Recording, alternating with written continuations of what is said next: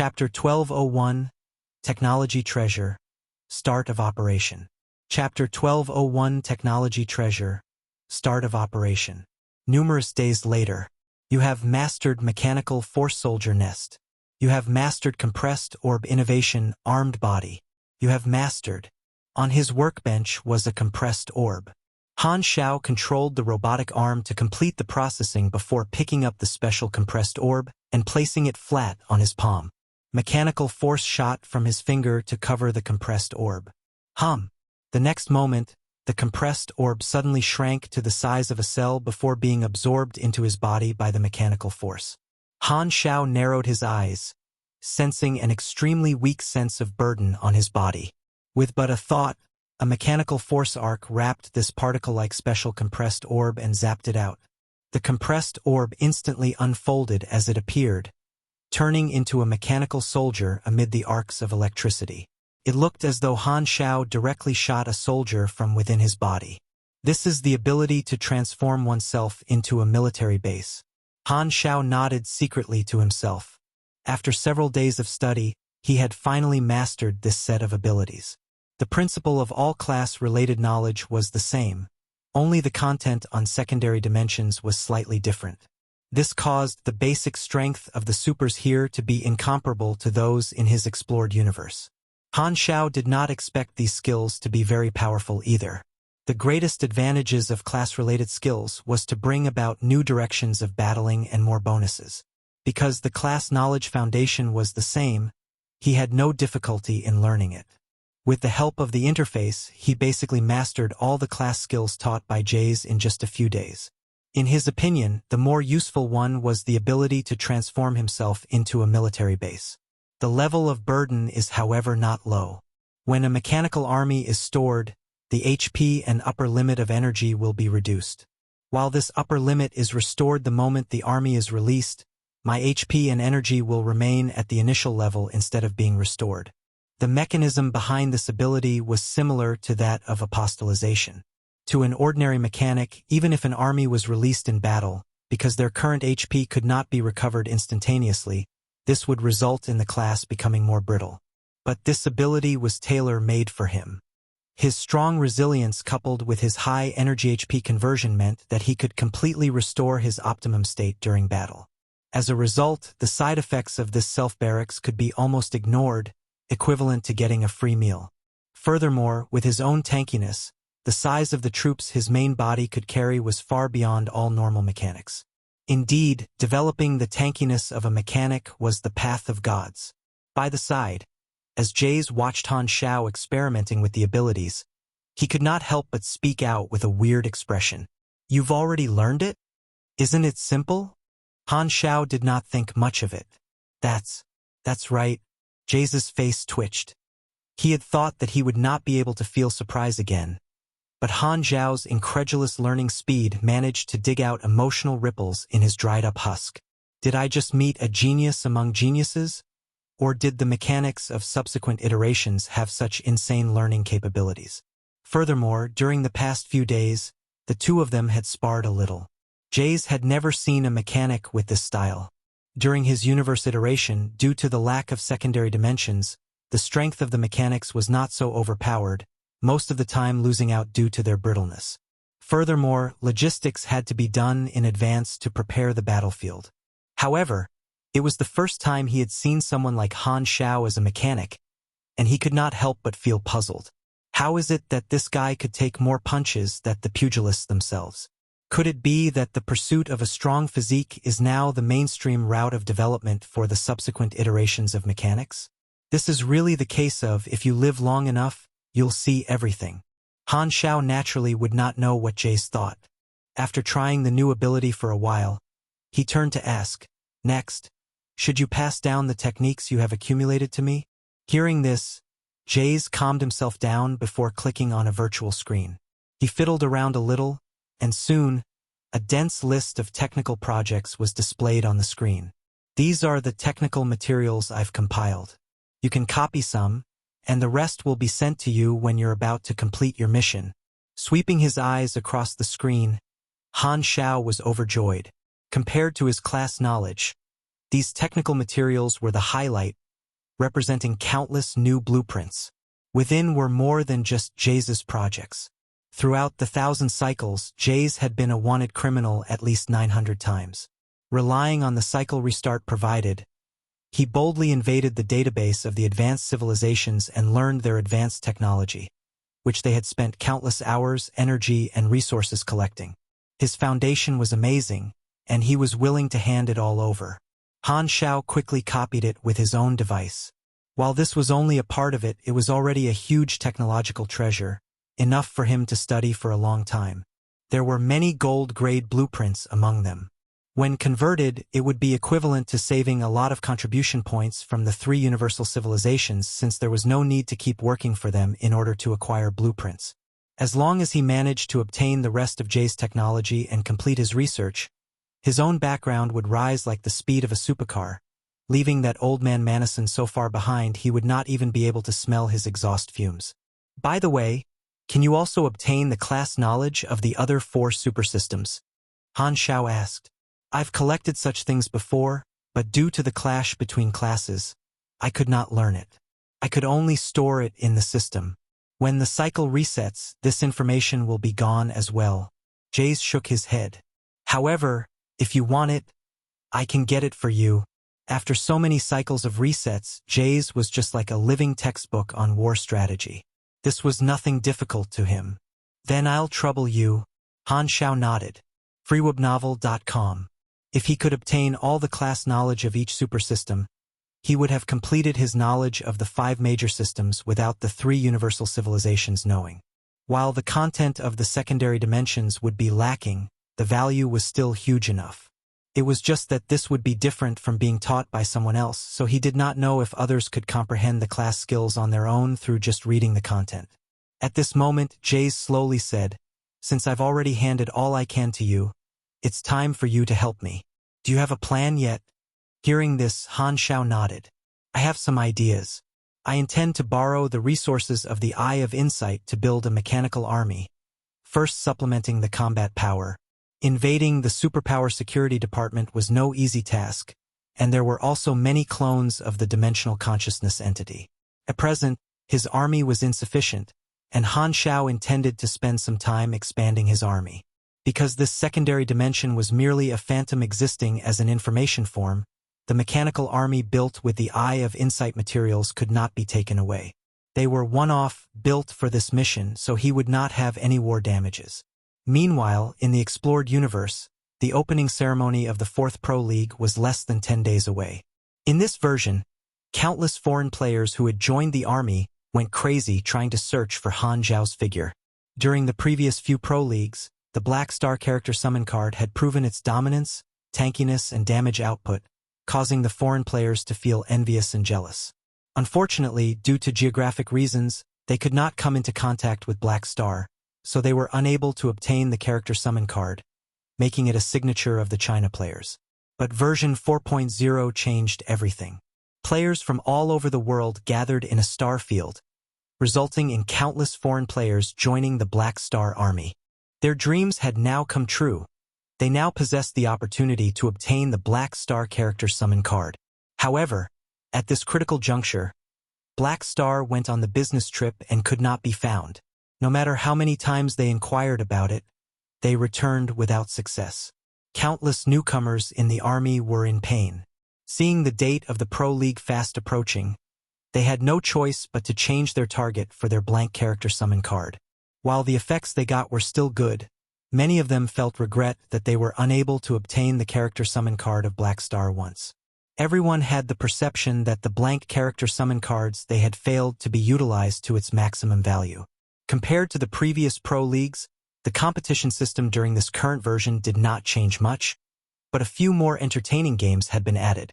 The 4th Pro League officially kicked off under the high expectations of the players. Compared to the previous seasons, the smell of gunpowder in this version was much stronger. No club wished to see a country win the championship for the 3rd consecutive season. China, which had already won the title twice consecutively, was thus constantly targeted. In a flash, several months passed. In the meeting room of the Eye of Insight, Han Xiao, Kasui, and Jayz were gathered together. "Are we going to act now, Black Star?" Kasui asked. Han Xiao nodded. Yes, I've expanded the size of my troops. There is no need to keep delaying things. In the past few months, he had borrowed the resources of the Eye of Insight to maximize the billion mechanic Empire Manison, skill granting a 500% increase in the efficiency of creating troops. A few days ago, the size of his mechanical army had finally reached the storage limit of his bodily barracks, and thus he stopped production. Very well, let's solve this matter fast, lest more variables appear. My god's trait transformation probably requires me to swallow the source energy fragments after the destruction of this secondary dimension, Kasui said.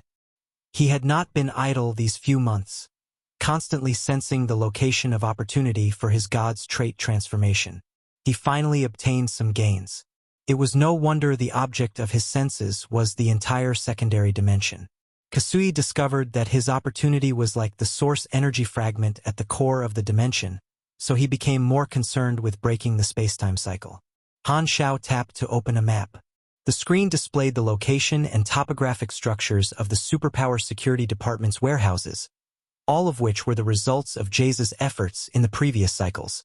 The warehouse of the Superpower Security Department is within the headquarters, with many beyond grade as on standby as well as a large number of troops. The success rate of any frontal attack is extremely low. Thus, our first task is to infiltrate. The heaven-concealing apparatus can shield us from the positioning star map, but normal detection methods are still effective against us. So we need another plan to infiltrate, which requires Jayz's help. Hearing this, Jayz said, I joined the Superpower Security Department for quite a few cycles, managing to control most of their authorities and passcodes. I can forge your information and let you sneak in, which is what I did for the outsiders previously, but there is a risk of exposure. The Superpower Security Department might be heavily guarded, but they could not withstand the continuous cracking from Jayz throughout the cycles. He was akin to a backstabber in the company, able to see through the flaws in the Superpower Security Department. Thus, Han Xiao said, this time we will not be using this method. The warehouse has been shrouded with a space stabilization device, and normal teleportation methods are invalid, but we only need to find a way to get people of the Superpower Security Department to send in the throne linked to a king mechanical suit. Once it is inside the warehouses, we can bypass everyone and teleport directly. Nice. One step to success. Kasui's eyes lit up. He loved such straightforward methods the most. All the items in the warehouse will be screened and isolated to remove any dangerous and useless items, Jayz explained. It is divided into both intelligent and manual procedures, repeated thrice to prevent errors. But there are also exceptions. If the obtained item has been authorized by the department leader or director, it will be temporarily stored in the outer warehouse without being screened. If it's a secret order from the upper echelons of the Celestial Star Alliance, it can be stored directly in the innermost warehouse. So, you plan to fake the authority of the Superpower Security Department director? Kasui asked. Jayz shook his head. There's no need. I've kidnapped the upper echelons of the Celestial Star Alliance several times in the previous cycles. While I was killed in the end, I also obtained their authority cards. It's all in my mind, and it's not difficult to forge. So, I can send the throne to the inner warehouses, where the dimensional consciousness entity also resides. Kasui was suitably impressed. Being able to restart means you can do anything you want. What a lad. Jayz slowly continued. Every item in the warehouse will be stored separately. I'll send you the number where each carrier is located. However, once you teleport in, there will be an alarm. The supers who stay at the headquarters will come over to suppress you, so I have some technology here that can temporarily interfere with the phantoms of the information form, causing an effective spacetime delay or even stagnation. However, the duration is limited, and it can only hold them off for a short while. You have to utilize the time to quickly kill off the dimensional consciousness entity's core. Don't get entangled with its clones. Once its program is disintegrated, the information form transformation technology of the World Reset Project will also be terminated, and this spacetime phantom will collapse as a chain effect. Han Xiao nodded before adding, to minimize resistance, we will need to show up elsewhere before teleporting. Thus, we should remove the heaven-concealing apparatus and let the Superpower Security Department track us with their positioning star map so as to attract a group of supers to lure the tiger away from its den. That will do. Kasui expressed agreement. The trio underwent another round of discussion, finalizing the finer details before splitting to perform their own tasks. Chapter 1202 Sanctum Revivals and Misdirection. Chapter 1202 Sanctum Revivals and Misdirection. In the Superpower Security Department screening office for Warehouse 001, the long track rotated, and a hexagonal mechanical device was transported in from the launch port, resembling a small shield. Soon, this device was transported to the transparent safe in the center of the room. It possessed a variety of functions such as spatial stability anchors, electromagnetic interference, and biochemical disinfections. It could also withstand powerful impacts and high heat. The two officers stood in front of the safe, operating a virtual screen to view the information about this object. This is an item sent in from the Leighton star system. Its purpose is unknown, with no name attached. The object code is C57003A. It will temporarily be transferred to the headquarters warehouse. Oh, there's the express authority sent in by an upper echelon here, and it has already passed the inspection and approval procedures. After comparing to see if the permissions and procedures were correct, the two staff members only conducted a basic inspection to confirm that the item was not dangerous before placing the item in a blank slot of the warehouse and pressing the Confirm button. Kaka. The next moment, for automated robotic arms stretched out from the wall, clamping onto the safe and putting it into the opening on the wall. The internal cargo pipeline moved quickly, delivering the safe to its destination. The cargo pipeline network spread throughout the warehouses, extending in all directions through simple magnetic levitation tracks. Thus, the process of transporting at high speed was not only safe but clearly seen. The warehouse of the Superpower Security Department was humongous, divided into multiple areas. Each warehouse was set up separately and built side by side, isolated from the outside world through high-strength transparent materials, resembling a high-tech prison. There was a booth in each warehouse, which was connected to the cargo pipeline to transport the contents directly without needing to access the warehouse. Furthermore, there were space stability anchors, magic jammers, and automatic defense weapons in the warehouse. Not only was the security thorough, any changes would be quickly noticed. Very quickly, the booth of an empty slot opened, and the safe was transported over with the throne lying quietly in it. Meanwhile, the Superpower Security Department was having an emergency meeting. More than a dozen people with varied appearances sat at the conference table. The medallions on their bodies indicated their identities, with the lowest being the deputy directors at the saint level. Ever since they lost track of Han Xiao and Kasui, the Superpower Security Department had deployed more personnel to form a task force. There were 19 supers this time, with a total of 5 supreme-level experts, a luxurious lineup. This was not only to capture the two people but also to figure out why the target could hide from the detection of the positioning star map. Thus, the Superpower Security Department spared no effort to organize a large number of supers, wanting the plan to be foolproof. It's already been a few months, but we still haven't found anything on Black Star and Kasui. The two of them seem to have evaporated like steam. If we continue to allow such dangerous elements to move freely outside, sooner or later, it will lead to a catastrophe. One of the upper echelons in the department exclaimed in dissatisfaction, continuously pounding on the table and glancing at Milton. Milton's expression was gloomy. He had initially led the team but had lost the target. Thus, the blame naturally rested on him. He felt that he had just acted in accordance with the rules, but who knew that his target actually knew how to get rid of the lock from the positioning star map? He could only take this slap to his face and look forward to catching them to redeem his pride. However, over the next few months, the task force did not make much progress, and Milton naturally became the object of much dissatisfaction. They complained that he did not seize the opportunity at that time. While he wanted to refute that, he had nothing to defend himself with and could only sulk there. Beep beep. Just as everyone was fervently discussing, a communication request came in. It was from the department leader. A virtual screen appeared on the conference table, and the department leader addressed the crowd. Everyone, the positioning star maps effect has been restored, and we have managed to lock down the coordinates of Black Star and Kasui again. The reason for this is unknown, but this is our only clue in the past few months. You should be careful and make sure to catch them. Understood. Let's set off immediately. Just as his voice fell, Milton stood up abruptly with an expression of impatience, as though he could not wait to send Han Xiao to prison.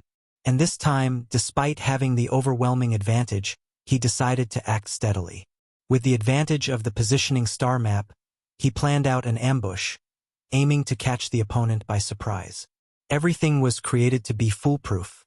Somewhere in the universe, a small spaceship kept at the low speed as it cruised. Han Xiao, Kasui, and Jayz were seated within. Kasui watched the star map as he muttered, "We've already removed the heaven-concealing apparatus, so why are the pursuers not here yet?" Han Xiao glanced and casually said, "Most likely, they're planning an ambush. After the previous lesson, they will not move so rashly any longer. In the past, there were 9 of them. How many do you think they will send this time? At least 11 or 12. To be safe, maybe 15. Han Xiao guessed. Jayz interrupted him. Around 18 to 20 people, 5 of whom are at the supreme level. I understand their mode of operations very well. Tisk, so many helpers. Han Xiao smacked his lips. Jayz did not deny it but instead explained. The same will be true in the later stages of your universe iteration. Unless your advanced civilization regularly conducts a major cleansing, your numbers will only grow larger than ours. Those at the saint level and above will have their data written as information forms, so even if they die, they still can be revived.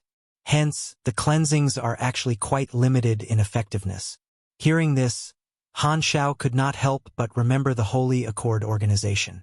You mean, as long as a super reaches the beyond grade A level, they can be resurrected in some way, such as through the sanctums? Jayz glanced at him, nodding. The sanctum focused on recording information that can optimize the universe, such as new cosmic treasures, advanced technology that's developed by advanced civilizations, and personal breakthroughs. This is all valuable information, so when one reaches the saint level, which is the beyond grade A in your universe, you will be given attention to by the sanctum and will be recorded. Furthermore, each saint level is a unique existence within the universe. When your life level has undergone sublimation, you will be recorded as an information form. The projection will be transformed and imprinted within the sanctum, so death is not the end for you. The information form allows you to achieve, in a sense, immortality, as someone can use your biological information form as a medium to resurrect you and use the sanctum to reshape your body and soul if they have a connection with the sanctums. Han Xiao was a little surprised to hear this. Based on his understanding, the beyond grade A was a turning point, and once someone achieved this level, they would have the privilege of backing up the data in the sanctum. Even if they died one day, there was still the opportunity to resurrect through the sanctum. This was also the goal of the Holy Accord. Of the 10,000 beyond grade as here, a portion of them were probably revived in this manner. Some, Jayz shook his head. More than 80% of these people were revived from the sanctums, and not just once. Speak in detail. Han Xiao was interested in this, as such information was not available on the internet, being a classified secret. It's very simple. Because the goal of resurrection from the sanctum is left to your descendants, the targets of resurrection for the advanced civilizations are their direct descendants and obedient allies. Thus, people join the advanced civilizations or other major organizations to work in exchange for this future resurrection. It is basically a resurrection agreement. In contrast, there is some uncertainty in leaving your descendants to revive you since the cost is great and the sanctums are not so easily contacted. Once it fails, the entire information is lost, so everyone chooses a reliable advanced civilization as their object of cooperation over time. I see. Han Xiao was enlightened. It was no wonder the Celestial Star Alliance's governance was so good, with the beyond grade as so well behaved. It turned out that most of them were obedient babies who were revived after going through screening. As for those thorns, no one wished to help them revive, so they stayed dead. In order to continue being resurrected, the majority of the beyond grade as had thus buried their ambitions.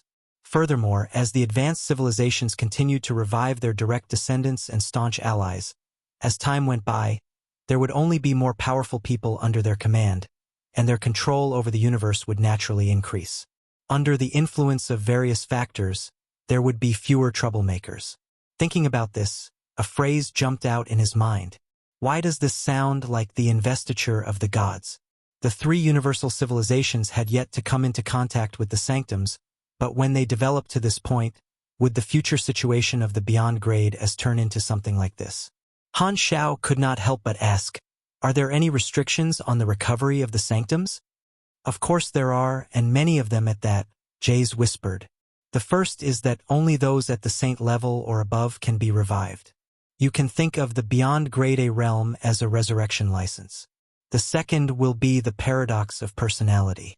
Since one's subjective consciousness is the criteria for distinguishing individuals, even if the body and memories are the same, if the subjective consciousness is different, they will turn out to be different individuals. While the strong can be revived in the sanctum, are they still the original ones? This has always been a subject of controversy, where people think that it is more like a clone being brought back to life. The third is that individuals revived through the sanctum will randomly lose some abilities, which seem to be directly related to the strength of your body. The stronger you were before dying, the more complete your abilities will be. The fourth would be the recovery of the sanctum. Since you are a unique existence, only one of you can exist in the universe at one time. If you are not dead, then revival through the sanctum is invalid. Fifth, you can only revive individuals in the same iteration. Even I don't understand this restriction. It is suspected that the recovery of the sanctum is not its original ability but rather the ultimate plan of one of the iterations. In the end, mutations changed the sanctum into this form. Thus, many iterations have treated the sanctums as a breakthrough point. No one knows now how many functions the sanctums have developed through mutation. As he quietly listened, Han Xiao engraved all this into his memories. From a certain perspective, the beyond grade as seemed to have the same characteristics as players, being able to be revived. In this manner, controlling the sanctums would be equivalent to controlling most of the lives of the beyond grade as, I can always go to Oathkeeper to confirm my suspicions later. Boom! At this moment, the hull of the spaceship shook violently, and it was knocked out from its hyperdrive state. An ear-piercing alarm sounded. Woo-woo! Warning! Warning! A space stabilization anchor has been detected. Hyperdrive state forced to terminate. An unknown energy source is approaching.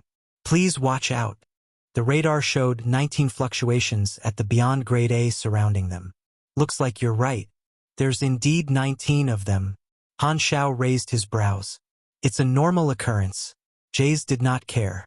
The three of them gazed out, immediately seeing Milton and his friends at first glance. They also saw that their spaceship had fallen into a space trap and could not escape. At this moment, Milton's sonorous voice sounded through the public communication channel. Black Star, Kasui. Know when to give up. Leave yourselves some face. Fiebnovel.com. Call me Void Overlord. Kasui exploded in anger. Han Xiao opened the hatch, and the trio flew out to the middle of the encirclement. Heavy auras pressured at them from all directions. There's another? Seeing Jayz, Milton frowned but quickly relaxed. From his perspective, their prey had been forced to the point of no retreat. He was full of confidence for this operation. With 19 people, there was no chance they would fail. After chasing them for several months, these wanted criminals could finally be arrested and brought to justice. Immediately give up all resistance and obediently follow us back to the Superpower Security Department for trial and to explain your methods of shielding from the positioning star map. You might get a lenient punishment then. Milton was confident and immediately started a psychological war, intending to weaken their resistance. Han Xiao, however, revealed a meaningful smile before speaking in an inexplicable tone. There's no need to trouble you. We'll go there ourselves. Hearing this, Milton frowned in puzzlement. What are you talking? Where did they go? Before he could finish, 3 sets of mechanical suits unfolded, enveloping the bodies of the trio before they disappeared in a flash of light. The next moment, all 19 members stood in shock. Where did they go? We set up a space anchor and transmission jammer. How did they even escape? Milton paused for 2 seconds before flaring up in anger, his veins throbbing. To think that this bunch managed to run once more. Utter humiliation. He immediately took out the communicator and searched for their real-time coordinates on the positioning star map, intending to lock onto their position before they shielded themselves once more. However, the moment he saw the coordinates, Milton's angry expression warped into one of panic and disbelief. The other party's coordinates were surprisingly at the headquarters of the Superpower Security Department. This is them surrendering? Bullsh *T. There's something fishy going on. Their true target was actually the headquarters? Are they crazy? Milton raged. He was unable to understand why these people were so bold. Chapter 1203, Assault. Chapter 1203, Assault. Whoosh. Fewebnovel.com. With a flash of light, a slightly swollen King mechanical suit appeared in the storeroom of the Superpower Security Department, instantly blasting apart the safe. The next moment, the mechanical suit was removed, revealing the figure of three people. Han Xiao recalled his throne, gazing around at the environment around them. The trio were currently in a separate warehouse, their front being blocked by a transparent, high-strength material separation wall. Rows of warehouses could be seen outside, of which a small portion were empty whilst the rest had different collections. The switching tactics are still as easy to use as always. Han Xiao clicked his tongue. It seems like we've arrived. What now? Kasui rubbed his eyebrows. He felt as though he was almost unable to hold back his accumulated psychic energy any longer. Jayz looked at the code of the warehouse before speaking. This is number 117, and the closest dimensional consciousness entity carrier is in number 106. At this moment, a harsh alarm suddenly echoed throughout the warehouse. A new alloy partition wall was lowered in all the warehouses. The material was opaque, blocking out one's line of sight, and the defense strength was much higher. The alarm has been triggered, and the warehouse will be immediately blocked while the automatic defense robots will siege us. At the same time, the important collections will be transported away through the pipeline. Jayz was not surprised. With a wave of his hand, a virtual screen appeared in front of him, and he quickly manipulated it before casually continuing.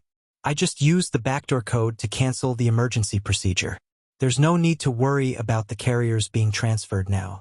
However, the changes here will still inevitably alarm the staff at the headquarters, so we don't have much time. Then let's hurry up. Han Xiao nodded, and spinning around, metal alloy fragments scattered around like flower blossoms as the wall of the warehouse was shattered with a kick. The three swiftly moved toward their destination amid the harsh sirens. Along the way, the floors and wall continuously slid open, revealing automatic defense devices within. Numerous turrets shot at the trio, firing small-caliber dark energy shots that resembled red chains, chasing after them. Han Xiao maintained a thick psionic shield, and the dark energy beams were just like raindrops in the storm, falling on the shield with a crackle and creating ripples of red and blue on its surface. It looked harmless, but that was only because the strength of the shield was just too high. The mist beams that struck the metal ground of walls nearby caused everything that came in contact with it to melt instantly. Thus, everywhere they went, a huge mess followed. Because of the lack of secondary dimensions, psionic energy could not be extracted directly, but the mechanical units that Han Xiao had brought in were equipped with psionic energy reactors. Using the regurgitation capabilities of psionic energy, he could use them to create controllable psionic energy seeds. Thus, Han Xiao's psionic energy tools here had an inherent advantage. At this moment, the trio sensed two powerful individuals fast approaching. They only heard a loud bang, and two burly figures broke through the wall, exuding powerful pugilist auras. Locking onto the three, the pugilists rushed forward, accompanied by angry roars. How dare you attack the headquarters of the Superpower Security Department? You've committed a grave sin. Jayz swept them with a glance before quickly explaining, in normal circumstances, there are 1 to 3 Saint levels holding the fort daily as part of a shift system. These two are the Guardians, so they're the fastest to arrive. It will take some time for the others to come from the headquarters, so don't waste time with them. Hearing this, Kasui did not speak further, gazing at the two before letting out his stored inventory. Boom!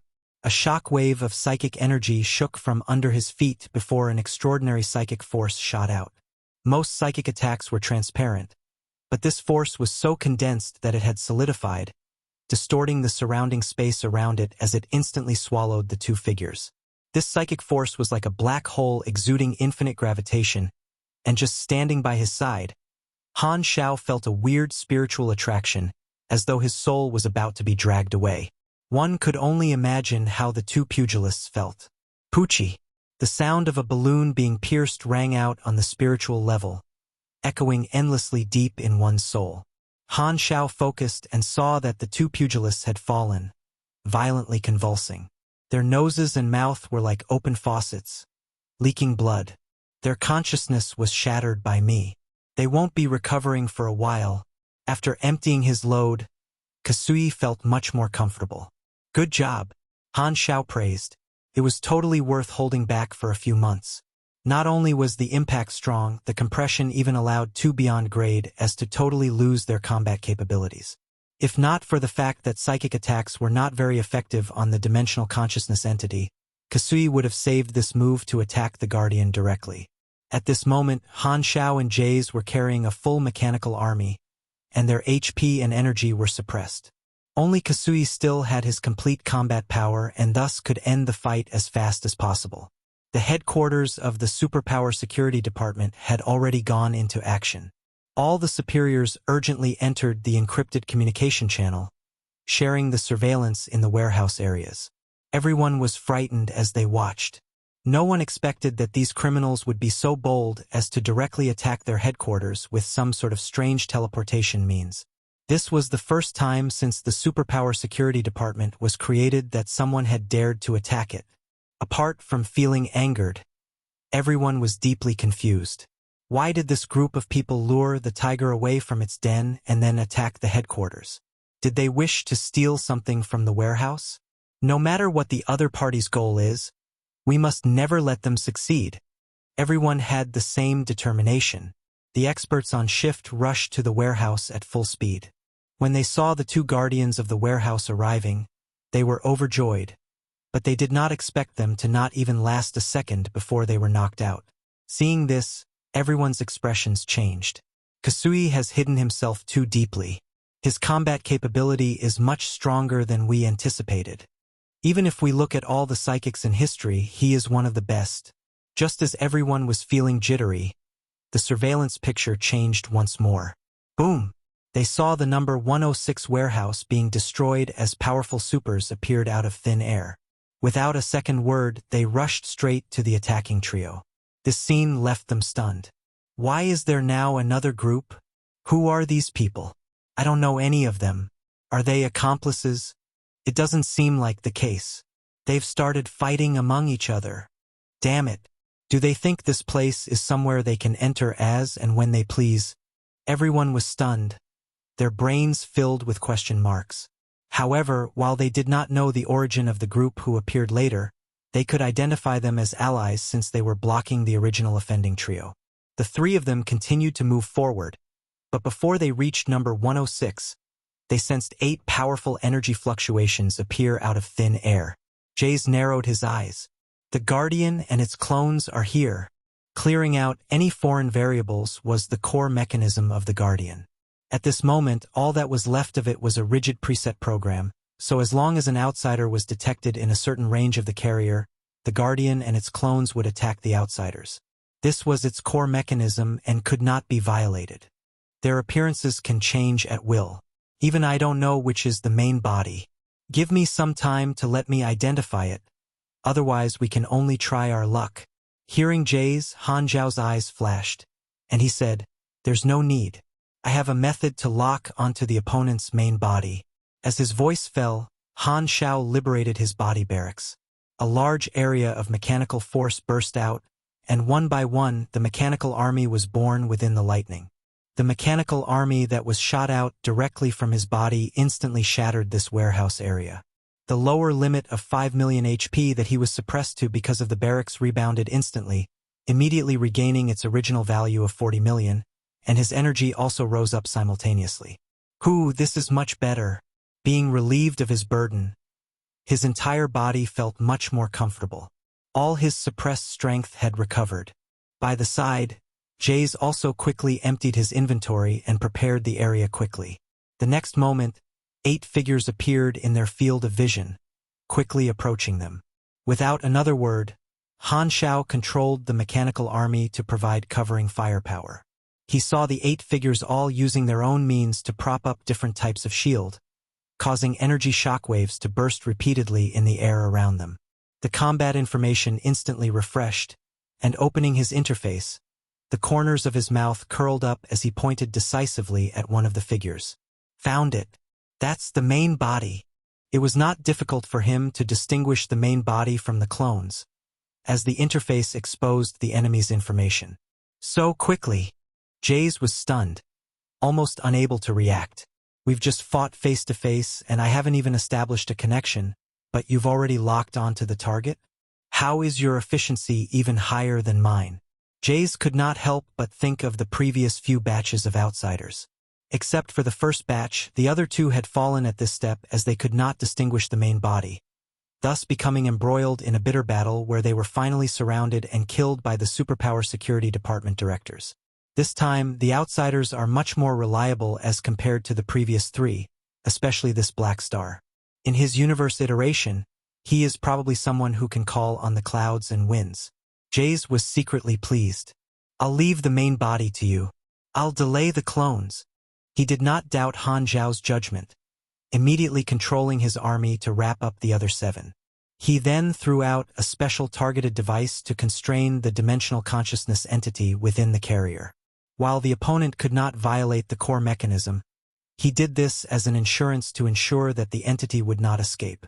Han Xiao did not hesitate either, absorbing part of his troops to turn into a medium-sized mechanical deity, launching a fierce attack on the Guardian. Kasui cooperated on the side to attack the Guardian while holding onto the other 7 clones, giving Han Xiao more room for battle.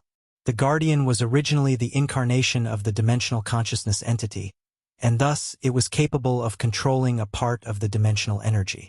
It only temporarily shaped itself as an entity in order to kill the outsiders.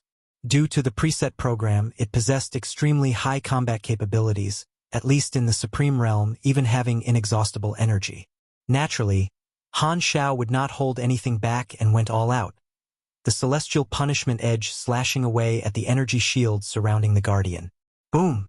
The 11 beyond grade as battling directly blasted the warehouses around them into pieces.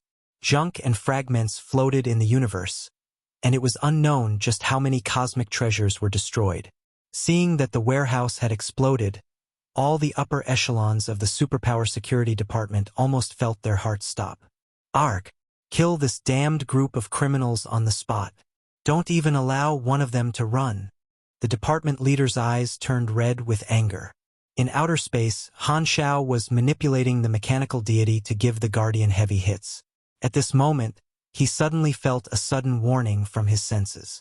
He turned around to see 7 to 8 of the directors quickly approaching, with more than 10 saint levels close behind.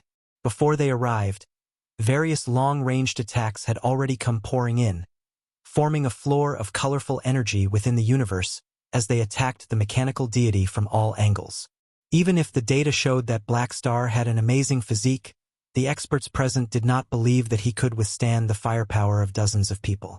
Han Xiao only glanced at them, not even bothering to dodge as he threw out a strange prismatic device. This device shook in midair, and a strange wave spread out, forming a huge spherical dome as it covered this area. The next instant, the time flow in the field slowed down drastically, with all the members of the Superpower Security Department and their attacks suddenly stagnating. Only Han Xiao, Kasui, and the Guardian were unaffected by this slow motion. Even Jayz was hit by it. This was one of Jayz's special inventions, specifically targeting this secondary dimension, which could cause this phantom spacetime to be strongly disturbed and stagnate. Only outsiders and the dimensional consciousness entity were unaffected. Without this technology, the plan to attack the Superpower Security Department would have been nigh impossible. What the hell is this ability P? While their actions had slowed down, the Superpower Security Department present retained their acuity, and their anger turned into horror. Rendered unable to move, Watching the enemy ravage the warehouse at will caused everyone's heart to bleed. It felt as though they were husbands watching their wives cheat right in front of themselves. Chapter 1204 Successor. Chapter 1204 Successor. The dozens of beyond grade as were suspended in midair. This scene was magnificent, but Han Xiao and Kasui had no time to appreciate them. Both of them focused on dealing with the Guardian. The effect of the space-time interference was limited, so now was the time for them to burst forth with explosive strength. If the Guardian could not be killed directly before the effect of the interference device ended, then Han Xiao would have no choice but to use the king and escape with the other two. The more outsiders who died in this secondary dimension, the more clones the Guardian would have. Right now, they were the fourth batch and the difficulty was already frightening. The main body and its 7 clones were not affected, still moving around freely. Even if Kasui took the initiative to contain the clones, he had limited energy and could not deal with everything. From time to time, the attacks of the clones managed to bypass his defenses, falling on Han Xiao's mechanical deity body. In order to maintain his damage output, Han Xiao did not evade any attacks, rather simply tanking them head-on without defending. This was completely a trade damage for damage playstyle. With his own tankiness, the occasional attacks that came through not only did not cause much threat to him, but also continuously accelerated the speed at which he stacked temporary attribute bonuses, making his damage output higher. At this moment, he did not hold anything back, completely utilizing all his explosive abilities and even using his armies and the mechanical deity in a blitzkrieg strategy. All his overload abilities were activated. Legendary battle technique S-True damage was triggered, and painful revenge allowed him to exert a powerful lethality, which could cause his melee damage to increase by 1.5% of his HP every time his total HP decreased by 3%. This ability came from the leader of Darkstar. At the beginning when he obtained it, he was only a calamity grade with a total HP value of over 100,000.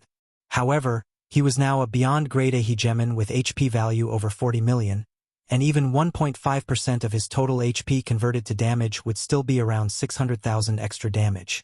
Furthermore, in order to continue to regenerate his energy, Han Xiao had controlled his weapon within the mechanical deity to fire on his body, so his HP dropped and rose constantly, triggering the painful revenge skill again and again. Even if ordinary damage could be shielded against or reduced, his enemy could not cover against the lethality caused by painful revenge. The power of his every hit was far beyond what a normal beyond grade A could deal. Coupled with his bonuses from the machinery faith, his level 10 God's trait transformation machinery, fearless heart, and polar channel flow blood rage along with all his gold grade equipment, not forgetting his post-explosive attributes obtained through the level 340 promotion. Even Han Xiao was unaware how terrifying his damage would be when he attacked with all his strength. He only saw that under the concentrated firepower, the energy shield summoned by the Guardian basically exploded the moment it appeared, and its HP value steadily dropped at a fast speed. It might have been a dimensional consciousness entity with inexhaustible energy, but the strength of its body limited its energy output. The speed at which it replenished its own energy shield could not keep up with the efficiency of destruction that Han Xiao wrought. If it was a life-form individual with consciousness, then it would naturally understand that it was not Han Xiao's opponent. However, the Guardian did not have any emotions and could only act according to the incomplete preset procedure it had, unable to violate its core mechanism to fight to the end. The Guardian's advantage would be its flexibility. Within its territory, Han Xiao racial talents were frozen. He was unable to use his void methods, making him unable to keep up with the Guardian's speed. While his mechanical army was powerful, most of their long-ranged attacks were avoided by the Guardian. A lot of output is being wasted. It has certain characteristics of an energy life form, and its HP can be restored quickly. If this drags on, my success rate of destroying it before the jamming device fails will be about 40%, which is a bit low. My gene liberation has not been used yet, but the cooldown is rather long, so I'll only have time to use it once. The output of that needs to be maximized. Han Xiao kept pouring out firepower as his eyes shifted around. It seemed like he had to utilize his trademark skill. The mechanical deity suddenly disintegrated, turning into a mechanical army that filled the sky. Han Xiao's body escaped, opening his arms in full to show off his weak body, as though he planned to seduce the Guardian. Sure enough, without another word, the Guardian took the initiative to rush over. In his default model, the strategy to combat a mechanic was to attack them directly when they were exposed. Han Xiao did not dodge but greeted him and allowed the Guardian to smash his hard pectoral muscles. A shock wave was emitted, but Han Xiao did not care for the HP lost in his blow. His arms circled and bound his target tightly as he grinned. "Little kid, you still dare run? Come to Papa." He had not used this method for a long time. The main reason was because the explored universe knew of his reputation, so only a fool would respond to his provocation. Only in the face of a person who was unaware of his abilities could his trademark shine. Without any hesitation, Han Xiao activated Gene Liberation, at the same time giving instructions to his mechanical army. "Eat this. Heaven, earth, as one." Boom! In an instant, endless psionic cannon fire drowned the two figures, and a dazzling light ball expanded, occupying everyone's sight. A mechanic can battle in this manner? Jayz, who was unable to move, gaped at the scene, feeling that his knowledge had been broadened. Do all youngsters these days play with such high stakes? By the side, Kasui, who was fighting with the clones, felt his right eye twitching. The energy fluctuations caused by the feedback made his heart beat fast, and he felt a strong threat to his life. The tens of superpower security department members had an expression of disbelief. They were all wondering what sort of hatred and resentment these two groups actually had to fight so desperately with each other. Didn't these two wanted criminals attack our headquarters? Why did they even concentrate on dealing with this group of mysterious supers rather than sneak attack us while we're stuck in place? We seem to have become onlookers now. As this thought flashed through everyone's mind, the ball of light caused by the energy reaction suddenly exploded, bursting out as a terrifying energy shockwave. Boom! The surrounding machinery and people were all swept away, revealing a large empty area. As the light ball dissipated, everyone saw Han Xiao hovering alone at the center of the explosion, covered in blood, with a shattered shell of a body in front of him. Han Xiao was expressionless and appeared as though it was a normal occurrence, but in fact, he was breaking out in a cold sweat internally. *CK me, that was a close shave. To think that my attack has reached this level. I almost gave myself a one-way ticket to heaven. Because the random coefficient of Gene Liberation gave him the highest increase at 20%, the lethality that his army exploded with shocked him, the large fluctuations in his HP giving him multiple heart attacks. The scale of my troops I control now is enormous, and their attack power is completely different from before. This trick should be used with caution in the future, or else it will one day be me perishing together with my enemy. Han Xiao secretly sighed in relief. With him, even in danger of dying, the Guardian would naturally be more tragic, being killed on the spot. From fighting to going to heaven, it did not even have time to leave behind its last words. Although it would not have said anything. "You killed him just like that?" Kasui's eyes widened. He had thought that it would be a vicious battle, but he did not expect Black Star's current lethality to be so terrible that the target would be eliminated so quickly. Such efficiency was frightening. While he did not express it clearly, his tone said it all. It was actually so simple. Hearing Kasui, Han Xiao knew what he was thinking and snapped. "You thought it was easy, but that's because I'm that good. If it was you, we would definitely have had to escape today. Let's not bully him anymore." Even if it was another pinnacle beyond grade A, it would be a situation where it would be a miracle if they could survive. Only someone as abnormal as him would be able to handle such a mission. The communication between both of them happened in an instant. At this moment, the chain reaction caused by the destruction of the dimensional consciousness entity finally appeared. They saw the remains of the Guardian automatically decompose into dust-like particles, disappearing in an instant. With it, as the epicenter, the same signs appeared in the surrounding space. The affected area continued to spread in all directions, as if a singularity had collapsed and the entire dimension began to collapse as a chain effect. This mutated information form phantom of the spacetime cycle was like an intricate instrument that was barely maintaining its balance. The dimensional consciousness entity was the core component of this entire instrument, so when the core met with a problem, the entire instrument would naturally stop operating. The error would probably also result in a chain effect of the entire instrument breaking down. Only the two outsiders Han Xiao and Kasui, along with the objects they brought in, were unaffected. The other materials belonging to this space-time cycle were beginning to decompose. The first ones to go were the mechanical armies, as well as the 7 Guardian clones. Because the foundation of the space-time cycle had been unraveled, the effect of the interference device was naturally rendered ineffective. When the members of the Superpower Security Department saw this scene, they all looked surprised, subconsciously moving to continue the encirclement. However, one of the directors who was the closest to the epicenter also began to automatically decompose. Before everyone's horrified eyes, he turned into flying ash in merely the blink of an eye. His supreme-level strength had no way to resist this. "What's happening? What did you guys do? Quickly run. You'll die." The crowd was so shocked that they no longer bothered about arresting them, instead turning to escape. Jayz, however, stayed where he was, smiling slightly at Han Xiao. Han Xiao felt a vibration from his communicator and took a look. The rest of the technical information had been sent by Jayz. He had upheld his end of the deal. In addition, Jayz had felt behind another message. "Black Star, our world reset plan was not a complete failure. At least we have left this legacy for the future. I know you have always been guarded against me, and I admit that I indeed have some selfishness to this. I don't need to hide it from you now. I poured all my knowledge into you due to the deal and also my experiment. Remember the mechanism of the sanctums I told you about? Reviving a beyond grade A requires a medium with the target information.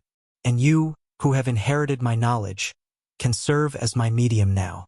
If a day comes when you ever manage to succeed in communicating with the sanctums, please try to revive me across iterations. Whether it succeeds or fails, it will be a precious piece of intelligence for you. However, even if the resurrection is successful, I will not retain my memory from this loop. It will be a brand new me, so this should be our last time meeting. While our time was short, I am happy to have met you. My successor of this iteration." Looking up, Han Xiao saw Jayz with a relieved smile as his whole body gradually turned into flying ash, disappearing without a trace. Seeing this, Han Xiao muttered, "Successor? Huh?" Chapter 1205, A New Calling. Chapter 1205, A New Calling. The message left behind by Jayz was full of expectations. Han Xiao glanced at the technical information now saved on his communicator and suddenly felt a heavy weight. The phantom of history had disappeared, so before the 3 universal civilizations could study the mystery that was the sanctums, the technology he held would be unique. While it was only a part of the technology obtained by Jayz, it was still precious. The meaning behind this was not just a personal benefit but also a method to change the development direction of the universe, and the initiative to change the direction was now in his hands. Since this was a relay across iterations, then according to his current situation, calling him the successor technically was not wrong. This technology had already made him qualified to control the development of the universe in the near future on a whim. If he chose to undertake such a calling, how he dealt with this technology would become a problem. "No matter what, everything will have to wait until my research is completed," Han Xiao muttered. Within the technical materials available, there was a huge portion that would be beneficial to the development of the civilizations. If he hid it away like a baby, then it would be wasted. The final place they ended up in should be toward the Galactic Society, to contribute toward the entire universe and change the lives of the galactic residents. It was just that, with his temperament, it was impossible for him to make a contribution for free. He would only develop it to sell or exchange part of the technology for resources from the 3 universal civilizations. Regardless of which he chose, his status and the power of the Black Star Army would rise to a whole new level, becoming an unmatched giant. As for Jayz's request, Han Xiao could not decide if he should agree. These thoughts passed him by in a flash. The collapse of the secondary dimension was still occurring, and this situation was exactly the same as the decay and demise the other secondary dimensions faced. The speed of decomposition slowly grew faster, as the scope of the chain reaction expanded in an exponential manner. Space was pulled and torn apart, while the stars dimmed one by one as they were extinguished. Replacing them was a weird light glow. That was the external manifestation of the thinning of the space wall. The light spots suddenly split open, turning into holes in the space wall. The chaotic space stream outside instantly poured in, and the space storms raged and accelerated the decay of the dimension. Run! Seeing this, Kasui's eyes lit up, and he flew out along the hole in the space wall. Han Xiao did not stop him, following him closely. The two of them returned to the chaotic space stream outside the secondary dimension world, and they felt that all of their pressures seemed to have vanished. Every breath they took was like a new lease of life. We're finally out. Sensing the connection of the void dimension, Kasui breathed a sigh of relief. He hurried to refill his lacking energy before he finally felt safe. The two then turned to look at where they came from, only to see that the secondary dimension, which had been almost boundless when they first arrived, was collapsing inward as though it was an inflated balloon being released of its air. Under their gazes, the secondary dimension was finally torn apart by the turbulent chaotic space stream, disintegrating with bursts of iridescent energy as it blended into the space storm. Kasui's eyes suddenly brightened up. He released his psychic energy in a direction, taking out a few pieces of source energy fragments as he smiled. Han Xiao swept him with a glance. You found your opportunity for transformation? If I'm not mistaken, my senses point to the source energy fragments of this dimension. I vaguely felt the entry point of the next level of God's trait transformation. So long as I go back and ponder for a while, I'll definitely be able to enter the next stage. It's all thanks to your help. Kasui was satisfied. He was now feeling fortunate that he had chosen Han Xiao as a teammate. If he had chosen someone else, the trip would likely have been more of a death encounter. But with Han Xiao around, he was in no danger at all. While this guy is shameless, he's just too reliable. Congratulations. Han Xiao gave some perfunctory words before pointing to the core fragments. He who sees it has a share. Pass me one. Hey, you really have a thick skin. You've swallowed all of Jay's technical information, yet you still dare to say this. Kasui looked disgusted at him but still threw a piece of the core fragment to Han Xiao. Right now he was in a good mood, and so, he could not be bothered to squabble with Han Xiao. Besides, his senses told him that he only needed a piece of the source fragment, so he would not be stingy.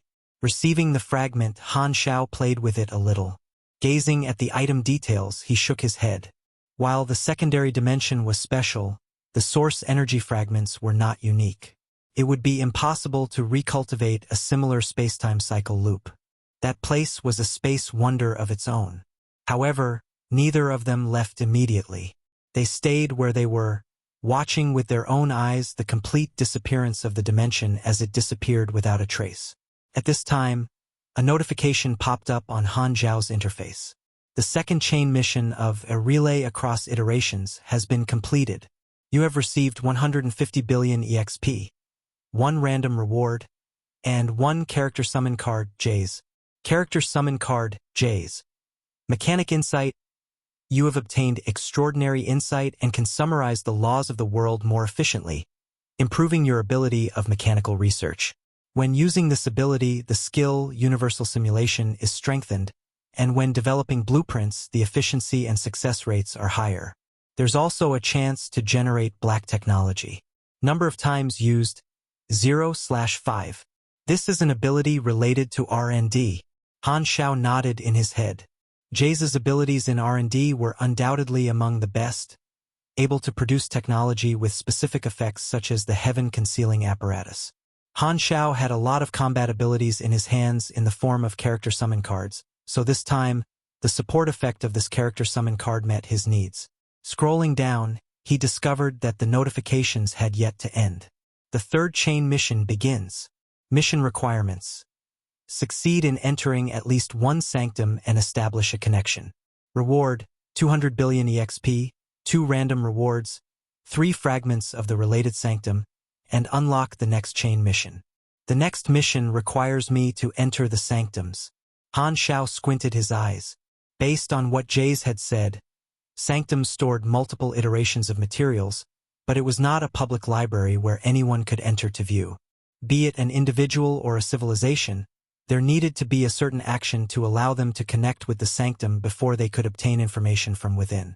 Oathkeeper had mentioned before that there were 6 sanctums in total, but no one knew if the different sanctums had different methods needed for communication. Furthermore, Oathkeeper had yet to return even after such a long time, so it was estimated that this should be no simple matter. Within the reward, they also provided sanctum fragments. Han Xiao possessed quite a few fragments of the first sanctum, and he originally thought that it was needed for entry, but now it seemed like it served another purpose. After obtaining so many secrets, Han Xiao had already made up his mind. Even if he did not get the mission, he would still have chosen to go and visit a sanctum once. This mission was an unexpected coincidence and gain for him. As for the other mission, Kasui's invitation, also showed as completed. He obtained another 450 billion experience and got 6 random rewards as well as 3 character summon cards. The character summon cards were all from Kasui but with different abilities, one improving mental resistance, the other a void talent. The last was the Ancient Ones, providing amazing burst damage. Kasui's favorability also went up by 30 points, and he obtained a God's Trait transformation point. At the same time, he was also rewarded with a new milestone, Witness of the Old Times. The introduction showed that due to his rich experience in life, his intellect and mystery attributes all improved by 3%. The effect is pretty strong. It will be quite useful. While he was browsing through the mission reward, Kasui's voice suddenly sounded in his mind, with mixed emotions. What are you going to do now? freewebnov.com. Turning his head, he saw a rather complicated expression on Kasui's face. Having witnessed the disappearance of the final vestiges of the previous universe iteration, albeit a phantom, Kasui felt it a regret, yet he felt that this entire adventure was pretty dreamlike. Han Xiao knew what Kasui was thinking, so he shook his head. I'll withhold this technology for now and conduct my own research. Now is not the time to expose all these secrets. That's right. The universe iteration is still too far away from us. Those are issues that the 3 universal civilizations should consider. Although a Beyond Grade A is a powerful individual, we are small in the face of the big picture. Kasui sighed. Anyway, the technical information is in your hands, so you're in control. What you do with it is your own business. It has nothing to do with me. Han Xiao did not speak but instead stared meaningfully at him. He only felt Han Xiao's meaningful gaze, but Kasui already understood what Han Xiao wanted to say. He spoke with a smile. Relax. While I'm in the know, I will not cause trouble. Once I disclose this information to any outsider, I won't be able to stay out of trouble as well. Don't worry about me reporting this to the Arcane Church. I'm not that close to them. For the operation this time, Kasui once again gained a brand new impression of the strength Han Xiao had. He was frightened, and thus, he did not wish to face Han Xiao if possible. Since only the 2 of them knew of this information, if anything leaked out, Black Star would know that it was Kasui who did it right away. In his opinion, having 1 less matter to worry about was better than 1 more. Unlike the old man Manison who always liked to make the headlines, Kasui preferred to stay low. Moreover, he was not a direct subordinate of the Arcane Church, so he had no intention of reporting this. If he was so loyal to the Arcane Church, he would not have bothered to put on a show during the attack on Gila. Han Xiao finally nodded before changing the topic. You've also seen what happened to the Beyond Grade as under the rule of the Celestial Star Alliance. The Sanctum is our lifeblood, and we cannot allow the advanced civilizations to monopolize this information, or else we will repeat the same mistakes. Hearing this, Kasui's expression also turned solemn. With this episode, he deeply realized that the Beyond a Realm was a glorious yet despairing presence. You're right. The 3 universal civilizations will research this step sooner or later. Since we have discovered the meaning behind the sanctums ahead of them, we should prepare for it. In order to avoid becoming like the Celestial Star Alliance, our Beyond Grade A Association itself must first gain control of the sanctums, Han Xiao muttered. Fortunately, we've now established an association. As individuals, we're unreliable. Only an association is qualified to assume this future, so that future Beyond Grade as need not surrender their freedom and beg the advanced civilizations for benefits. In the beginning, when you promoted the establishment of the association, You really had some foresight, Kasui praised. I never expected that the association would be so useful. Han Xiao grinned secretly to himself. In any case, I have some clues about the sanctum in my hands. After some time, I'll begin to pursue these traces. If you need any help, just let me know, Kasui said. If they were to wait until the advanced civilizations mastered the means of revival through the sanctums like the Celestial Star Alliance, it would be too late for the beyond grade as to unite. On the road of development, many opportunities only came knocking once. In this respect, both of them had no selfish thoughts. The sanctums were the lifeline of the beyond grade and monopolizing them would only make them enemies of all beyond grade as in the universe, a target of public criticism. Only when the association undertook such an important mission would it then be accepted by all. In this manner, the nature of the association would become extremely important, and the alliance between all members would be unshakable, not breaking due to internal factors. Right now, only the two of them knew of this inside information, and both had the same goal. With this bond, it was equivalent to them signing a pact. For Han Xiao, his advantage was that Kasui, who had always been neutral, was supporting his faction, which would increase his influence. While the two of them had reached a tacit agreement not to divulge what they saw this time, they both knew that there were some things that had already changed. Based on the intelligence they received, they had already formulated a new plan, which would inevitably have an indirect impact, just like the butterfly effect. Unless both of them pretended that nothing had happened, the scope of the impact would only grow, and sooner or later it would affect the entire universe. With this matter resolved, both of them prepared to return. However, a movement in their senses made them pause. They looked over to see a huge group of space lice wandering aimlessly. Oh, a few months have already passed. Yet these little cuties have not left. Han Xiao's eyes sparkled as he thought of his previous idea of breeding these space lice. Kasui had also completed his god's trait transformation and was more relaxed. He smiled as well. I should get some specialties on the return trip back, so I might as well catch some and see if they can be raised in the void dimension. Both of them shared a smile, a similar weird aura surrounding them. Chapter 1206 Return. Chapter 1206 Return. In the Black Star Army's Emerald Star Cluster Division, hundreds of spaceships were docked in the Silver-White Airport Terminal, with all colors and varied models. From within these spaceships stepped out a group of crew members who obviously did not belong to the Army. Stepping down, they looked around curiously, lining up in loose lines under the command of the heavily armed Army members as they chatted. We finally arrived. This is indeed the base of the Black Star Army. It's truly well defended. Haha. My resume has undergone 4 rounds of screening and finally passed the review. We'll be members of the Black Star Army in the future. I hope that I can go to a position with good benefits. Will we be able to see Black Star this time? According to the usual practice, every group of newcomers will have to enter the initiation ceremony where the Army commander meets with us. Even his avatar will do. Everyone had some measure of excitement on their face.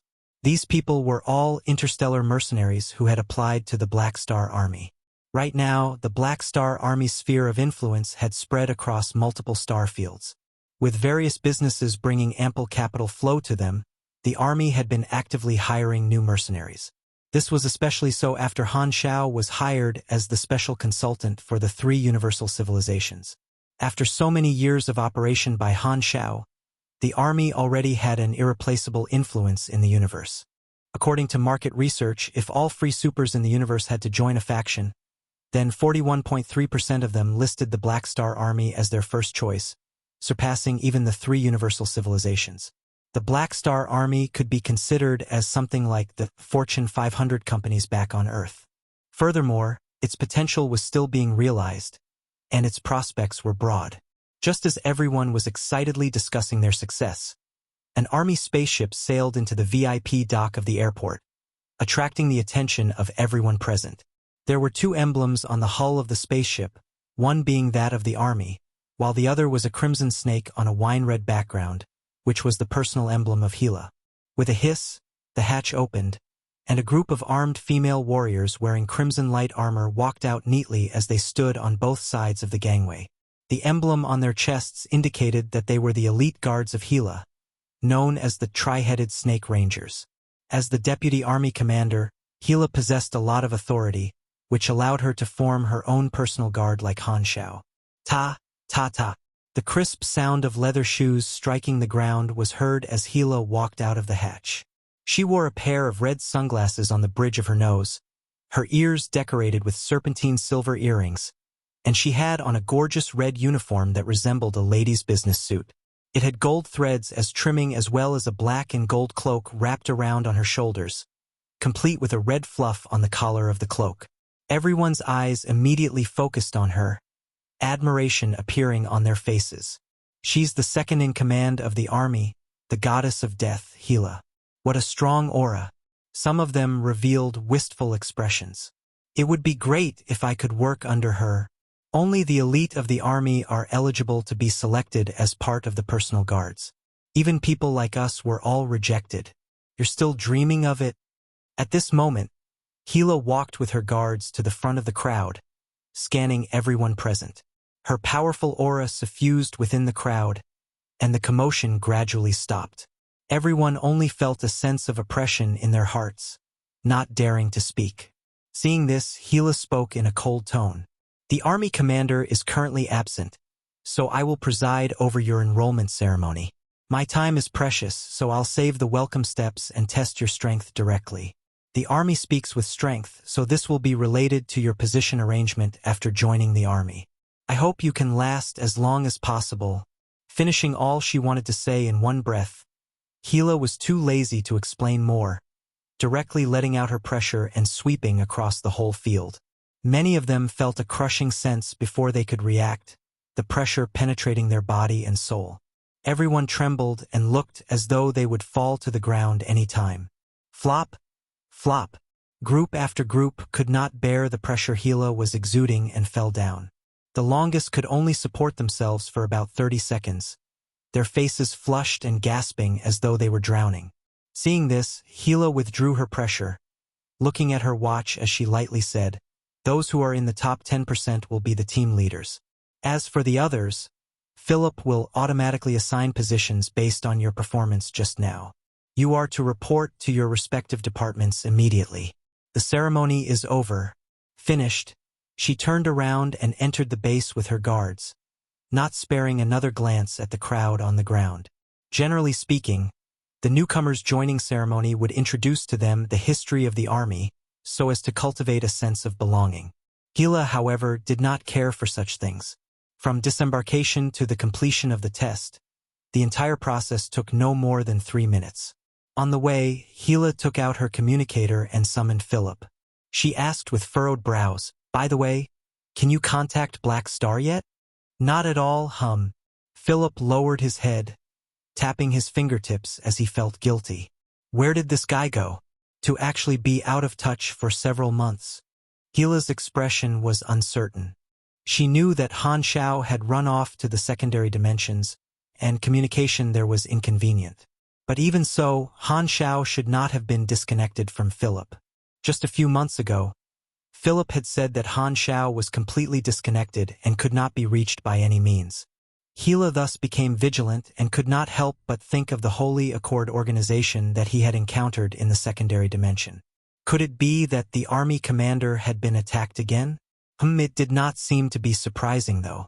In order to not cause any turmoil and suspicion to the outside world, she had asked Philip to block off all news, maintaining the operation of the army on the surface while secretly investing resources to detect any traces of Black Star. Han Xiao was the soul of the army. The moment he lost contact, the army would drop by a significant deal in the eyes of the Beyond Grade, as Gila could only temporarily carry this burden, halting her training and returning from the underworld to helm the army. No results were found even after several months, and Gila was getting worried. She had decided that if there was still no information about him after 3 more months, she would call upon her teacher Ames to enter the secondary dimensions to search for Han Xiao. Suddenly, Gila paused, and a strange look appeared on her face. "You guys are to be on standby. I have something to do." Her figure vanished, leaving her personal guards on the spot looking at each other. At the same time, Gila's figure appeared in the underworld, where Onisilu revealed herself. What is this about? I discovered a group of weird creatures approaching the underworld. They seem to be cosmic life forms that live in space storms. Monsters born within this environment are not easy to deal with, and I'm just afraid that they are species that feed on the secondary dimensions. Onisulu expressed her concern. Gila frowned slightly. Right now, she was bound to the underworld, so protecting it was her responsibility. I'll make them retreat. She rose up, turning into a red meteor as she flew out of the space wall following Onisulu's instructions. However, she did not proceed further, merely waiting at the spot for the enemy's advancement. The dimensional energy of the underworld formed a spherical light film around Gila, which provided her defense whilst preventing her from being swept away of the chaotic space stream. Not long after, a whirlpool-like wormhole appeared in the space stream, and huge space lice rushed out in alarming numbers. So many! Gila subconsciously clenched her fists.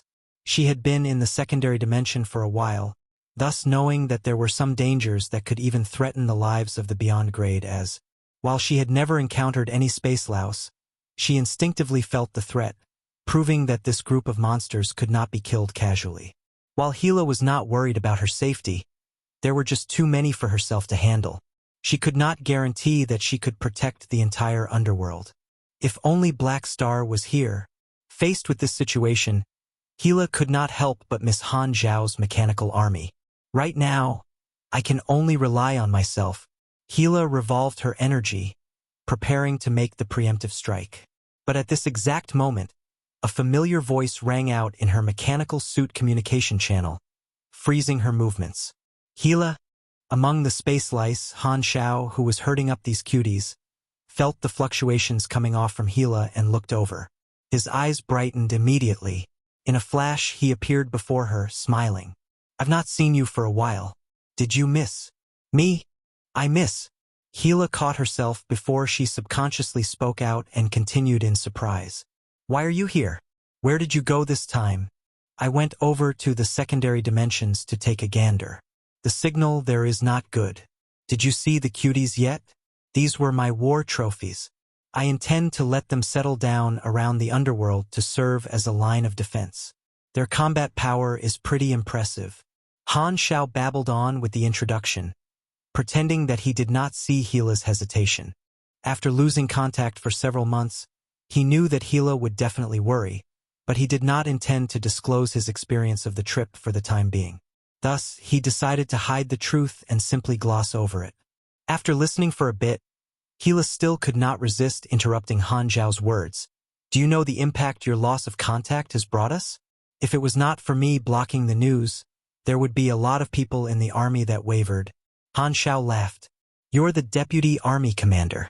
There's still you even if I'm not around. Nobody will be able to do anything. I have faith in you. Hearing this, Gila's expression became a lot better. She vaguely felt that Han Xiao was hiding something from her, but she did not want to ask more. The most important part was that he had returned. Gila did not continue questioning him and turned her attention toward the weird-looking space lice. When these groups of life forms join forces, can their battle strength truly reach the pinnacle beyond grade A level? Their attack power won't be as good, but their defenses can indeed reach such a stage.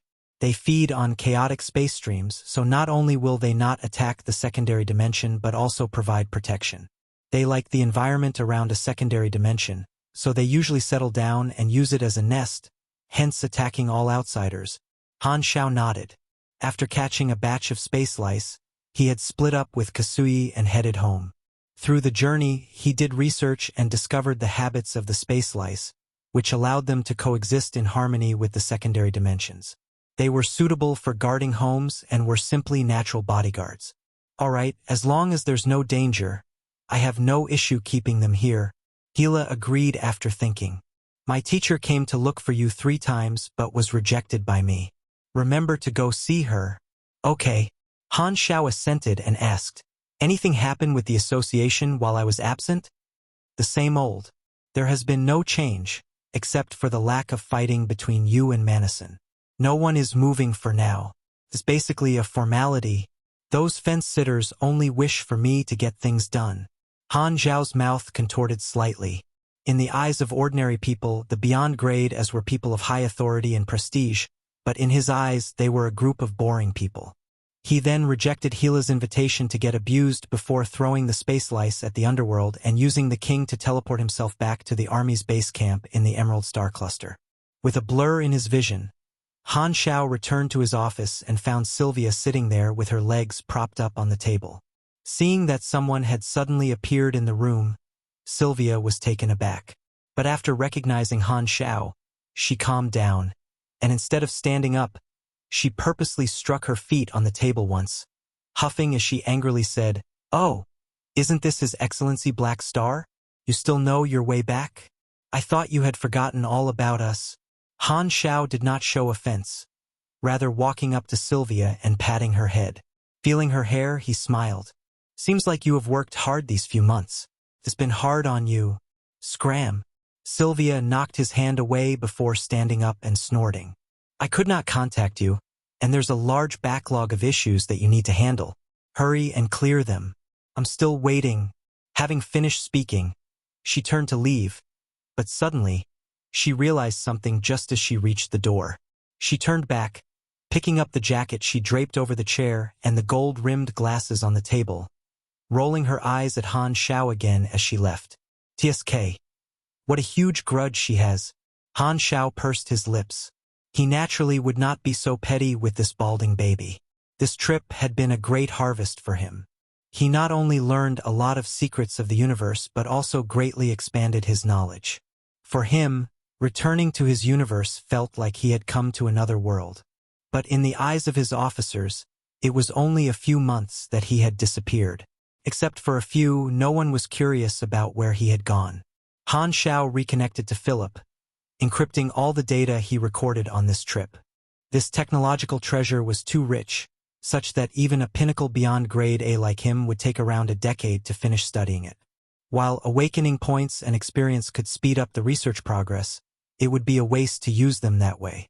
After all, before the next version arrived, it would be difficult for him to supplement those. Since it was not long until the version 4.0 update, he could take his time to slowly digest it then. He summoned a housekeeping robot to spray some air freshener in the room to remove the remnants of Sylvia's elegant perfume before sitting back in his chair to handle the backlog while logging onto the forums to check on the players. After a few months, the 4th Pro League had entered the International League phase, and they were at the quarterfinals. China had 2 teams qualifying this time, Dynasty with the most stable performance and Rivervale.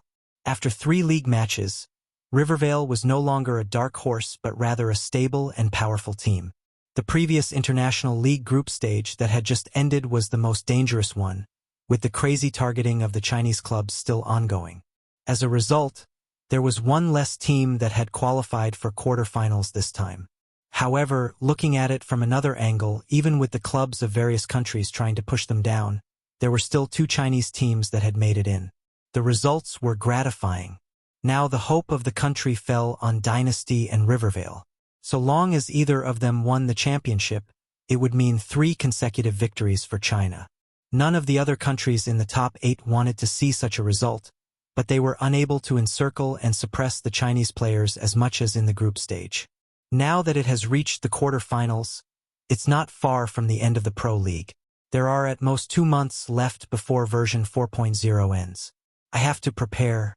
Chapter 1207 Finals and Reorganization. Chapter 1207 Finals and Reorganization. In his past life, version 5.0 represented the calamity of the supers. The beyond grade as of history revealing themselves, conflicts intensifying between the supers and the ordinary citizens, the emergence of the grade A players, and the unwillingness of the superstar cluster civilizations in losing the war all combined to throw the universe that had just stabilized back into turmoil.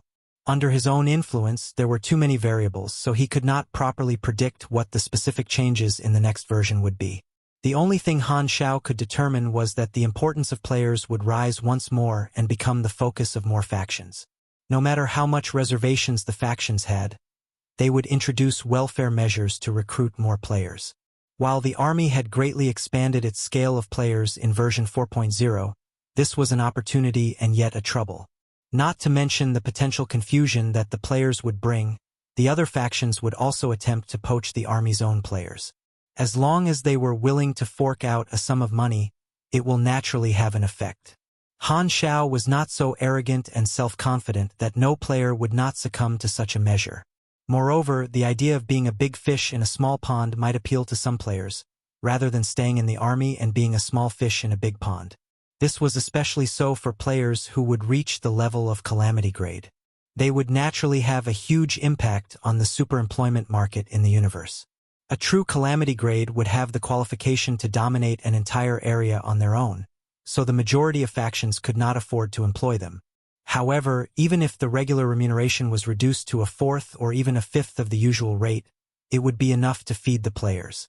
While the strength of the players for their calamity grades would be at the bottom of the barrel, they were the cheapest calamity grades that some small factions would be able to afford.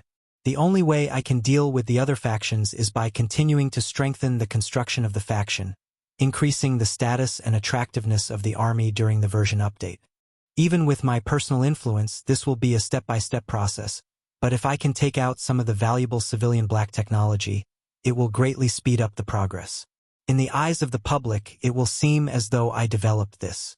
The army's operations in the flickering world were on the right track and had limited room for further development. To continue expansion, he could only target other star fields by developing branches. The following few decades, while the version updated, would be a good time for him to lie low and develop. With the aid from the association, the army did not need to participate in the war between the three universal civilizations and the Superstar Cluster Alliance, thus not being dragged down.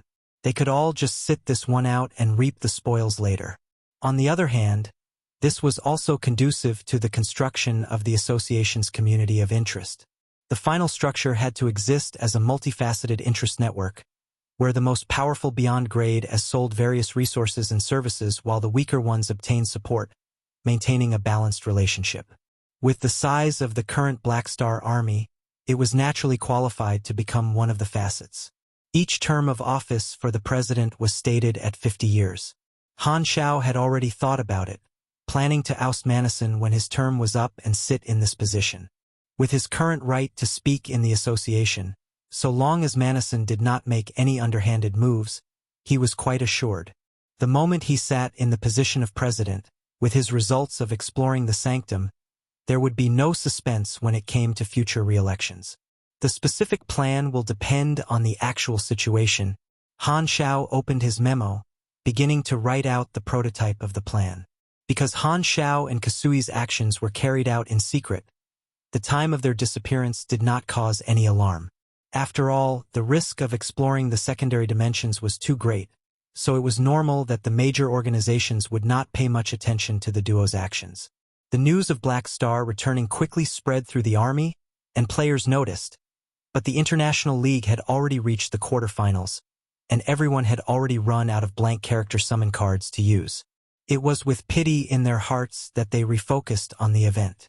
Since the start of version 4.0, China's major clubs had enjoyed the development benefits the Black Star Army provided them, making a lot of money in the process. The better their official guilds developed, the greater the support for the professional teams. At present, China's first-tier professional teams basically all belong to the 2 and T1 tiers internationally, with outstanding strength. They had performed strongly during the quarter-finals.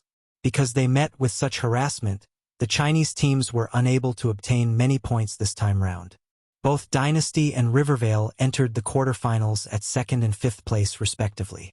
After 3 victories in the best of 5, they both reached the semi-finals, succeeding in occupying 2 seats. This meant that they would get at least a 3rd place. However, after 3 versions, the Chinese players had grander ambitions. No one was satisfied with just 3rd place. In the eyes of the players, only 3 consecutive championships was worthy of being their goal. The semi-finals were decided through lot drawing, and this caused the Chinese players on the forum to be divided into 2 sides. One hoped that both Dynasty and Rivervale would not meet each other in the semi-finals, and the other side hoped that they would meet. If both Dynasty and Rivervale could defeat their opponents, that would of course be the most ideal situation. However, if both sides lost, then China would be halted at the semi-finals. However, if both faced each other, This would be a sort of insurance to guarantee that one of them would definitely step into the finals. Under the prayers of the two sides, the semifinals list appeared. The Chinese teams were not facing each other. Dynasty went against Team Thunderbolt Pythons from North America, whereas Rivervale's opponent was Team Kimchi from South Korea. The Chinese players who supported having their teams meet in the finals got their wish, but for the players on the other side, they were all depressed, worrying about the possibility that both teams might be defeated. As the saying went, one would only know what they wanted after the matter had taken place. In the end, most players discovered that rather than having two teams meet in the final, they would rather have a shot at winning the championship. Both teams tried their best, but Dynasty missed out on a round, being defeated 2 rounds to 3. They failed to qualify for the finals, and the hope of replicating the scene of having two teams from the country in the finals was dashed. Rivervale, on the other hand, performed wonderfully, qualifying with 3 rounds to 1. There was a saying in Galaxy that every version would have a godlike respective class. The mechanic class gradually began to exert its strength in the middle to late stages, and because of the limitation of level cap in each version, the mechanics feature of burning money to continuously increase strength was favored by professional teams. Rivervale's team was made up of mechanics as the core, which explained their strength. In the previous Pro League, Rivervale barely eked out a victory against Team Key in the semifinals, allowing China to dominate the finals. Though they failed to win the championship, they still received endless praise. This time, they really had a chance to obtain the championship, shouldering all the expectations of the Chinese players. The date of the finals was set a few days later, and the forums were discussing this matter enthusiastically. Outside of the players' field of vision, a new regular meeting of the Beyond Grade A Association was held. A series of Beyond Grade A remote projections descended on the headquarters of the Beyond Grade A Association, walking into the roundtable meeting room and sitting down, whispering to their neighbors. Sitting in the president's seat, Manison looked at this harmonious scene, glancing at the empty vice president's seat as he felt as though the air was fresh and the atmosphere relaxed. At this moment, an untimely voice sounded outside the door, breaking his harmony and tranquility. "Hee, I'm back. Did everyone miss me?" Hearing the familiar voice, everyone turned around to see Han Xiao, who had vanished for a few months, walking into the conference room with a smile that asked to be slapped. "Oh, Black Star's back. It's been a few months, but you look pretty good. Where did you go these few months? To not even inform us?" Upon seeing Han Xiao, many people present smiled, beginning to chat and wave to him.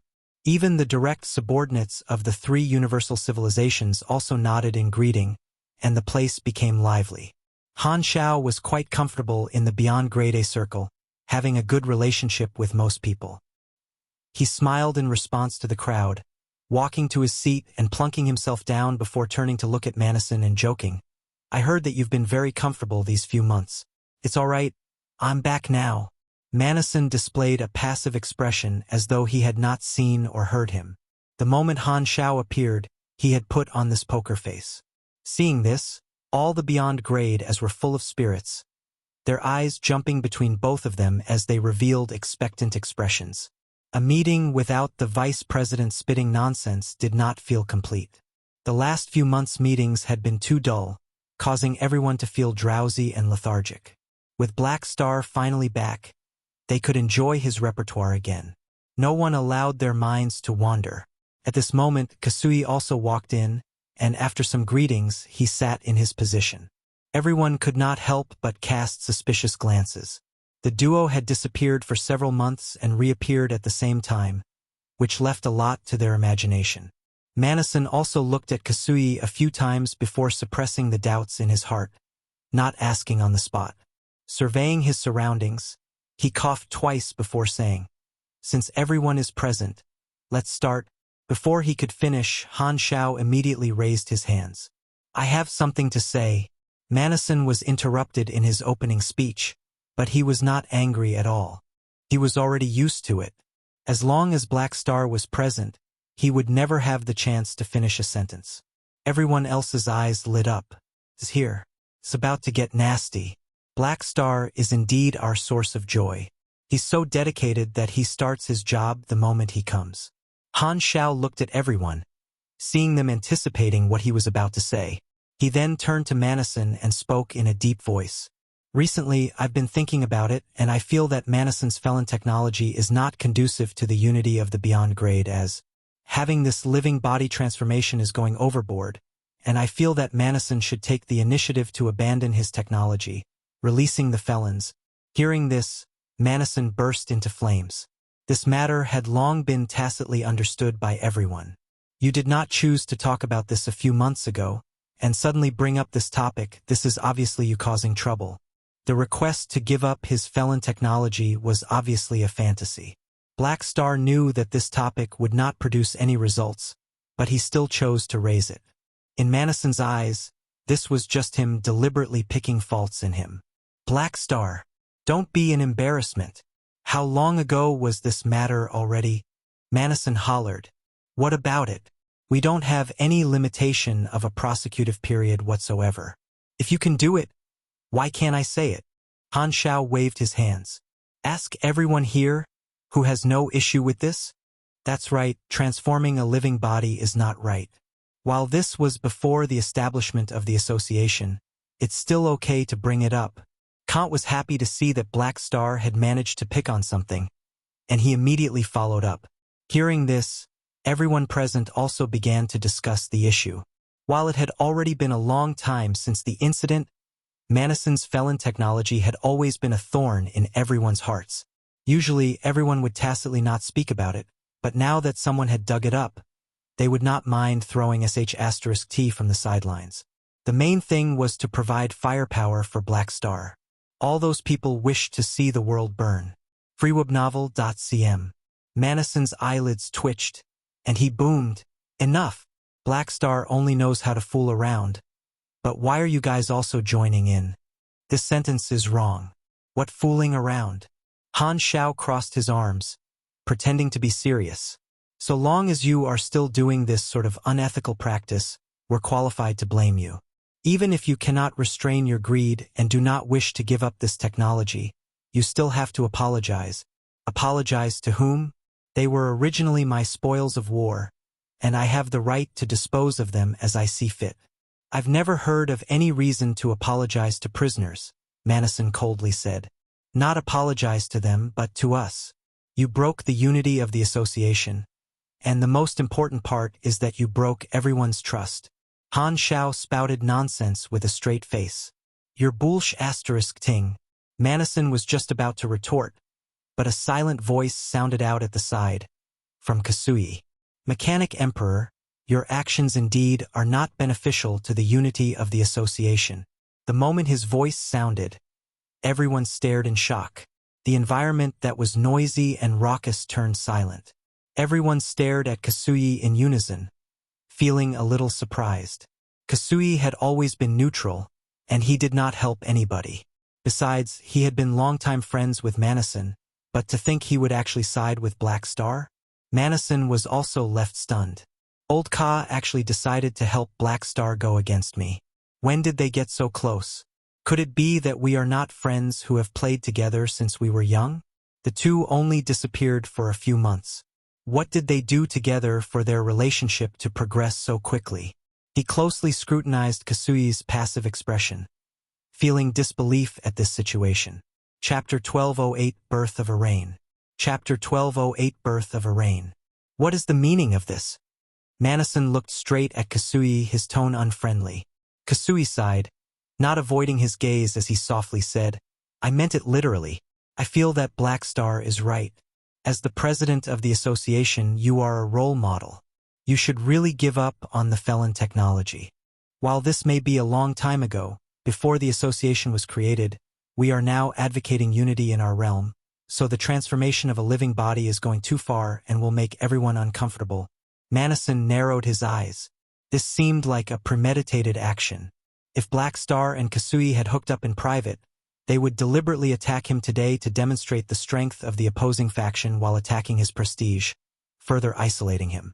Of course, there was another possibility. Kasui might purely have problems with the felon technology. Madison had known this old friend for many years. He knew that he did not like to offend anyone, so there should be reasons for him to say this face to face. Moreover, Old Ka was not someone easily bought over. Manison did not believe that it would only take Black Star a few months to forge such a deep relationship with him. Or it could also be possible that Black Star has something on Kasui. Okay, I'll ask him after this meeting. Manison rearranged his mentality, looking away into the audience as he expressionlessly spoke. How I deal with my spoils is my own freedom. If everyone continues to discuss this topic, there will be no results obtained. Don't waste time, so let's have a serious meeting. The felons were his trump card. Everyone understood that it was impossible for him to compromise by threatening him. But this move was undoubtedly part of Black Star's plan, as he knew that Manison would not give up his felon technology, and he wished to force him to make a stand. In this way, it could at least aggravate the dissatisfaction of most members against him, reducing his prestige as president. Black Star's spacetime amber could only be regarded as placing people in prison, and it was also a safe method. However, the felon technology was obtained by conducting human experiments on prisoners, which was much worse. Even if Manison continued to argue his way out, the situation would just be more unfavorable toward himself. Thus, he directly put on a tough attitude, putting an end to the topic. He put on this uncompromising attitude, and while it was not out of everyone's expectations, everyone was a little unhappy about it, like the fox that mourned for the dead rabbit. Seeing this, Han Xiao decided not to press this topic. Everyone had already stated their stance, so forcing his way through would not achieve any results but would only disrupt the meeting. Right now, his goal had been achieved, which was to lower the prestige of Old Man Manison. Furthermore, he managed to dig a trap for the latter. Manison was still unaware about the sanctums, so Han Xiao was basically targeting the information gap. Han Xiao turned to look at Kasui, flashing a tacit smile. Kasui helplessly shook his head. Him stabbing Manison this time was not just to help Black Star consolidate his position but also him thinking for the future. After discovering the sanctums, his mentality and view of the association had changed. After thinking about it, Jayz had mentioned that the sanctums could only revive someone who was dead, as each beyond grade A existence was unique. Thus, was a person transformed into a felon dead or alive? Most likely, they were still considered alive. In that case, if a beyond grade A was transformed into a felon, as long as they were not liberated, would they never be able to be resurrected by the sanctums? And here was an even more frightening thought. Was there anyone who would utilize the abilities of the sanctum to set a trap, capturing newly revived beyond grade as to turn them into felons? Kasui shuddered. In the past, he could reluctantly accept this technology, but the concept of resurrection through the sanctums subverted his viewpoint in life. If there were no expectations, he would not care, but now knowing that his own life could be continuously prolonged, he found it difficult to tolerate the continued existence of such a threat. This was just considering from his own point of view. From an overall point, in the long run, the felon technology would not be conducive to the association's control and maintenance of the sanctum's ability to resurrect or to the members' unity. Kasui was already able to guess several bad circumstances that could happen in the future. Now it seemed that Manison's path was absolutely unworkable. It was foreseeable that, once Black Star managed to develop the ability to resurrect people from the sanctums, the Mechanic Emperor, who had mastered the felon technology, would inevitably become the target of public criticism. Who would wish to resurrect a beyond grade A that knew the felon technology? By that time, maybe even death would become a luxury for him. If most of the beyond grade As went to the extreme, they might work together to send him into the spacetime amber to prevent Manison from being resurrected by the three universal civilizations to squeeze out his felon technology. Kasui still had some measure of friendship toward Manison. He did not wish to see him fall into such a desperate state. It could be said that this was for the good of Manison. It was just that only he was aware of the severity. Before Black Star finished his research, the information on the sanctums could not be disclosed to anyone. As for whether Manison would listen or not, that was his problem. Anyways, Kasui felt that he had already shown his brotherhood. Without Han Xiao fanning the flames, the meeting continued normally, but everyone present was absent-minded, their eyes constantly switching between Han Xiao and Kasui with different thoughts on what Han Xiao had actually offered to Kasui. Sorokin was also quietly looking at the duo, feeling envious and jealous. Kasui has also been roped in. Black Star's influence in the association is getting larger. He had always remembered the threat of Black Star having seen through his identity. To have his weakness in the hands of others, while he had always wanted to silence him, he feared the repercussions of his actions. Sorokin was reluctant to leave this shell of his. According to Sorokin's calculations, the best solution was naturally to use other beyond grade as to kill off Black Star while he stayed out of the matter.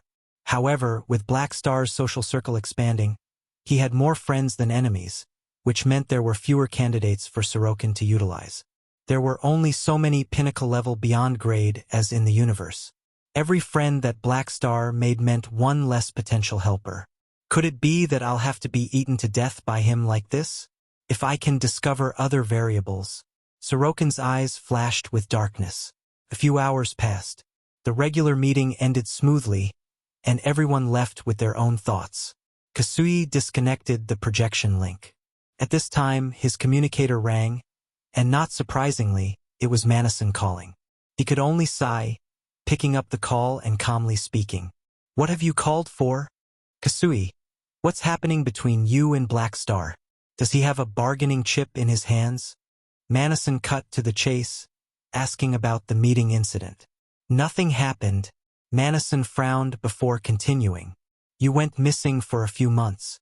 Was it because you went with Black Star? What did you encounter? What has it got to do with you?" Kasui indifferently replied. Hearing this, Manison's expression changed. He was admitting to it, but from his tone, it was obvious that he was not willing to reveal any intelligence related to Black Star. It seemed like he had guessed wrongly. Kasui was really supporting Black Star, and their relationship had improved by leaps and bounds in the past few months, to the point he was willing to offend Manison for the sake of Black Star. Manison felt the indifference and estrangement Kasui was exuding, and it made him uncomfortable.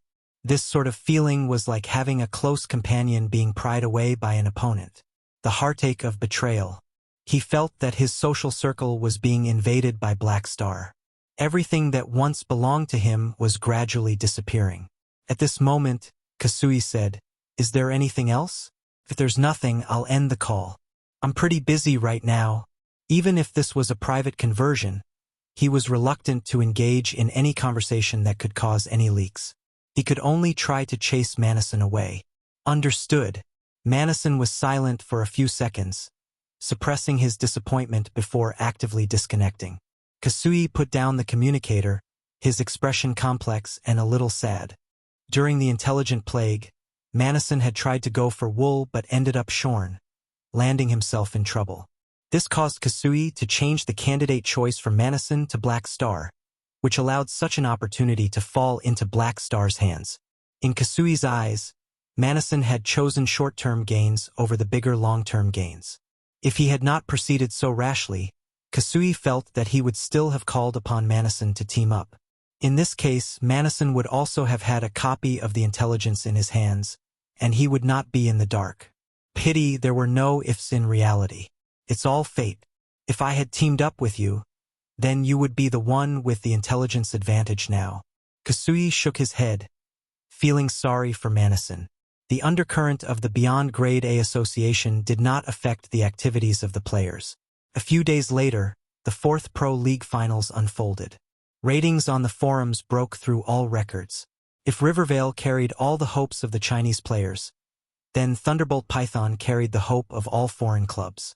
Only they could prevent China from establishing a record 3-version winning reign. Under the attention of the public, both sides were evenly matched in the first match. While Rivervale was stable, they were hit by the secret tactics that Thunderbolt Python had been hiding up till now. They suffered a loss, losing the first round to Thunderbolt Python, which raised the blood pressure of the Chinese players. However, in the second and third rounds, Rivervale withstood the pressure and played steadily under the leadership of Frenzied Sword. While there were few exaggerated maneuvers, the team relied on the endurance advantage of the mechanic class to eke out a small advantage and win both games to take the match point. In the fourth round, Thunderbolt Python tried their hardest, playing cautiously, but they were beaten by Rivervale again and again. In the end, Rivervale won the round and the match, obtaining the championship. Ever since entering the quarterfinals, Rivervale's record of their matches had mostly been a 3-1 victory. The stability of the mechanic department was fully demonstrated by them, strong with few shortcomings. Under the gazes of countless spectators, the last player of Thunderbolt Python fell in the ring. The sound of the body falling resounded in the hearts of all the viewers like a drum.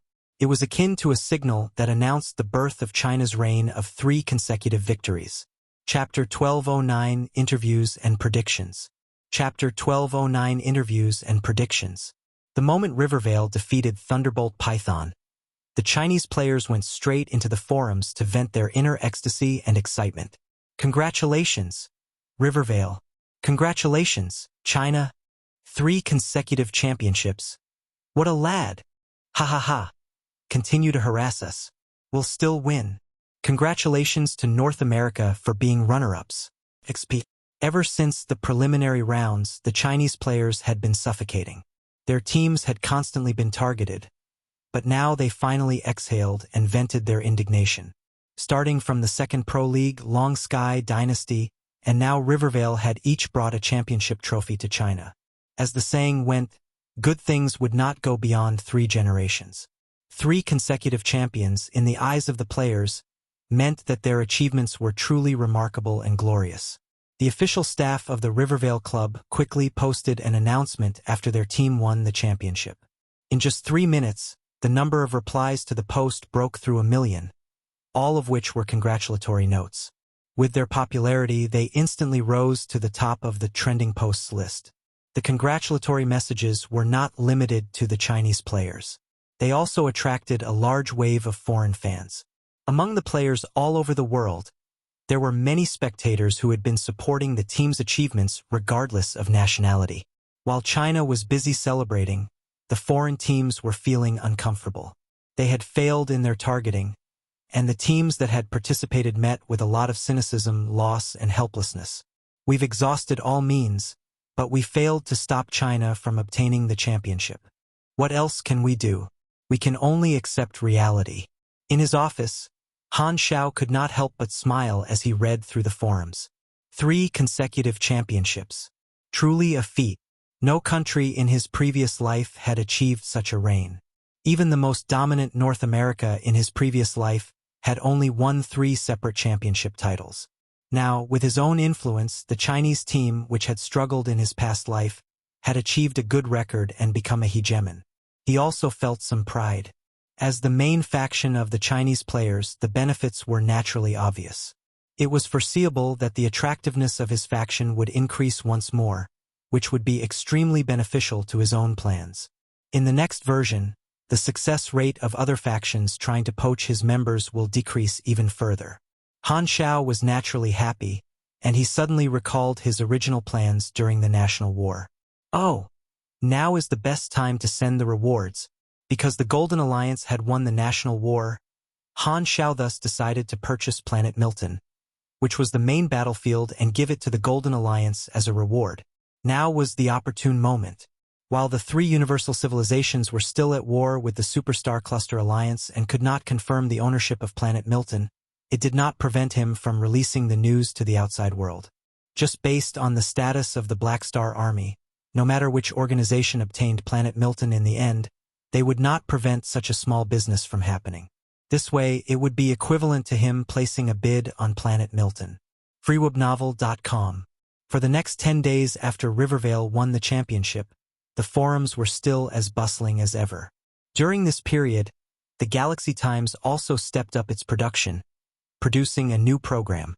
The past 3 champion teams of Rivervale, Dynasty, and Long Sky were invited as guests, giving rise to an unprecedentedly grand occasion. Han Xiao was also watching, his screen constantly being barraged with bullet comments. 2 hosts, a man and woman, were seated on one side. The team players, headed by Frenzied Sword, King Admiral, and Hao Tian, were seated on the other. The interview had already begun. Since the first Pro League, we've witnessed the rise of Rivervale step by step. The team has continued to mature, and after 4 versions, you've finally won the highest honor. Captain Frenzied Sword, any thoughts? The female host asked. Frenzied Sword carried a proud smile on his face as he said, "First of all, I would like to thank the club for investing in me. After the first pro league, Rivervale decided to rebuild the team up from scratch, and they gave me a lot of authority. It can be said that without their support, there would not be the present me. Next, I would like to thank my teammate. Everyone put in a lot of blood, sweat, and tears to achieve the current results. Without our tacit cooperation, we would not have today's glory. Next, I would like to thank Dynasty, Long Sky, and the other Chinese teams. Without their efforts in the previous 2 leagues, we would not have been able to obtain the honor of having 3 consecutive championships. This is the result of the hard work of all the Chinese teams. Everyone has won glory for the country. Lastly, I would like to thank the Black Star Army. Though a bit strange, if I were to be honest, I feel that the Black Star Army has played an irreplaceable role in the course of our championship titles. It might even be one of the main factors. The male host nodded. There are indeed such sayings on the internet. Many people think that the achievements of China's 3 consecutive championships is inseparable from the unique faction benefits offered, which means that there is a factor of luck involved. Do you feel the same? Frenzied Sword spoke in agreement. I would think so. The players who have experienced 4 versions like me will understand. The Black Star Army started off small in its early stages. It was us who painstakingly built it up from scratch, which has brought us long-term gains. Being able to join such a promising faction at the very beginning is part of our luck, and it does indeed provide a lot of convenience. There's no need to deny this. Of course, the team's contribution is also equally important. Those who wish to get work done must first sharpen their weapons. In this respect, our faction allowed us to develop well, and we used these resources to give a glorious answer sheet. How Tian added, Frenzied Sword is right. The Black Star Army does have a part in the honor of our 3 consecutive championships. In version 1.0, he was one of the 4 pillars under Han Xiao, so he naturally agreed with Frenzied Sword. To mention an NPC faction during a championship interview seemed a little weird, but most players in the Chinese teams would not feel that way. After 4 versions, the Black Star Army had given them a strong sense of belonging, making them feel like they were part of a larger family. Seeing that the topic had reached this point, the female host turned over her card as she said, speaking about the Black Star Army, just a few days ago, Black Star himself publicly stated that he would buy the planet Milton and give it to the subsidiary Golden Alliance as their base. This has aroused a lot of conversation. What do you think of this? Hearing this, everyone turned to look at Maple Moon. She was, after all, the recognized plot digger among the professional players, and everyone felt that her answer would be more reliable. Maple Moon thought for a bit before answering. I feel that, although the behavior of our army commander was a little sudden, it's not at all surprising if you think carefully about it. You have to remember that during the National War, there were quite a few NPC spaceships from the various organizations watching us on planet Milton. With our existence in the universe, it is impossible for Black Star not to pay attention to our national war. While the NPCs do not know what we're doing, they can also make basic judgments. From the perspective of the army commander, I think that while he might not understand why we are fighting, in his eyes, it is likely to be a conflict between us immortals. He didn't want to manage this, but because the Golden Alliance is under his command, and there were also teams that were subsidiaries of the Superstar Cluster Alliance, there was an environment of faction conflict. Therefore, when he saw his affiliated organizations defeating all the other enemies, he might have been pleased. Then when he saw us staying in the battlefield of planet Milton and establishing a player main city, he might have thought that we were reluctant to leave this place, so he generously decided to purchase it to reward his subordinates. After Maple Moon's analysis, many of the viewers suddenly realized that the cause and effect were quite clear, and the screen immediately flooded with a barrage of comments. Indeed, a professional player good at digging out plots. This idea is actually pretty clear. I can understand it immediately. What do we need to analyze anyways? All we need to do is scream, Army Commander. You're impressive. Awesome. Even when fighting a national war, our faction still gives us benefits. Only the Black Star Army have such good treatment, right? This is too good. The national war was a player's spontaneous activity, so there was originally no reward. However, because of Black Star's generosity, they now had something to celebrate. Moreover, even if the guild alliances of the other factions won the national war, they probably would not get such benefits. Only the players of the Black Star Army would have such treatment. Was this not too fortunate? The eyes of the guilds in the other factions were all green with envy. Seeing this, Han Xiao laughed in satisfaction. He liked this sort of player with an excellent brain who gave his army a sense of existence. The two hosts asked many questions, giving the players of the three teams much free room to talk. The interview ended in a happy atmosphere before entering the last link of the program, reviewing the course of this version and predicting the next version's start point. The male host slowly said, Version 4.0, we've witnessed many historical events, such as the establishment of the Beyond Grade A Association, Black Star's godlike battle, the intelligent plague outbreak, Black Star being awarded the Galaxy Medal and being hired as a special consultant by the three universal civilizations. There were also conflicts between the three universal civilizations and the Superstar Cluster Alliance, the Black Star Cup, and the participation of the flickering World War. There were so many achievements. Many of the viewers were wrapped up in their memories, recalling the rich experiences from the past few years. The hostess then added, we've experienced a lot in version 4.0. The opening of the world server has given this version a special meaning, but the universe is still under turmoil. It's difficult to predict what will happen in version 5.0, so we can only make an educated guess based on existing intelligence. Right now, it's the early stages of the flickering world war. We don't know how many years will pass between version 4.0 and 5.0. In our opinion, the next version will likely be at the end of the war, letting us participate in the final decisive battle. It will likely be a time skip of more than 10 years. Hearing the hypothesis of the Galaxy Times, Han Xiao shook his head. They're wrong this time. From the viewpoint of the players, the flickering world war was akin to the Crimson Tide. They thought it would be a multi-version timeline, but they did not think that the main storyline of version 5.0 would be the calamity of the supers.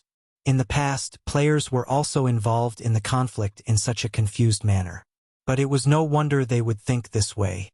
The players were currently not at a high level, so there was no way to obtain too many clues.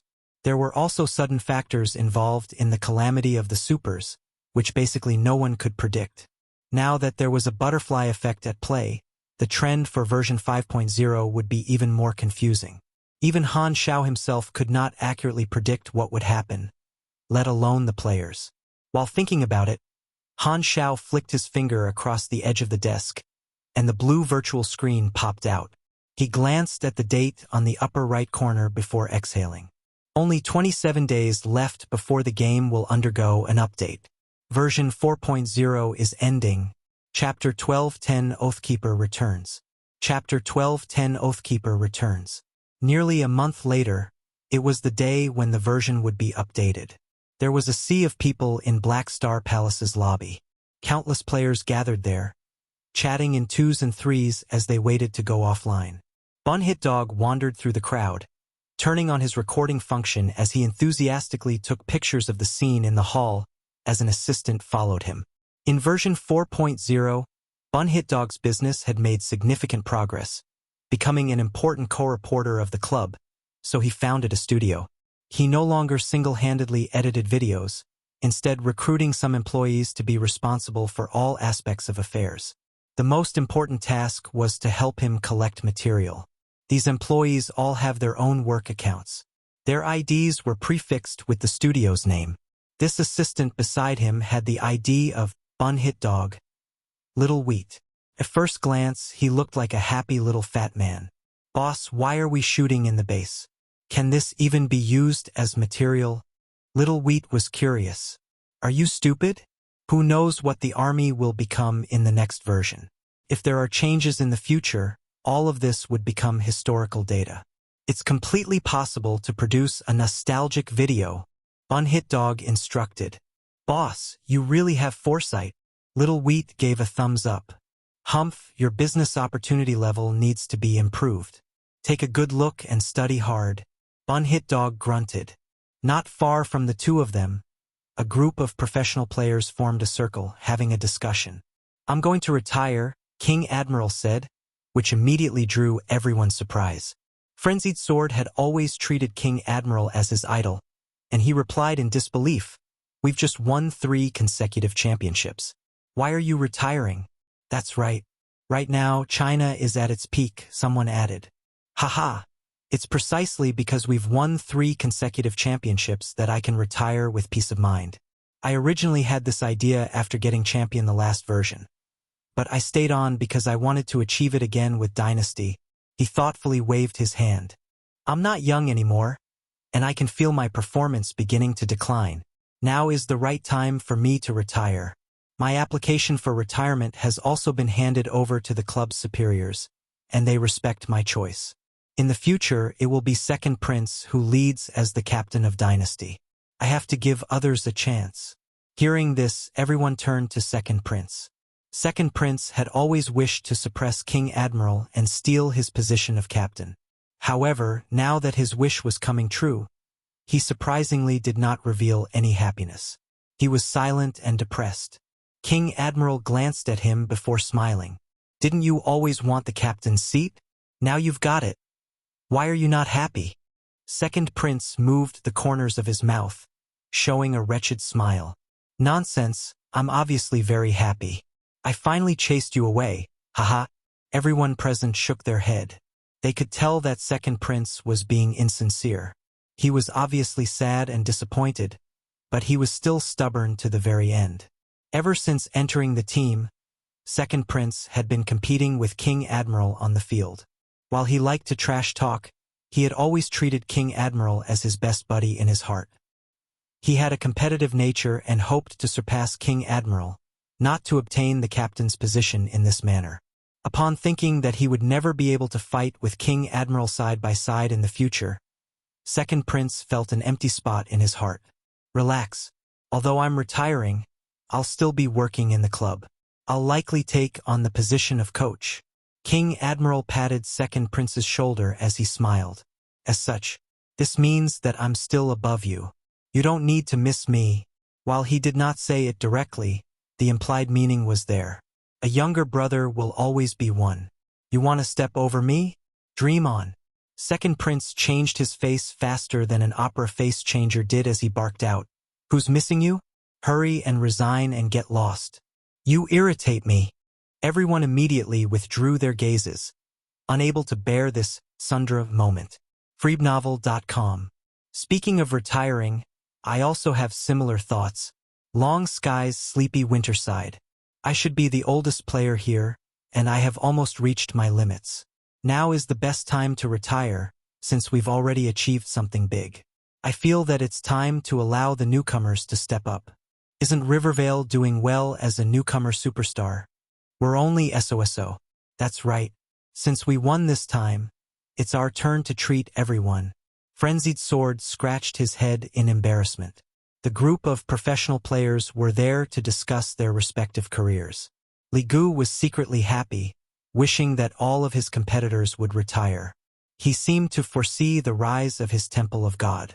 Time passed slowly, but it did not take long to finally arrive at the time for the version update. White lights flashed as the players went offline one after another.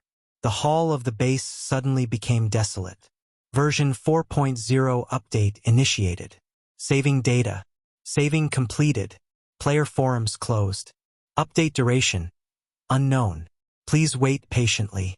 In his personal machinery factory, Han Xiao withdrew his gaze from the surveillance of the main hall of the base, calling up the interface to take a look.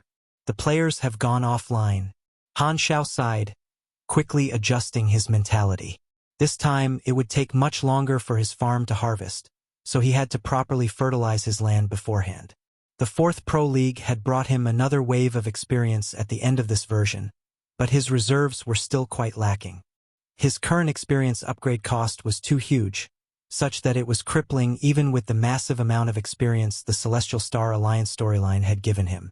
In this version update, Han Xiao decided to first focus on the God's trait transformation. Machinery, raising it to the max before moving on to his Void branch. The God's trait transformation had changed on the 10th layer, adding prerequisite missions. The mission completion card was tested to be effective, so Han Xiao planned to do more missions with random rewards during the version update to obtain more mission completion cards. This could save him a lot of God's trait transformation points. The main source of God's trait transformation points was in creating gold-grade equipment from blueprints. There were many gold-grade blueprints in the inheritance left by Jayz, which was a large source of points for himself. Han Xiao decided to first study that technological information. With this technical inheritance, there was no longer a need to go to the 3 universal civilizations to acquire blueprints, and there was no need to perform missions for contribution points. This saved a lot of time and energy, also allowing the 3 universal civilizations to misjudge his technical background, thinking that he did not have many gold-grade blueprints. This was killing many birds with a stone. In the next few decades, there'll be another batch of new beyond grade as, I wonder how many of those under me will be promoted. Han Xiao stroked his chin. In his eyes, the officers who had a chance of promotion would be Aurora, Phaidon, Hadavi, Jotaina, Lothair, and Logi. Among them, Aurora had no bottleneck to speak of. It was just that her normal development was slow. However, with the Holy Light Seed as a leak field, it would greatly accelerate her development process. For Phaidon and Lothair, they were just that talented, with the possibility of a breakthrough. As for Hadavi, Jotaina, and Logi, they all had deep accumulations, which granted them a chance to grow further. Evan's training career was still too short, and a few decades would not be enough for him to grow. The new God cultivation program would take some time. As for Carlet, he belonged to the late bloomer type, and this timing was far from the peak of his previous life. However, because of Han Xiao's own influence, his maturity might have some changes. It's still more reliable to focus on cultivating Aurora, allowing her to reach beyond grade A so that the spirit of Germinal will resurface in U.S. Han Xiao sneered in his mind. Within a certain base of the Holy Accord, a secret hall had been redesigned as a huge laboratory. In the center of the room was a circular mechanical base with a diameter of about 50 meters. It was covered in complex patterns, energy transmission pipes, and magic circuits. At first glance, it looked like some sort of ceremonial venue. In its surroundings, many members of the Holy Accord organization wearing white lab coats were intensively debugging the various instruments. Law and Fei were present to supervise. How much longer till the agreed period? There are 3 minutes left to enter the preset time range. The receiving device has been warmed up and can be activated at any time. The information form stabilizer has also been set up. All procedures are ready. Looking at the time, Law had a solemn expression, his palms full of sweat. It was the day of appointment confirmed by Destiny's Child. According to the information passed down by the organization, the flow of spacetime within the sanctums was special, only briefly coinciding with the main universe at random points. If the time node was missed, it would take a long time. The layout of the current venue was just to allow Oathkeeper to return, and everyone present was testing this out for the first time, not knowing how effective it would be. Everyone's spirits were taut as the time ticked by every minute. It finally arrived at the determined time node. Begin! Law immediately shouted. The next moment, all the instruments were activated in sequence. The circular mechanical base in the center of the room came to life, and the energy loops on its surface lit up in sequence from bottom to top. Ohm! A loud noise sounded in the room, as the space above the pedestal produced a distortion visible to the naked eye. This continued on for more than 10 seconds before a gate of light appeared in the sky, spitting out a figure before disappearing in the blink of an eye. Everyone hurriedly looked up, their faces overjoyed. On the ground was Oathkeeper, who had been missing for many days. Law and Fei rushed up to help Oathkeeper, only to see him in a daze, as though he had just woken up. Leader, you're finally back. How do you feel? Oathkeeper looked at the two with a dazed expression, only remembering his identity after a while. His eyes gradually focused, and he slowly recovered, covering his forehead as he mumbled, "It feels like I've had a long dream. There's a strong sense of illusion within the sanctums, just like being in a dream. I've discovered many amazing secrets, but only a small part of the fragmented information remains in my memory. Let me sort it out."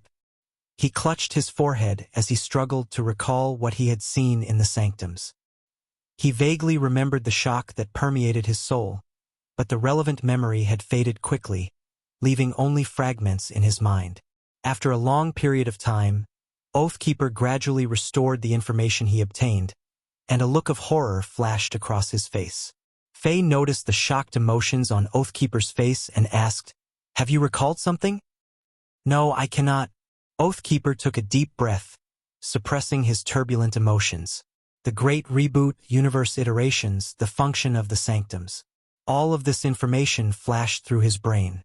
All of this knowledge subverted his worldview, and he intended to keep it a secret, not prepared to share any of the information he discovered in the sanctums.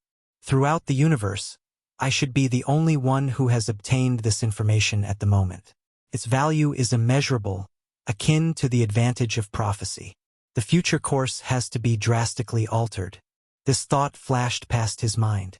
At this moment, Law surveyed the surroundings, and not seeing anyone else, he asked, "Leader, did our plan succeed? Have you resurrected them?" Hearing this, Oathkeeper seemed to recall something. Turning his hand, he discovered a peculiar golden imprint on the back of his hand.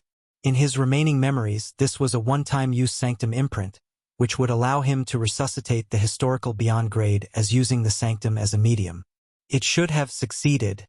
Oathkeeper paused, surveying his surroundings before raising his tone. "Empty the venue immediately and follow me to welcome the return of the primordial ones." Chapter 12:11 Revived Primordial Ones.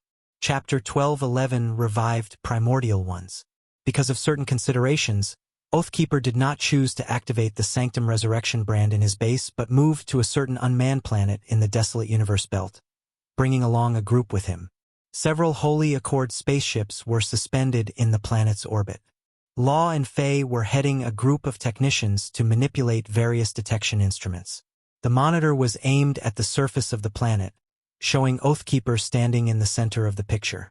Amid the sandy yellow desert, Oathkeeper glanced at the Sanctum Resurrection brand on the back of his hand as he took out a palm-sized, disc-shaped device with the other.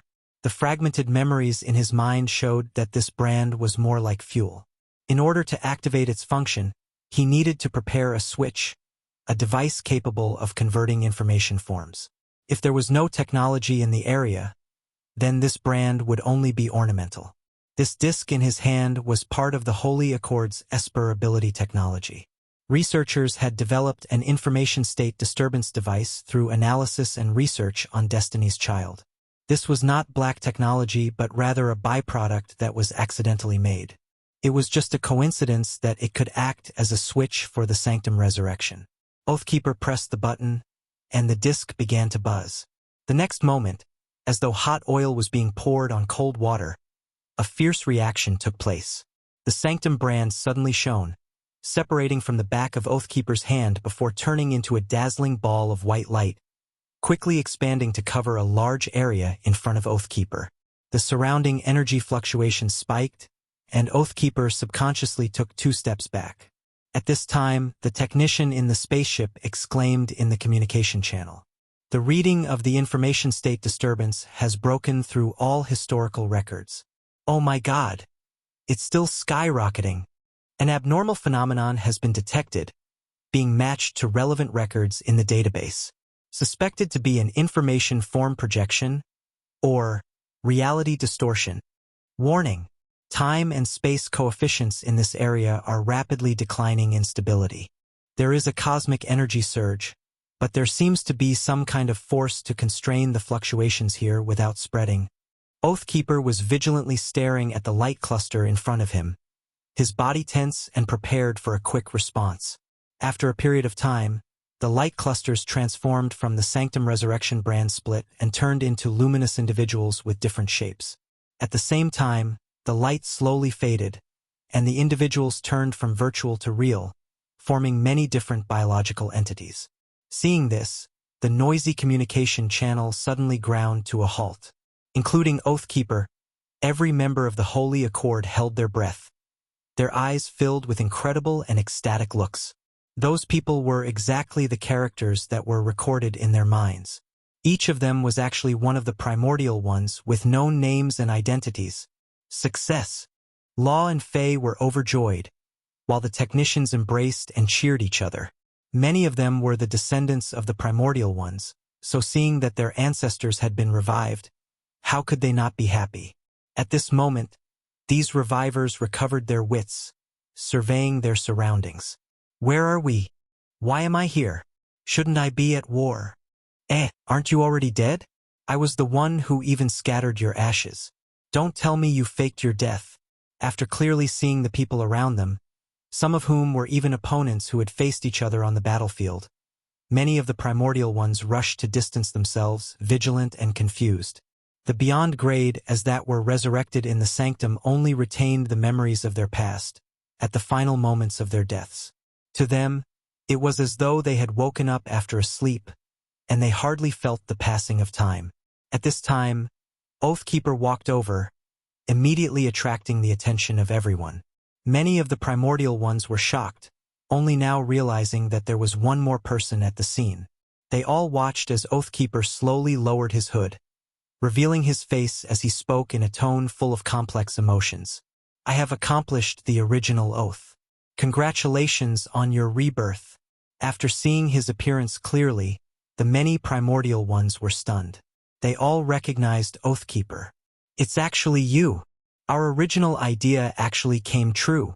We have been resurrected? Everyone was stunned. Shock, ecstasy, and disbelief covered their faces. The objects to be resurrected by the sanctum required a corresponding medium. Thus, the people chosen in the first batch by Oathkeeper were all the original founders of the Holy Accord, which were only a portion of the primordial ones. These people served different civilizations during the exploration era, thus engaging in endless killing because of their factions. However, they formed secret associations in private, striving for a common goal. But as the exploration era war continued, the primordial ones died one after another, reducing the number of members in the Holy Accord. The Holy Accord organization at the end of the exploration era thus became almost an organization in name, left without hope, but never did anyone think that their originally envisaged road would finally come true. What did you do? Everyone was curious, coming up to ask. During that time, Oathkeeper slowly let out a breath, recounting his experiences in the years after. At the time when only he remained in the Holy Accord organization after the exploration era, he took a low-key approach, no longer participating in any events, only devoting himself to the development of the organization, gradually restoring the dying Holy Accord. The vitality had grown to the scale it is today, and they had always regarded the original oath taken as the purpose of the organization. While Oathkeeper casually spoke, everyone could understand the difficulty involved. This operation had gone against the currents and saved them all. This spirit of living up to one's words really deserved to be praised. For a while, most of the people in the field were moved, patting Oathkeeper on the shoulder again and again with gratitude. Good work. Thank you. It was nothing. I was just abiding by the original oath. Oathkeeper waved his hands, donning his hood once again. How did you revive us, though? Is it really the effect of the sanctums? Not really. Luck took up a majority of it, and this method may also only work once. Oathkeeper narrowed his eyes and spoke, not revealing the true mechanism of the sanctums. Everyone had some doubts about this statement, but their level of suspicion was not high. After all, they were still impressed by Oathkeeper. The most important thing was that there was no way they could identify it, as only Oathkeeper had been to the sanctums, so no one could not refute this. After a while, the emotions of most of the primordial ones had calmed down. Various questions rose up in their minds. What year is it now? What happened to the exploration era war? Someone asked. Oathkeeper sighed. The exploration era war has long ended. The Federation of Light, the Crimson Dynasty, and Arcane Church are now the hegemons of the universe. You've lost touch with the times and need to catch up on information. Hearing this, everyone nodded, feeling an itch in their hearts, as though they could not wait to understand the modern universe. At this moment, a tall figure who had always been standing quietly by the side suddenly spoke. Does my civilization still exist? Everyone turned over and their expressions changed. They recognized this person, the King of War Pangan Filet, a well-known war addict. Following this question, everyone became aware of some thorny problems. Their original excitement turned stale as the atmosphere became more tense. Their primary goal was to revive themselves in the future, but everyone's goal of resurrection was not the same. Some just wished to escape the war, while some wanted to achieve their ambitions. Others wished to live forever. There were some people whose civilizations were destroyed in the exploration era. Would they want revenge? Some people belonged to the current advanced civilizations in the universe today. Would you then return? These were all issues left over from history. When the common goal of resurrection was achieved, people would then lose the basis of their unity, destined to part ways. After understanding this, everyone's position slowly changed, shifting into various factions as they guarded against each other. Oathkeeper was not surprised at all. He had long anticipated this and did not try to force it. He just replied indifferently. As for the situation of the various civilizations, you can check the information for yourselves when the time comes. Anyway, I only brought all of you back to life to keep my oath. I don't care what you do, and I will not retaliate either, so long as you don't betray the accord. It's just that you all still lack understanding of the current era. I recommend that you stay with me for now and learn about the situation. Will do. Pangan nodded. Seeing this, no one voiced any disagreement. No matter what their relationship would become, at least, everyone right now was a founder of the Holy Accord with many descendants in the organization. Furthermore, they had just resurrected and were no doubt weak. It seemed like their strength had declined, so they restrained themselves at this moment, unwilling to cause trouble. One of the primordial ones addressed Oathkeeper. What about you? Since you've revived us, what do you intend to do in the future? The Holy Accord is the result of my efforts. I'll continue to develop it. If there's anyone that is willing to stay and help, that would be good. But I will not force you. Right now, our advantage lies in the fact that we're hidden. None of the universal civilizations have any data on us. As long as we don't reveal ourselves, it's easy to live in freedom, without the control of any faction, Oathkeeper calmly replied. Other than us, there's no one that knows of our resurrection? Another asked. Oathkeeper was about to reply when a figure flashed past in his mind. His expression changed, and he hesitated a while before answering dully. No, there's someone who knows. Everyone was shocked. Who is it? Oathkeeper helplessly answered. His nickname is Black Star, a Beyond Grade A. He's only been around for a few decades, but his power and influence are top-notch in this era. I'm not sure where he heard of my goals. Maybe the organization has a traitor. It's a newcomer. Most of the primordial ones had never heard of Han Xiao's name and did not pay too much attention.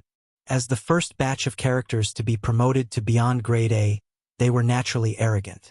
Oathkeeper explained, however, Black Star has no malicious thoughts, and I even made a few deals with him. He could be considered our ally at the moment, and he has also provided help for us to complete the resurrection, so I guess we owe him one. It seems like this little kid's pretty good.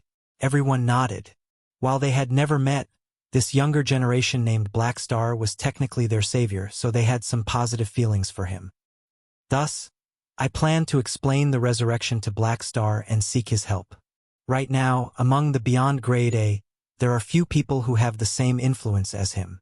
Since he's friendly toward us, the resources in his hands can also provide a lot of help to us, Oathkeeper explained as he schemed in his heart.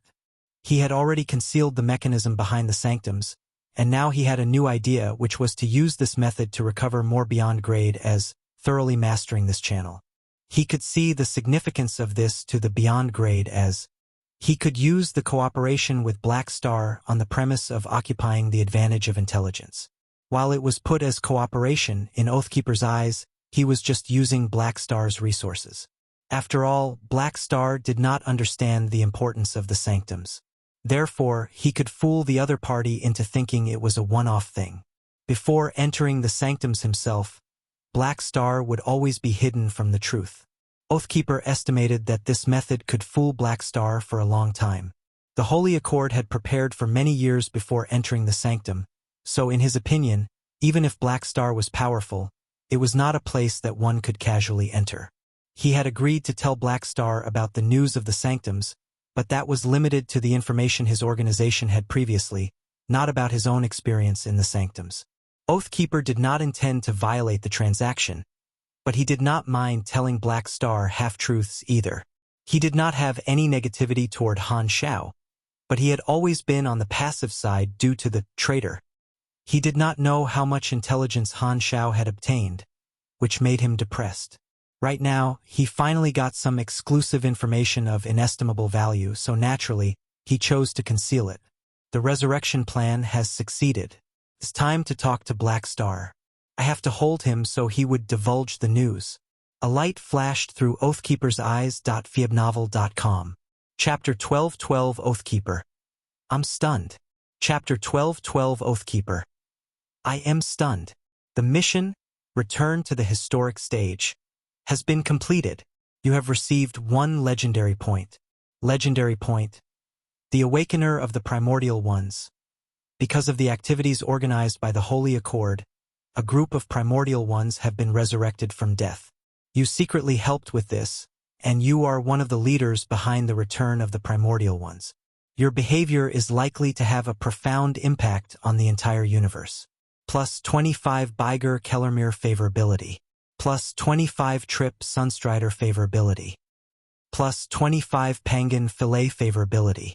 In his personal machinery factory, Han Xiao, who was buried in research, suddenly received a huge information dump from his interface, causing his expression to light up.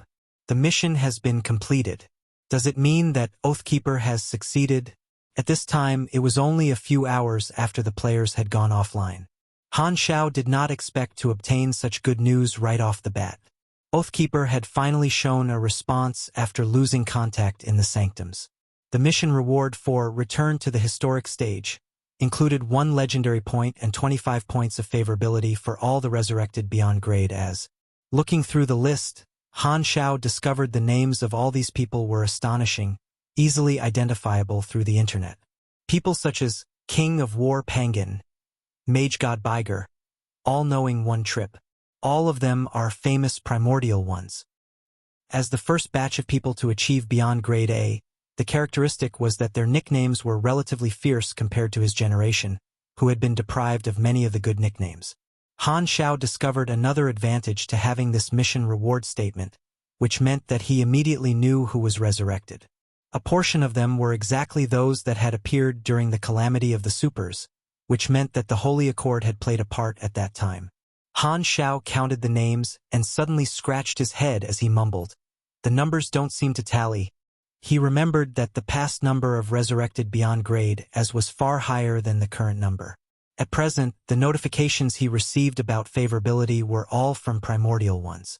In the previous World Tree War version, the Holy Accord not only brought over resurrected Primordial Ones but also others from history. What was the reason for the fewer number of people resurrected? Han Xiao suddenly had a thought. Jayz had revealed the mechanism of the Sanctum revivals last time.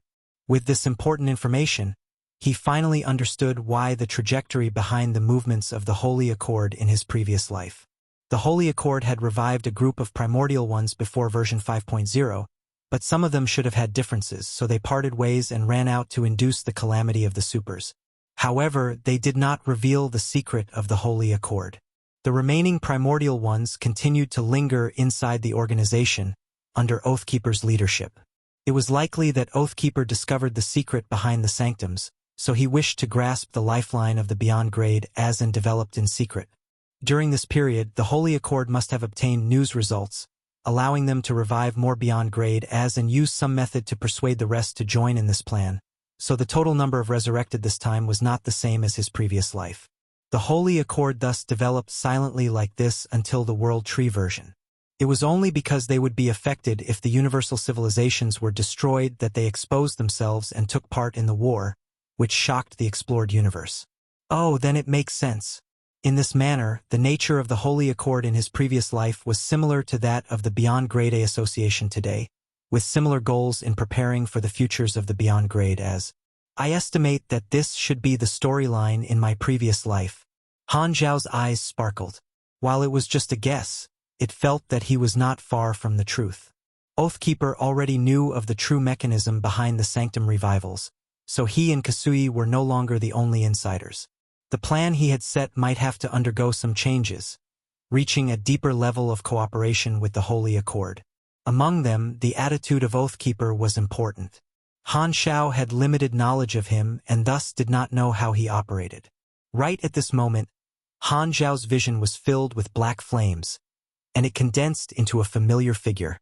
Speak of the devil, I was still wondering when he would come knocking, but I didn't expect him to be so quick. Han Xiao's eyes sparkled. Very quickly, Oathkeeper's mental projection took shape, nodding at Han Xiao. We meet again, Black Star. I've returned from the sanctum.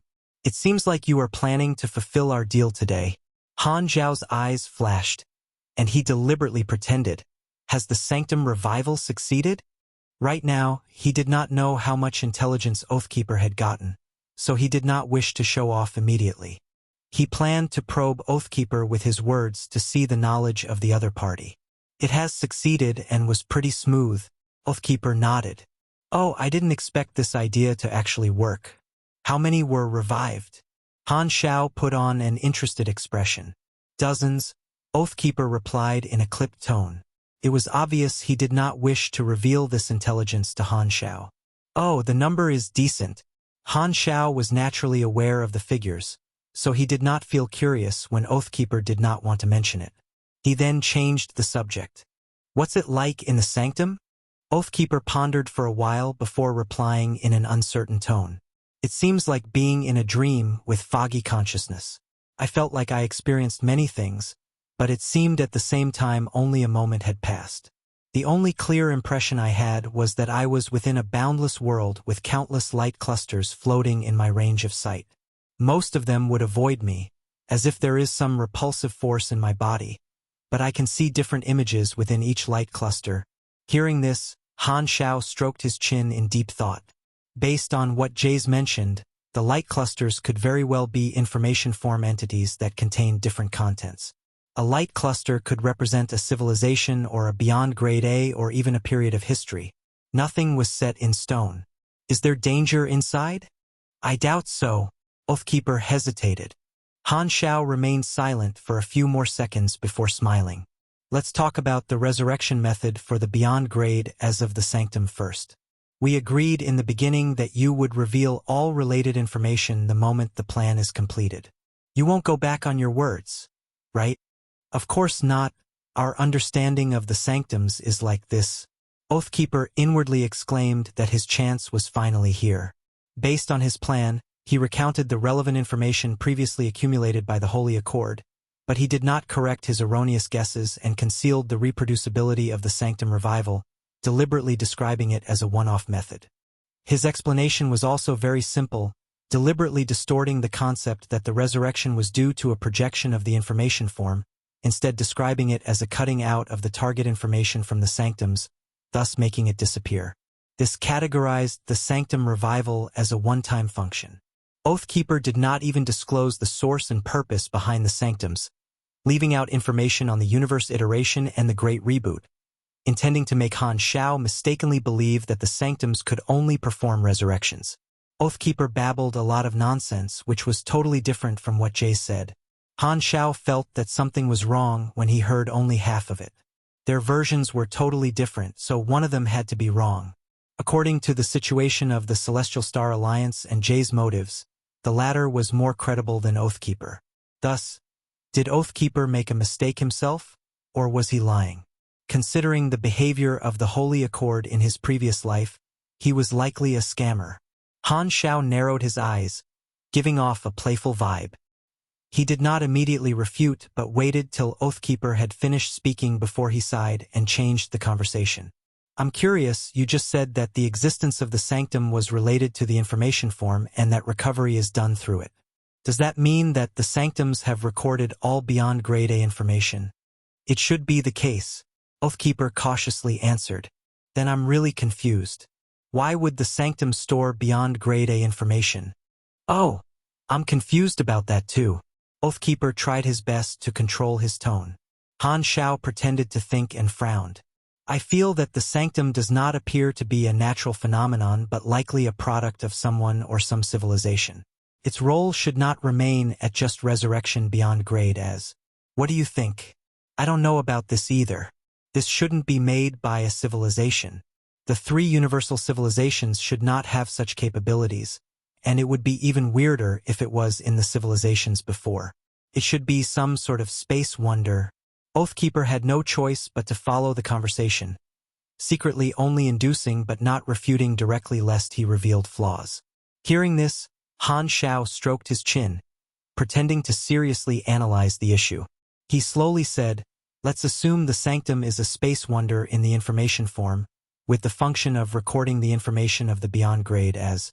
Then, when those beyond grade as are resurrected, will the information be refreshed? If that's the case, while you might have clipped out the original record in the sanctum, a new and updated copy would be placed within the sanctums, so you still can clip off another copy when you next enter, right?" This, Oathkeeper was struck dumb. This analysis was justifiable, not allowing him to be able to explain. If he objected, there was no basis since he had only been to the sanctums once. This black star was truly a cunning fox and would immediately suspect him. But if he did not object, he would make Black Star feel as though the sanctum revivals could be repeated indefinitely, which would run counter to his own intentions. This annoying man was too difficult to fool. After thinking about it for a while, Oathkeeper could not come out with a rebuttal, so he could only reply in the depressed tone. "I did not think that far." Han Xiao narrowed his eyes and spoke in a teasing tone. "So, you were lying to me just now. It seems like I need to reevaluate our agreement." Cough, cough. "I really did not think of this possibility. How could I be lying to you?" Oathkeeper hurriedly defended himself. "Hee." Han Xiao let out two mirthless laughs, putting his hands behind his back and walking around Oathkeeper before saying, "If I'm correct, those resurrected primordial ones have experienced a drop in strength and have also lost a few of their abilities, right?" "That's right, they..." "Wait, how did you know?" Oathkeeper widened his eyes. Only a few of these beyond grade as had discussed this in private, and those primordial ones would not have had contact with Black Star. In just dozens of minutes. How did Black Star learn about this? "I know more than you think." Han Xiao leisurely strolled as he continued. "I'm not sure if you have heard the terms, the Great Reboot, and iteration." Oathkeeper paled in horror, taking back 2 steps abruptly as he stared at Han Xiao in disbelief. "How do you know of such things?" His entire being was dumbfounded, his mentality torn to shreds. He lost control of his ability for a moment, and the remote projection fluctuated violently as if he was about to disintegrate at any time. Oathkeeper was once again mind-blown. Only he had entered the sanctum this time, so there was no possibility of a traitor. How did Black Star know of all this? Who betrayed me, or who did I betray? Could it be that Black Star has placed eyes on me, allowing him to observe everything that I do? In that case, did I really betray myself? In his shock, Oathkeeper lost his wits and shuddered. Han Xiao's image in his mind became even more mysterious and unpredictable, making him extremely awed. How much did this fellow actually know? He even helped to analyze my *T just now. Turns out, he was just laughing at me. As he admired Oathkeeper's distraught look, Han Xiao dealt the finishing blow. "I paid out in good faith, and I hoped that you would treat me honestly. But it seems like you don't really treasure my friendship at all." He was actually unsure how much information Oathkeeper had, but he felt that everyone who entered the sanctum would obtain the basic concept of the iterations. This was just Han Xiao scamming him, but it had a miraculous effect in scaring the guy out of his mind and soul. This is good. In this manner, the initiative is firmly held in my hands. Han Xiao maintained his posture of being almighty, looking down at Oathkeeper. "Why, you think I don't know what you're thinking? You intend to monopolize all the exclusive intelligence, so as to fleece me into giving you resources to aid your growth, right?" Oathkeeper was shaken. All his schemes were seen through by Black Star. At this moment, he felt as though he was naked in front of him, his secrets laid bare. He had guessed the possibility of failing to scam Black Star, but he had never expected that Black Star would break him in this manner, directly smashing out all his hidden secrets and shattering all his lies. At this moment, Oathkeeper stood there in a daze, only thinking of finding a hole and burying himself within. Chapter 12:13 Intention to Cooperate. Chapter 12:13 Intention to Cooperate. How did you, Freewub novel? Com. Oathkeeper was filled with question marks, finding it difficult to control the stormy waves of emotions. He had not even gotten familiar with all the top-secret intelligence, and he had already heard it from a second person. It was just as though he had chatted with a random girl on a dating site last night, and his girlfriend called him the next hour to lash out at him. Without any warning, his privacy was intruded, and this feeling gave him goosebumps. Han Xiao held out his palm, interrupting his words. I said before, I have my own sources. You only need to remember two things. First, I have far more intelligence than you. Second, our goals are roughly the same. As for the details, you don't need to ask so much. Oathkeeper shut his mouth, his brain whirring as he tried to guess Han Xiao's intelligence source. Under the sudden mental impact, he had temporarily lost his senses. He had almost thought that the problem lay with himself, but after recovering his senses, his reasoning told him that this possibility was slim, and it was likely because of other reasons. The Great Reboot and iterations were top-secret information, only known to those who had been in contact with the Sanctums. The only more plausible reason he could come up with was that Black Star had interacted with the Sanctum under certain circumstances and thus had learned of this intelligence by chance. Beyond grade supers had a very low probability of coming into contact with the information generated by the Sanctums, thus obtaining random revelations. The earliest information about the Sanctums in the Holy Accord was obtained in this manner as well, which was the basis for the establishment of said organization.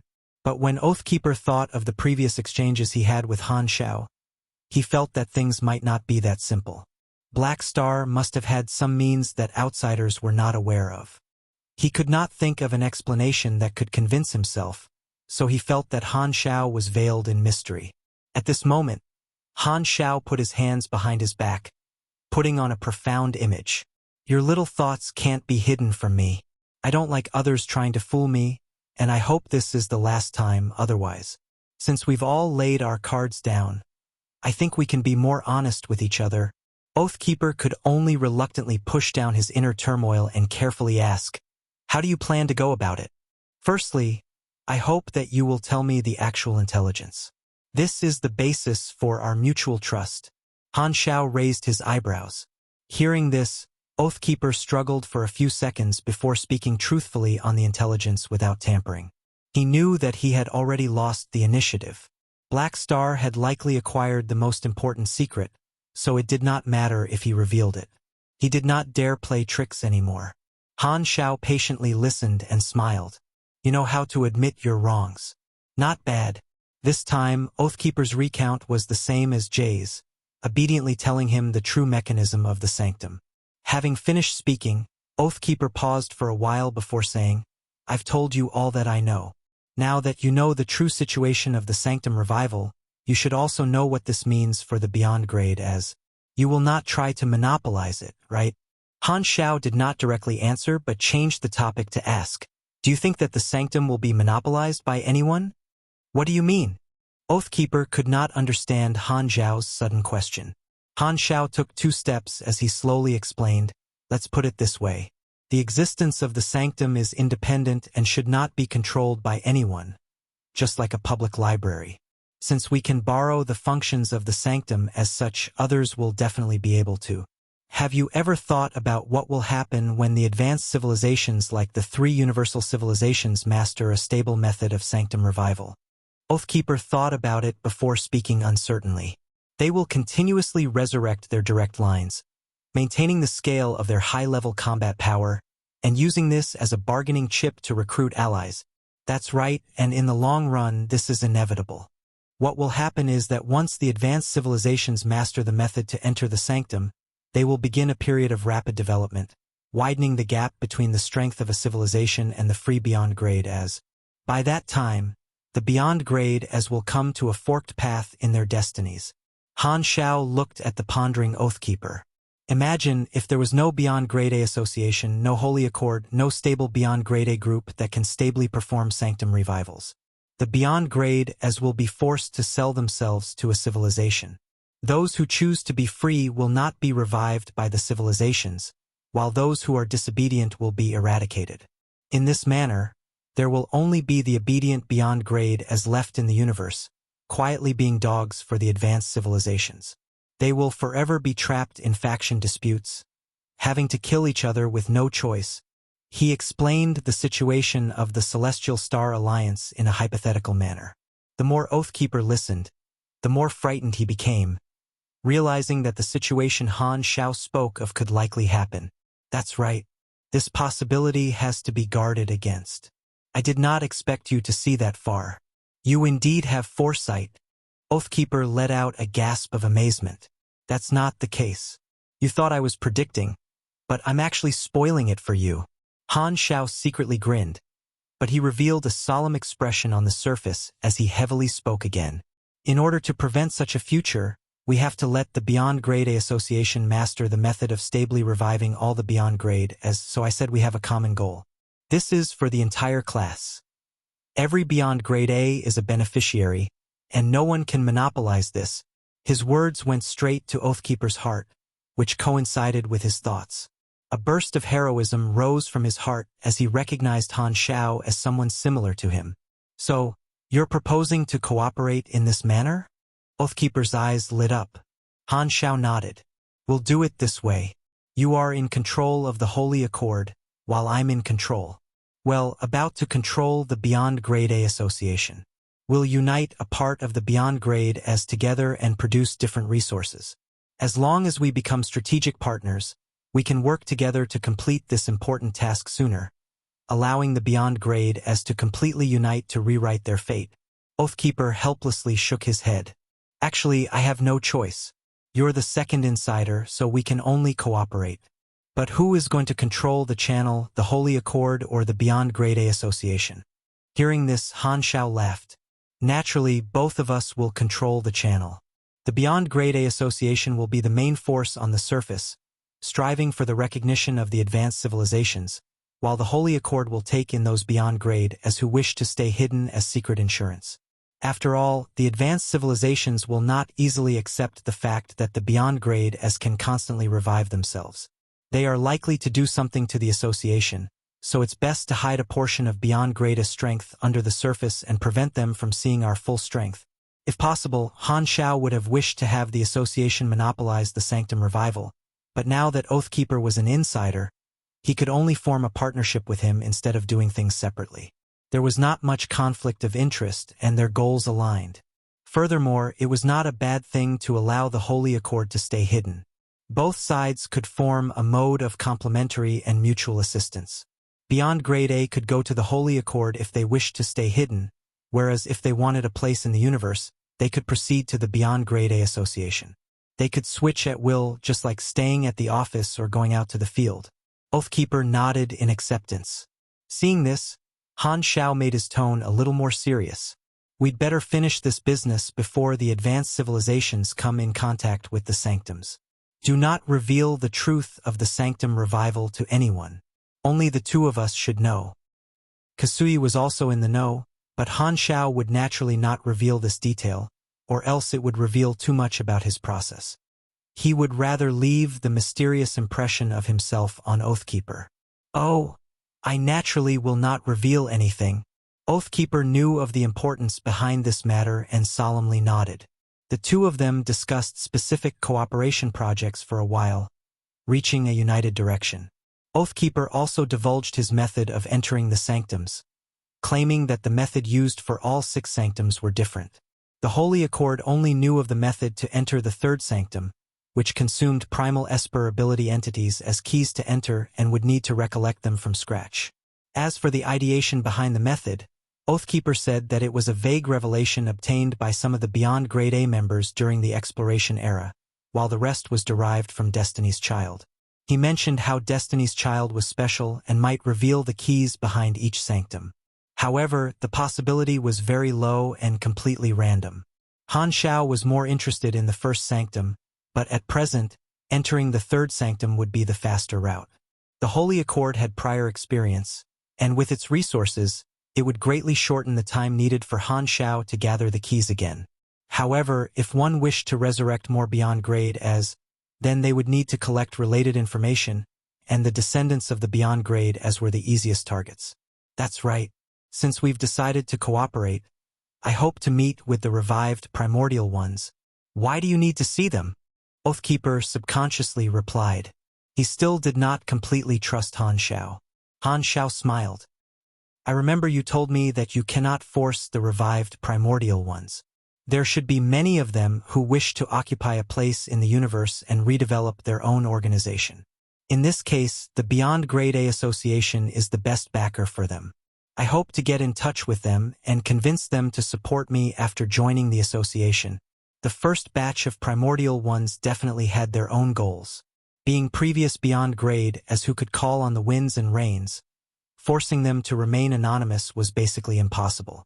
Some of them would do things in the universe like what happened in his previous life, shocking the Galactic Society and becoming the fuse of the calamity of the supers. With the Beyond Grade A Association now, Han Xiao felt that he could absorb some of them to strengthen his own faction. With the association intervening, the situation of the calamity of the supers could also be greatly changed. Han Xiao thought. Hearing this, Oathkeeper thought for a while before he eventually nodded. I'll arrange for you to meet with them as soon as possible. However, you have to be mentally prepared. They died early and have not experienced the generations of changes in the Beyond Grade A realm. They are not as low-key as I am and might be a little arrogant. It's all right. Han Xiao's lips curled. I specialize in treating such negativity. Chapter 12 14 times have changed. Chapter 12 14 times have changed. After sending away Oathkeeper, who was still dazed, Han Xiao relaxed and let out a sigh. Huff. Acting is pretty tiring, but I've managed to pin him down. The Holy Accord was a powerful force, completely hidden in the dark during his past life. However, he had now established a stable relationship with it, indirectly holding a secret power in his own hands. Furthermore, he would also know the whereabouts of the revivers, which was an important move in this game to complete the key layout.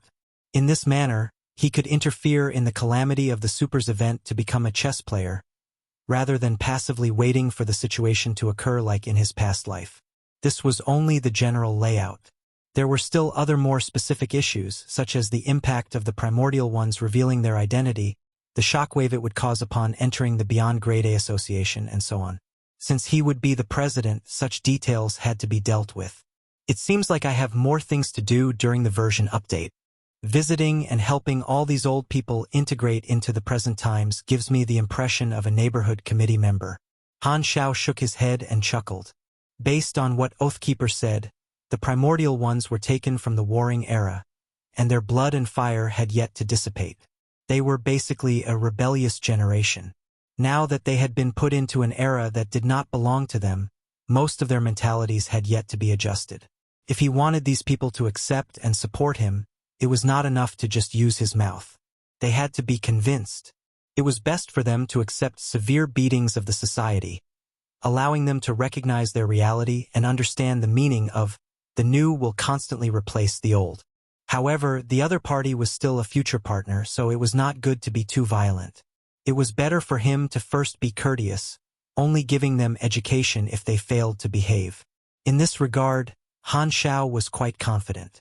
The primordial ones were the first generation of Beyond Grade and while he could not rule out the fact that there might be super geniuses who had reached the peak of Beyond Grade A, that number would not be huge.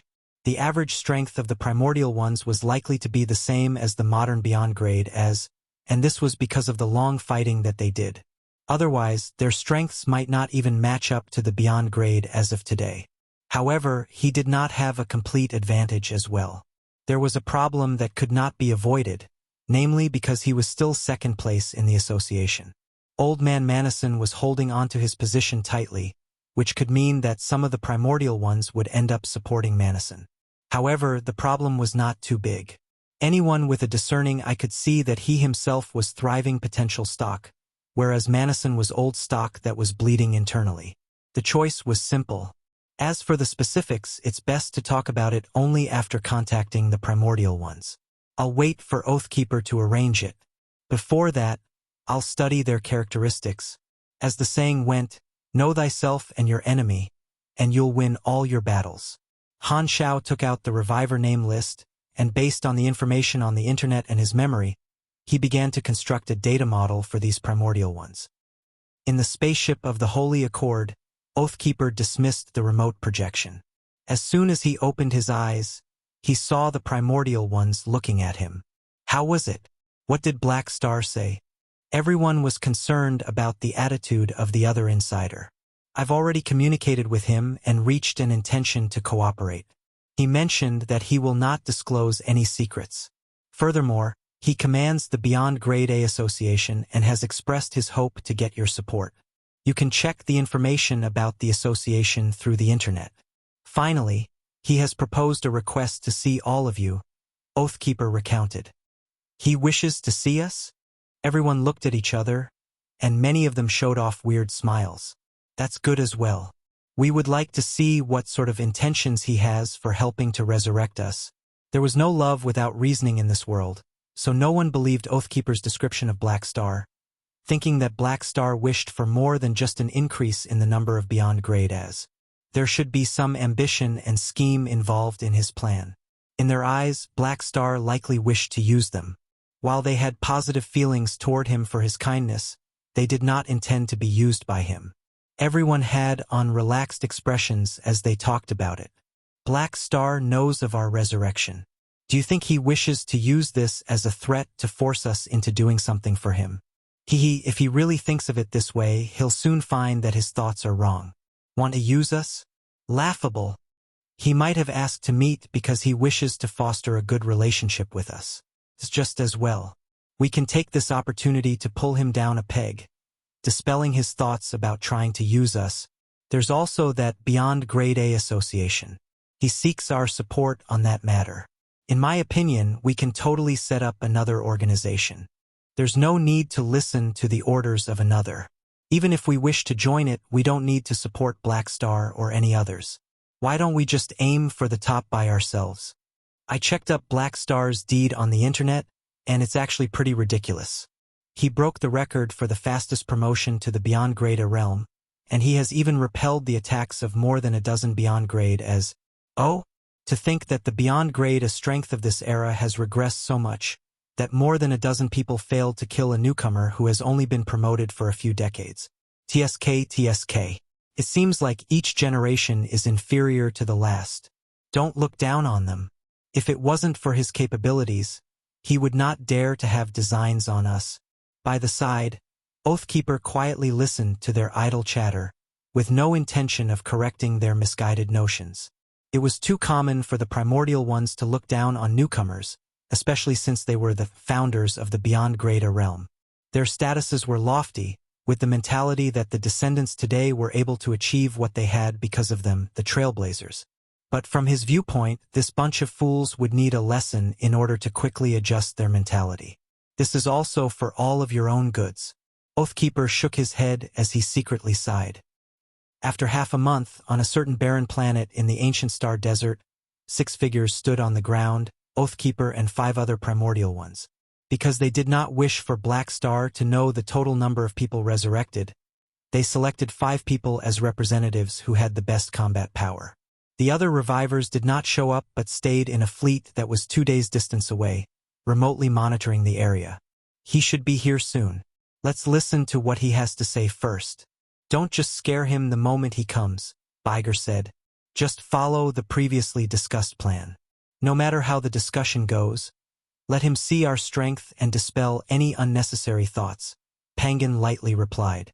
By the side, Oathkeeper closed his eyes and rested his mind, as though he did not hear anything. Before long, a comet flashed through the dark outer space and fell quickly. It was Han Xiao, who was using his fleshly body to cross the starry sky. I'm not late, right? Han Xiao landed in front of everyone, having an inkling of the situation as he glanced at the 6 people present. Oathkeeper took the initiative to introduce them. No, you're not. The 5 here are the representatives elected by the rest. Let me introduce them to you. But Han Xiao, however, cut him off, taking out his fluent ass-kissing techniques as he smiled. Everyone here is a primordial one, with a reputation that resounds like thunder. How could I not know all of them? His words were comfortable to the ears of those present. As the saying went, one would not hit a smiling face. While they had discussed showcasing whose fists were stronger today, since Black Star was their savior and even boasted good manners, the 5 also followed suit and greeted him, showing their friendly intentions. While Han Xiao was speaking, he was secretly calculating. King of War Pangan, Mage God Biger, Purple Emperor Lady Lust. These 5 were all experts in this batch of primordial ones, with different attitudes in his previous life. They were deliberately elected as representatives likely because they suited with the different goals among the primordial ones. Pangan represents the Avengers, Meiji represents the liberals, and Biger represents the careerists who pursue power. It seems like the issue of differences among the revivers has become prominent. After everyone exchanged greetings, Pangan then spoke. You actually came with your main body? It's our first meeting. I had to show my sincerity. It would be too disrespectful to arrive in my avatar. Han Xiao smiled. I admire your guts. Not bad at all. Pangan's tone was indifferent. Oathkeeper coughed a little to catch their attention. Let's first get to business. Black Star is now our partner, and he has requested this meeting, expressing his intentions to provide resources to help you quickly integrate into this current era. Hearing this, Han Xiao smiled and nodded. Everyone has just been revived, and your thinking has stopped during the exploration era. I estimate that you might not be adapted to the current era, so I would like to help you. However, I would like to know the goals you have after being resurrected, so as to facilitate the arrangement, let me be clear. If the goals for some of us are not within your line of interests, then what are you going to do? Biger asked with interest. It will depend on the situation, but you can be rest assured that the possibility of engaging in armed conflict is not high. The Beyond Grade A association that I belong to specializes in resolving such problems. I will not prevent you from pursuing your own goals, unless this goal will harm everyone, Han Xiao replied. Really? Pangan coldly said. The Federation of Light destroyed my homeland, so I'm going to avenge them. What do you think of this goal? Avenging your own civilization is a justified matter, but the premise is that you do not bring us a negative influence, or else the association will not sit idle. However, I would like to say something. I don't recommend you performing such suicidal goals. Han Xiao waved his hands. I just want to remain free forever, without being restricted. The Beyond Grade A association you speak of seems to also have a lot of rules. Lady Lust raised her brows. The rules in place are mainly just to protect the interests of everyone. Fundamentally speaking, the association is just a neutral group. Everything can be settled through negotiation. As long as you do not deviate from the interests of the group, you can enjoy the greatest degree of freedom. No one will force you to do something, and with the change in the universe, the Beyond Grade as grouping together is an inevitable trend. Only by seeking shelter can you obtain freedom, Han Xiao answered as he sized up Lady Lust. This Beyond Grade A had an exquisite appearance, with gorgeous makeup, purple lipstick painted on, and purple eyeshadow. Her hair was bunched up high, and she gave off an awe-inspiring aura. Among the women Han Xiao saw, her temperament resembled Erinrel the most, a superwoman who would not take no for an answer. The group constantly asked questions that they were concerned about, with Han Xiao answering them one after another, explaining how the association could help them with it, but no positive response was received. The 5 did not agree with this proposal at this time, and in contrast, they were more inclined to create their own group. During the discussion, Han Xiao could feel that the 5 of them were scrutinizing him, as though they wished to see through his tricks. Suddenly, Pangan interrupted the questioning as he said, I've always been curious. What is the motive behind you helping us? Hearing this, everyone immediately focused their gazes on Han Xiao. Han Xiao remained impassive. I've already told Oathkeeper. The Beyond Grade A realm requires more manpower. Only then can we obtain our own independence. Pangan shook his head. This is not enough to persuade me. You are holding on to the intelligence of our resurrection and information on the Holy Accord. Was it never your intention to threaten us? There's no need. We're mutually benefiting in this. Han Xiao took out the signature fake smile that Sorokin used to give. I really hope that is the case. I'll advise you to dispel any unrealistic thoughts as soon as possible, or you will regret it, Pangan warned. You're overthinking it. Han Xiao laughed in return. At this time, Biger also spoke. We've heard from Oathkeeper that you wish to obtain our support. Let us make things clear first. While we're thankful to you for resurrecting us, personally, I will only respect the strong. Oh, can I understand that as you inviting me for a spar? Han Xiao's brows furrowed. If you wish for me to support you, it's best to show some skills to convince me. If you don't mind, I really wish to try how capable you are. Biger narrowed his eyes. Han Xiao swept a glance at the rest. Do all of you think the same? Beyond grade as ultimately speak with their fists, Pangan coldly replied. The rest also nodded, staring at Han Xiao with a playful look on their faces.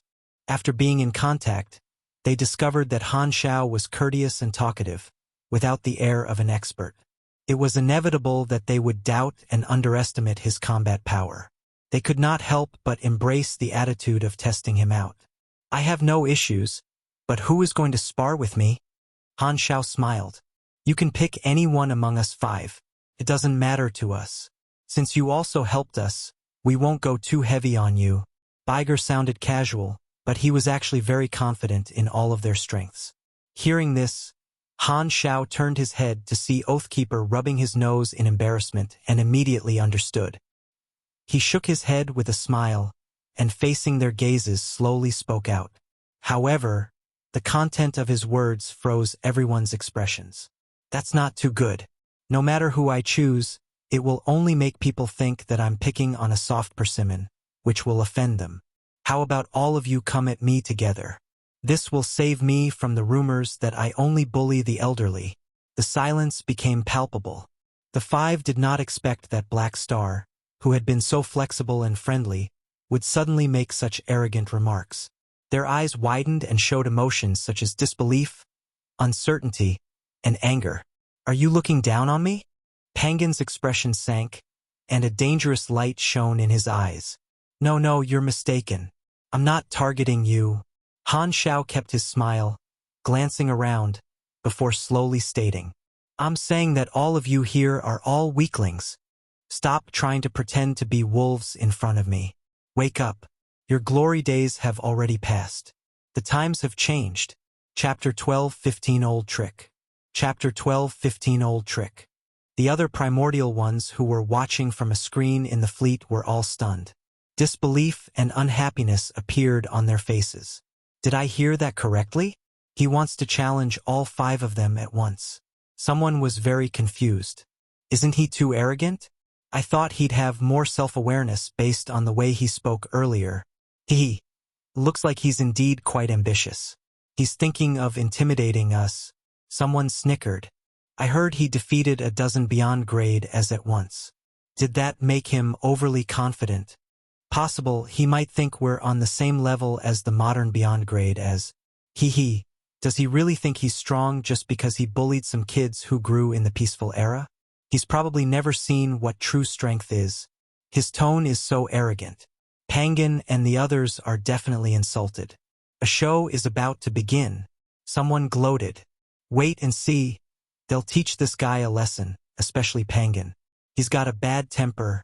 Hope he can still be this cocky later, someone said with a mocking tone. All of them were waiting to see the show. What Han Xiao said was targeted at all the primordial ones, including them, so they were insulted too. Although they did not look like they were more than glad to see Han Xiao get embarrassed. On the other hand, the 6 of them, including Oathkeeper, heard what Han Xiao said and their expressions changed.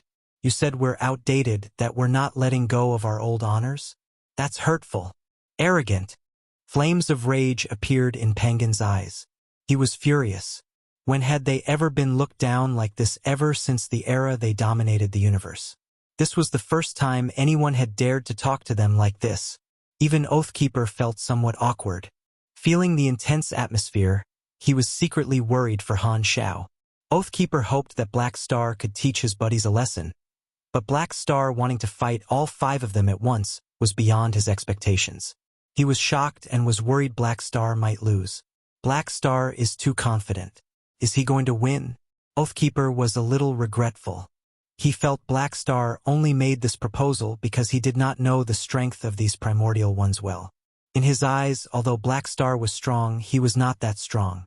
Despite having caught up with the recent news, His image of Han Xiao was still the same as before he entered the sanctum.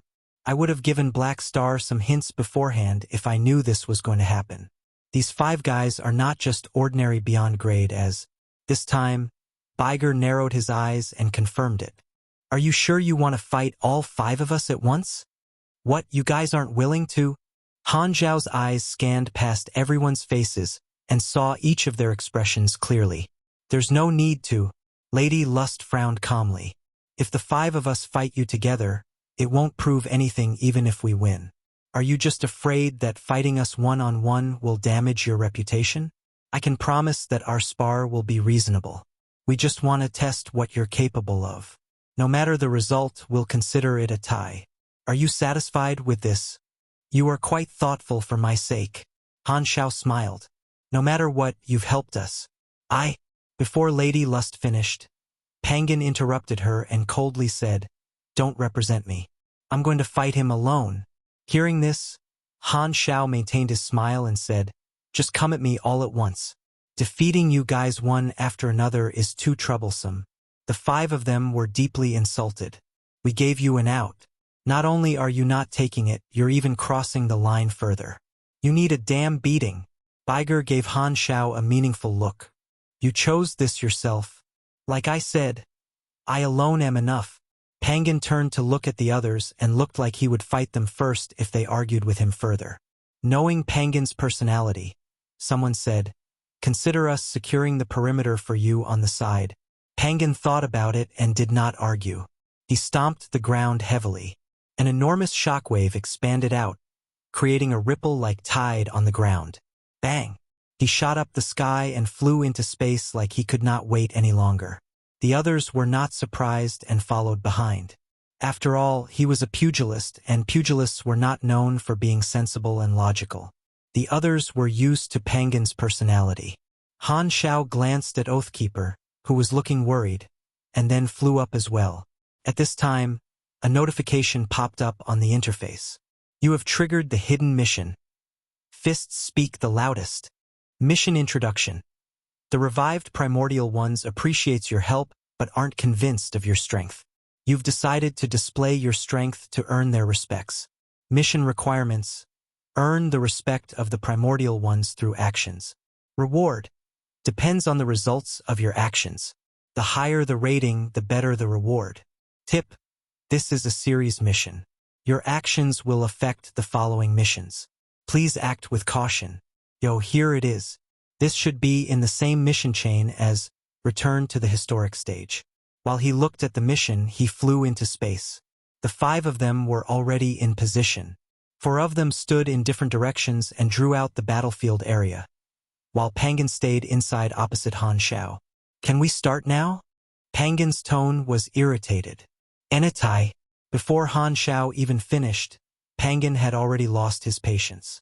Golden red flames erupted from within his body as he turned into a meteor and charged toward Han Xiao. Usually, when pugilists were in a friendly spar with mechanics, they would always actively back away some distance so that the mechanic could let out part of their army. However, Pangan had already developed the habit of using everything to his advantage as much as possible through countless large-scale galactic wars, exploiting every edge he had, even in spars. Han Xiao narrowed his eyes, stood in place, and opened the secondary dimensional army box. However, before the first batch of mechanical troops even appeared, Pangan had already bashed onto his chest. Boom! As his fist landed right on Han Xiao's chest, Pangan was surprised to realize Han Xiao did not even dodge it. Hence, he quickly turned a normal attack into an ability. Thick pugilist flames rushed into his fist and entered Han Xiao's body, turning into an erupting shockwave.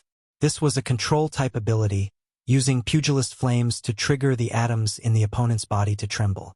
As long as his strength was superior, he would be able to temporarily immobilize the opponent. Pangan was very experienced in dealing with high-level mechanics.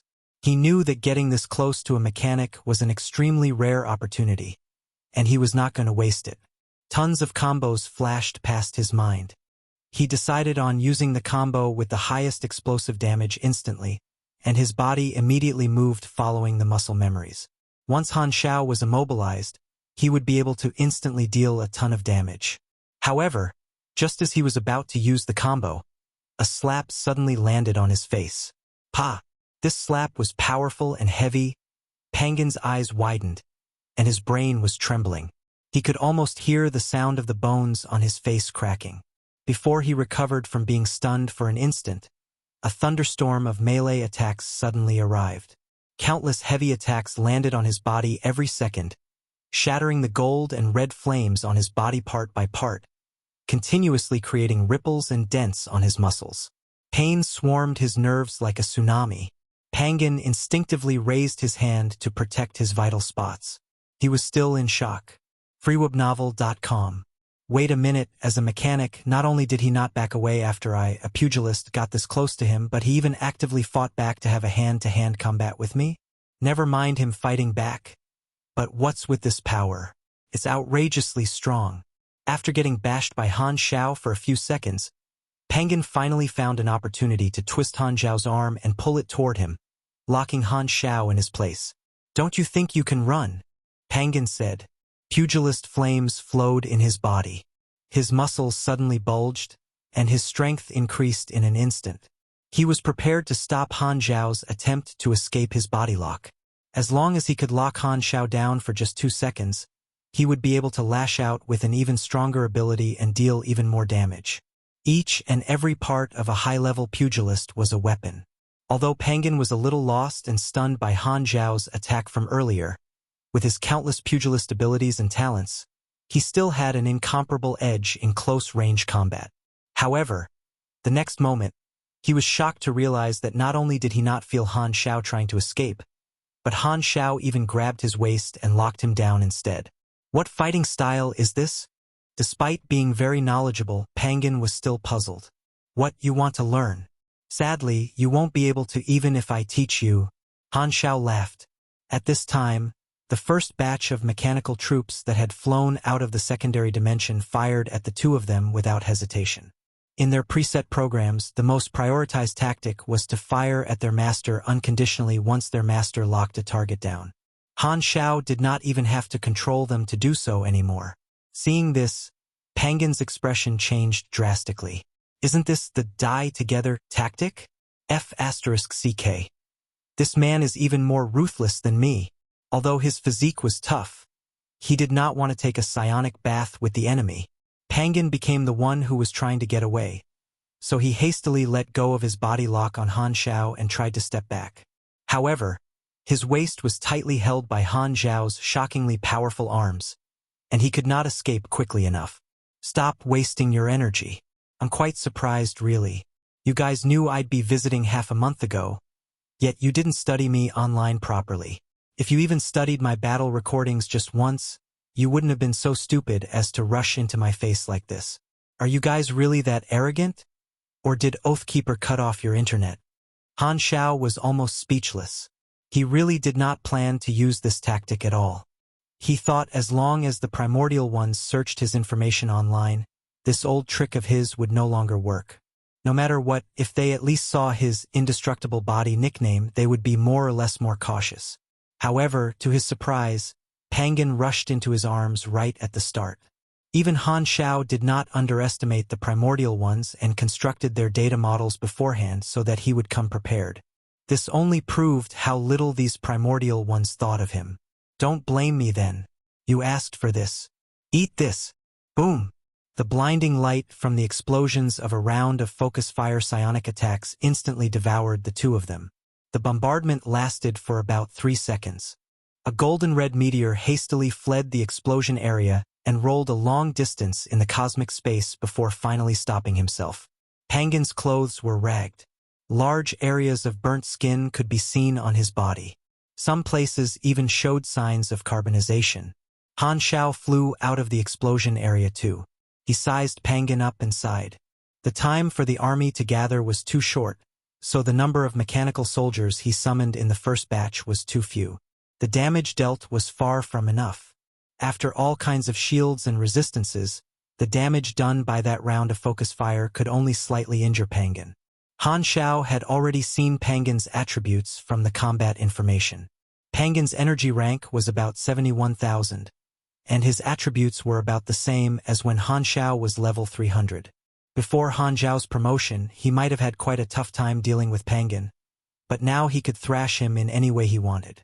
However, he also knew that these primordial ones were not at their peak. Losing part of their attributes and being in the weakened state since they had just awakened were just two of the reasons. Another important reason was that their equipment did not revive with them. For example, Pangan's nickname came from the set equipment he used when he was active in the galaxy, which was exactly called King of War. It was built by the civilization he was in and consisted of 3 universal treasures: the shield, spear, and the armor. Without this set of equipment, he was about 30% weaker. This was even worse for mechanics who revived. They would have lost all the machines they had and would have to build from scratch. It was tragic. After all, not everyone had as fast production speed as him and the Mechanic Emperor. Seeing this, the 4 others who were securing the battlefield on the side were astounded. Their expression turned from unconcerned to serious. "Did you see that?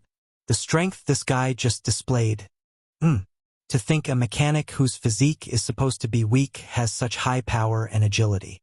Either his energy rank far exceeds Pangan, which means his foundation is much higher, or the modern mechanics have taken a very new path of not focusing on machines but their physique instead. I think the latter is quite likely." While the 4 of them chatted in the communication channel, the situation in the battlefield changed again. After losing a small round, Pangan became cautious. Before clearly understanding the situation, he did not dare rush close to Han Xiao. He did not know what to do for the time being. Han Xiao, however, did not continue to attack. Golden mechanical force spread out from his body like a net, catching onto all the machinery around him and pulling them toward him. Within the blinding cluster of mechanical force lightning bolts, the enormous mechanical deity appeared. The next moment, the mechanical deity swung the celestial punishment edge one round and unleashed an arc of silver-blue psionic energy. Swoosh! The energy blade quickly expanded. Even the 4 people at the edge of the battlefield were targets in this attack. With flashes of light, magic arrays, esper abilities, and psychic means of defense appeared. Biger, Lady Lust, and so on blocked this powerful energy blade attack in their own ways. At the same time, Han Xiao's provocation sounded in the public channel. "I said I'm going to fight all 5 of you, and I'll do it. You guys want to watch on the side? Don't even think about it." Biger and the others exchanged looks and joined the battle without hesitation. Seeing Black Star's strength, the few of them no longer minded fighting Han Xiao together. If they really let Pangan fight him alone, Pangan would most likely lose. Furthermore, Han Xiao attacked them and forced them to fight. Not fighting back would not be suitable.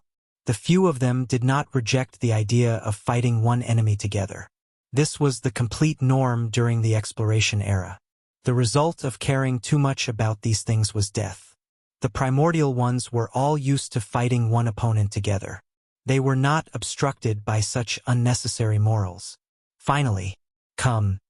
Let me give you guys a beating of love to help you see reality. Seeing this, Han Xiao grinned.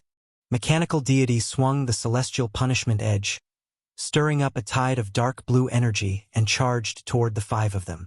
Chapter 12:16 Confidence Destruction Lesson. Chapter 12:16 Confidence Destruction Lesson. Boom!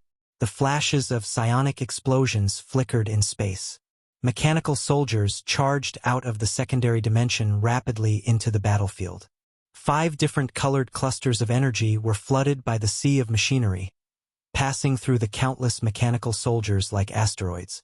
Flashes of light from different abilities flickered between the tiny gaps of the mechanical army from time to time.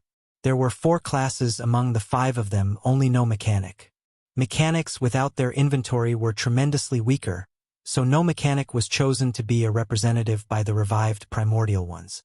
Psionic Prime led dozens of apostle weapons to fight. With the bonuses from Han Xiao's mechanical force, the highly synchronized apostle weapons gave them a lot of pressure. The mechanical deity stood above all in the battlefield, swung its celestial punishment edge around and chased after the 5 of them. The weapon was enormous but quick like lightning, releasing extremely powerful psionic energy blades together with Geta Hadouken combos one after another, dealing massive damage. Pangan got special attention. Han Xiao loved Bolin. Ahem, educating cocky, headstrong pugilists. Since the opponent this time was not old Manison, who knew him all too well, Han Xiao had to maintain his image. Hence, he was more reserved and did not bombard them with private messages. The five of them fought for quite some time. Despite fighting the five of them alone, Han Xiao did not show signs of defeat for the time being. In fact, not only was he not losing, he even had a slight advantage. Pangan, Baiger, and the rest of them were far from their peak strength, but they were not completely trash. Although they were at quite a disadvantage, they could still hold on for now by working together. However, all five of them felt distressed. This was the first time they had fought a mechanic of this style. They did not know what they should do. In their knowledge, the best tactic against mechanics was simply getting close. When they first saw that Black Star came with his original body, they were quite surprised and felt Black Star was way too incautious. Only now did they realize just how wrong they were. Black Star's style was the complete opposite of the impression they had of mechanics. One was as fragile as a piece of paper, while even the supposedly psychological weakness of the other was extremely tough. He was basically indestructible. The strategy of rushing toward him was basically useless. But if they targeted his army, his inventory was way too huge. Soldiers were still swarming out of the secondary dimensional army box every second. God knew when it would end. It seemed like the only strategy they could use was to deplete his energy by stalling the battle. However, the destructive power of the Apostle Weapon's mechanical army and the mechanical deity was too strong together. There was hardly any room for them to make any mistakes. Plus, their energy was also getting consumed at a quick rate. If this carried on, the five of them were uncertain if they would be heavily injured and unable to fight first, or Black Star's energy would dry up first. Does this guy even have a weakness? Baiger was appalled. It's shocking to see such a horrifying man in this era. Lady Lust marveled. If only my weapons were still. Pangan clenched his teeth as dozens of his bones were shattered by an energy blade once again. Save it. You got beat up by a mechanic at close range as a pugilist. Have you not embarrassed yourself enough? Someone asked. All right, stop quarreling and think of how to fight him. If we really get defeated despite fighting him as five, just image how shameful that'll be for us, Baiger said. The five of them dodged and guarded against the mechanical army's attacks while trying to find Han Xiao's flaws. However, they were unable to find an opportunity to turn the tables. Instead, they fell into a more and more passive situation. With the bonuses of Fearless Heart and Legendary Battle Technique, the attacks of the army were extremely powerful. Among the five of them, only Pangan had true damage reduction. The rest could not endure many rounds of focus fire. If not because a Psychic and Baiger were continuously refreshing their shields, someone would have already been heavily injured. Most importantly, the few of them were absolutely shocked to realize that Han Xiao was becoming stronger as the battle carried on. Baiger dodged the attacks of a few apostle weapons by using an illusion spell before saying decisively, "The battle is now going according to his tempo. Things will only get worse if this carries on. Let's try again." The five of us all attack his main body together. I don't believe his physique doesn't have limits.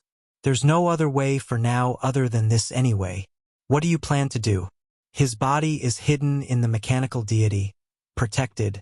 Have you forgotten about the space-forbidden spell I have mastered? I can pull the target out of the mechanical deity for a short period and create an opportunity. The few of them quickly came to an agreement. Baiger did not delay any longer and started preparing for the spell with a hand gesture. An exquisite enchantment array illuminated on his neck. A wave of space-repelling force expanded from him, and the mechanical soldiers around were all pushed far away. Right after, he raised his hand and used a group teleportation spell, teleporting the other four to beside him. His spell casting did not stop. He instantly created a new magic array. Ripples suddenly appeared in cosmic space not far away. Han Xiao, who was supposed to be inside the mechanical deity, suddenly appeared at the location Baiger had selected out of nowhere. Han Xiao only felt a flash before his eyes, and the location he was in changed. He instantly saw the round of focus fire the five of them had prepared that was rushing toward him. Yo-ho, Cute combo. Han Xiao still had the time to tease them. He opened a new gate of the secondary dimension beside him. He pulled it and dragged out rows of space-time amber balls, which were stacked into a transparent wall in front of him. The next moment, the tsunami of long-range attacks from the 5 of them crashed onto the amber barrier. Like a water pillar falling onto a leaf, the attacks instantly slipped toward all directions, leaving Han Xiao, who was behind the barrier, completely unharmed. What is that? Seeing this, the pupils of the 5 of them constricted. At this time, Han Xiao's laughter sounded in the public channel. This kind of time swap spell is quite interesting. I have something similar too. Do you guys want to see it? As soon as he said that, Han Xiao disappeared and returned to the mechanical deity using Void Hyperdrive. Before the 4 of them could respond, he instantly used Void Swap and changed his location with a target. Whoosh! Pangan's sights flickered. He was petrified to realize that he had appeared inside the mechanical deity. Before he could react, the parts of the mechanical deity around him suddenly disassembled into mechanical troops. They surrounded him and fired at him instantly. While the headstrong boy was being beat up, Han Xiao appeared beside the 4 others. Looking at their shocked expressions, he smiled and activated Void Prison. The next moment, the movements of the 4 of them became extremely stagnated, like they were in a pool of mud. They were all inside the Void Prison, and only Han Xiao could move freely. Then, he activated apostolization to maximum power. The countless mechanical troops gave him tons of attributes. His right arm bent like a bow. Energy circuits lit up on his mechanical suit, and psionic energy expanded like a ripple. Get a Hadouken! Star Penetration Hammer. Han Xiao launched his fist right forward.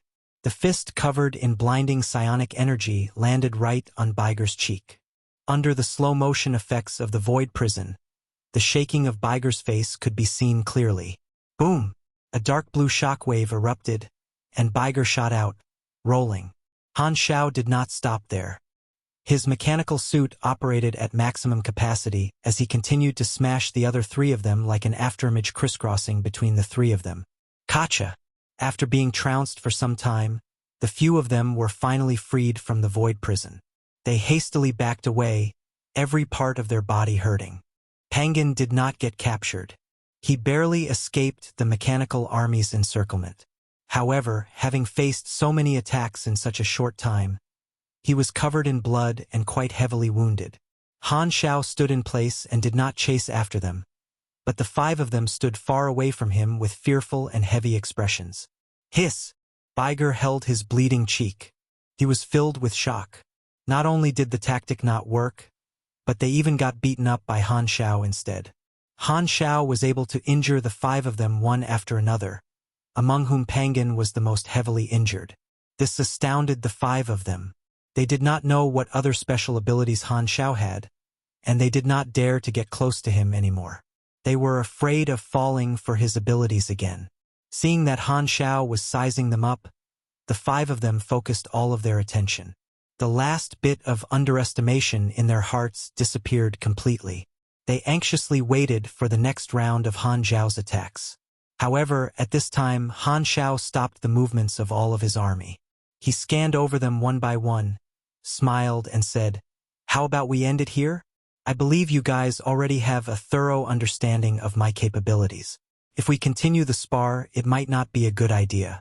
I agree with Lady Lust's suggestion. No matter the results, we'll call it a tie. There's no need to go all out." Hearing this, the 5 of them were stunned for a moment.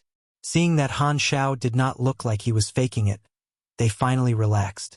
They exchanged looks and saw some bitterness, shame, and embarrassment on each other's faces.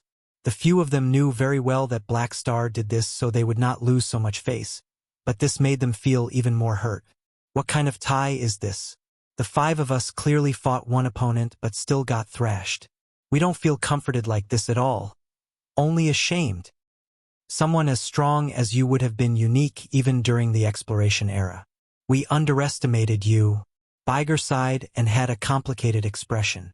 Having experienced it personally, Black Star's combat capability far exceeded their expectations and completely convinced them.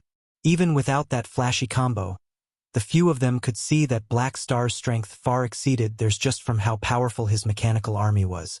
Having thought of this, the few of them looked more or less disheartened.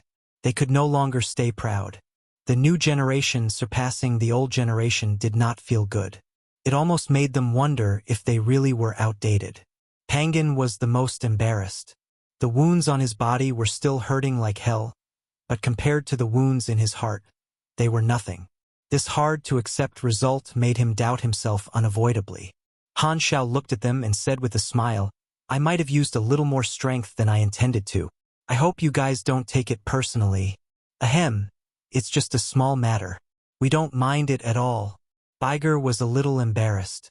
He still remembered that he had said something similar to Black Star not long ago. "Can we continue to discuss what we were discussing before now?" Han Xiao shrugged. Yes, let's head back down and continue." The attitude of the few of them changed completely. Their tone now included respect and admiration. Although they were not used to this change mentally, beyond grade as respected the strong. Strength was the foundation of their position. Therefore, of course, the few of them were not going to act proud like they did before in front of someone who could crush any one of them in a duel. Seeing this, Han Xiao smiled. When he returned to the planet's surface, he instantly saw that Oathkeeper was staring at him. "Why are you looking at me like that?" "Nothing." Oathkeeper suppressed the shock inside him and tried his best to make his tone sound natural and calm. The strength Han Xiao had just displayed shocked him too. Unlike the other primordial ones, Oathkeeper knew that Han Xiao was very strong, but he did not expect him to be this strong. Before today, Oathkeeper felt that he had a 50% chance of beating Black Star. However, after witnessing Black Star's fight with his own eyes, he doubted his judgment severely. Black Star was much more powerful than the rumors. Fake news was awful. Oathkeeper could not help but feel glad that he did not choose to kill Black Star back then, or he would have probably been the one who was killed. At the same time, the remote surveillance room in the Holy Accord organization spaceship far away was completely silent. The primordial ones who were watching the battle were astounded. Their eyes widened with shock, and they were at a loss for words. After more than 10 seconds of complete silence, someone finally said with disbelief, 5 against 1, and they lost. As soon as he said that, the rest erupted. Is this the strength of the modern beyond grade as... From the way it looks, it seems he didn't even use his full strength at all. The 5 of them could not even make him go all out. What's his energy rank? 80,000? 90,000? Or above 100,000? Maybe he was right. We're outdated. The times have really changed. The primordial ones present felt that everything they once knew was shattered.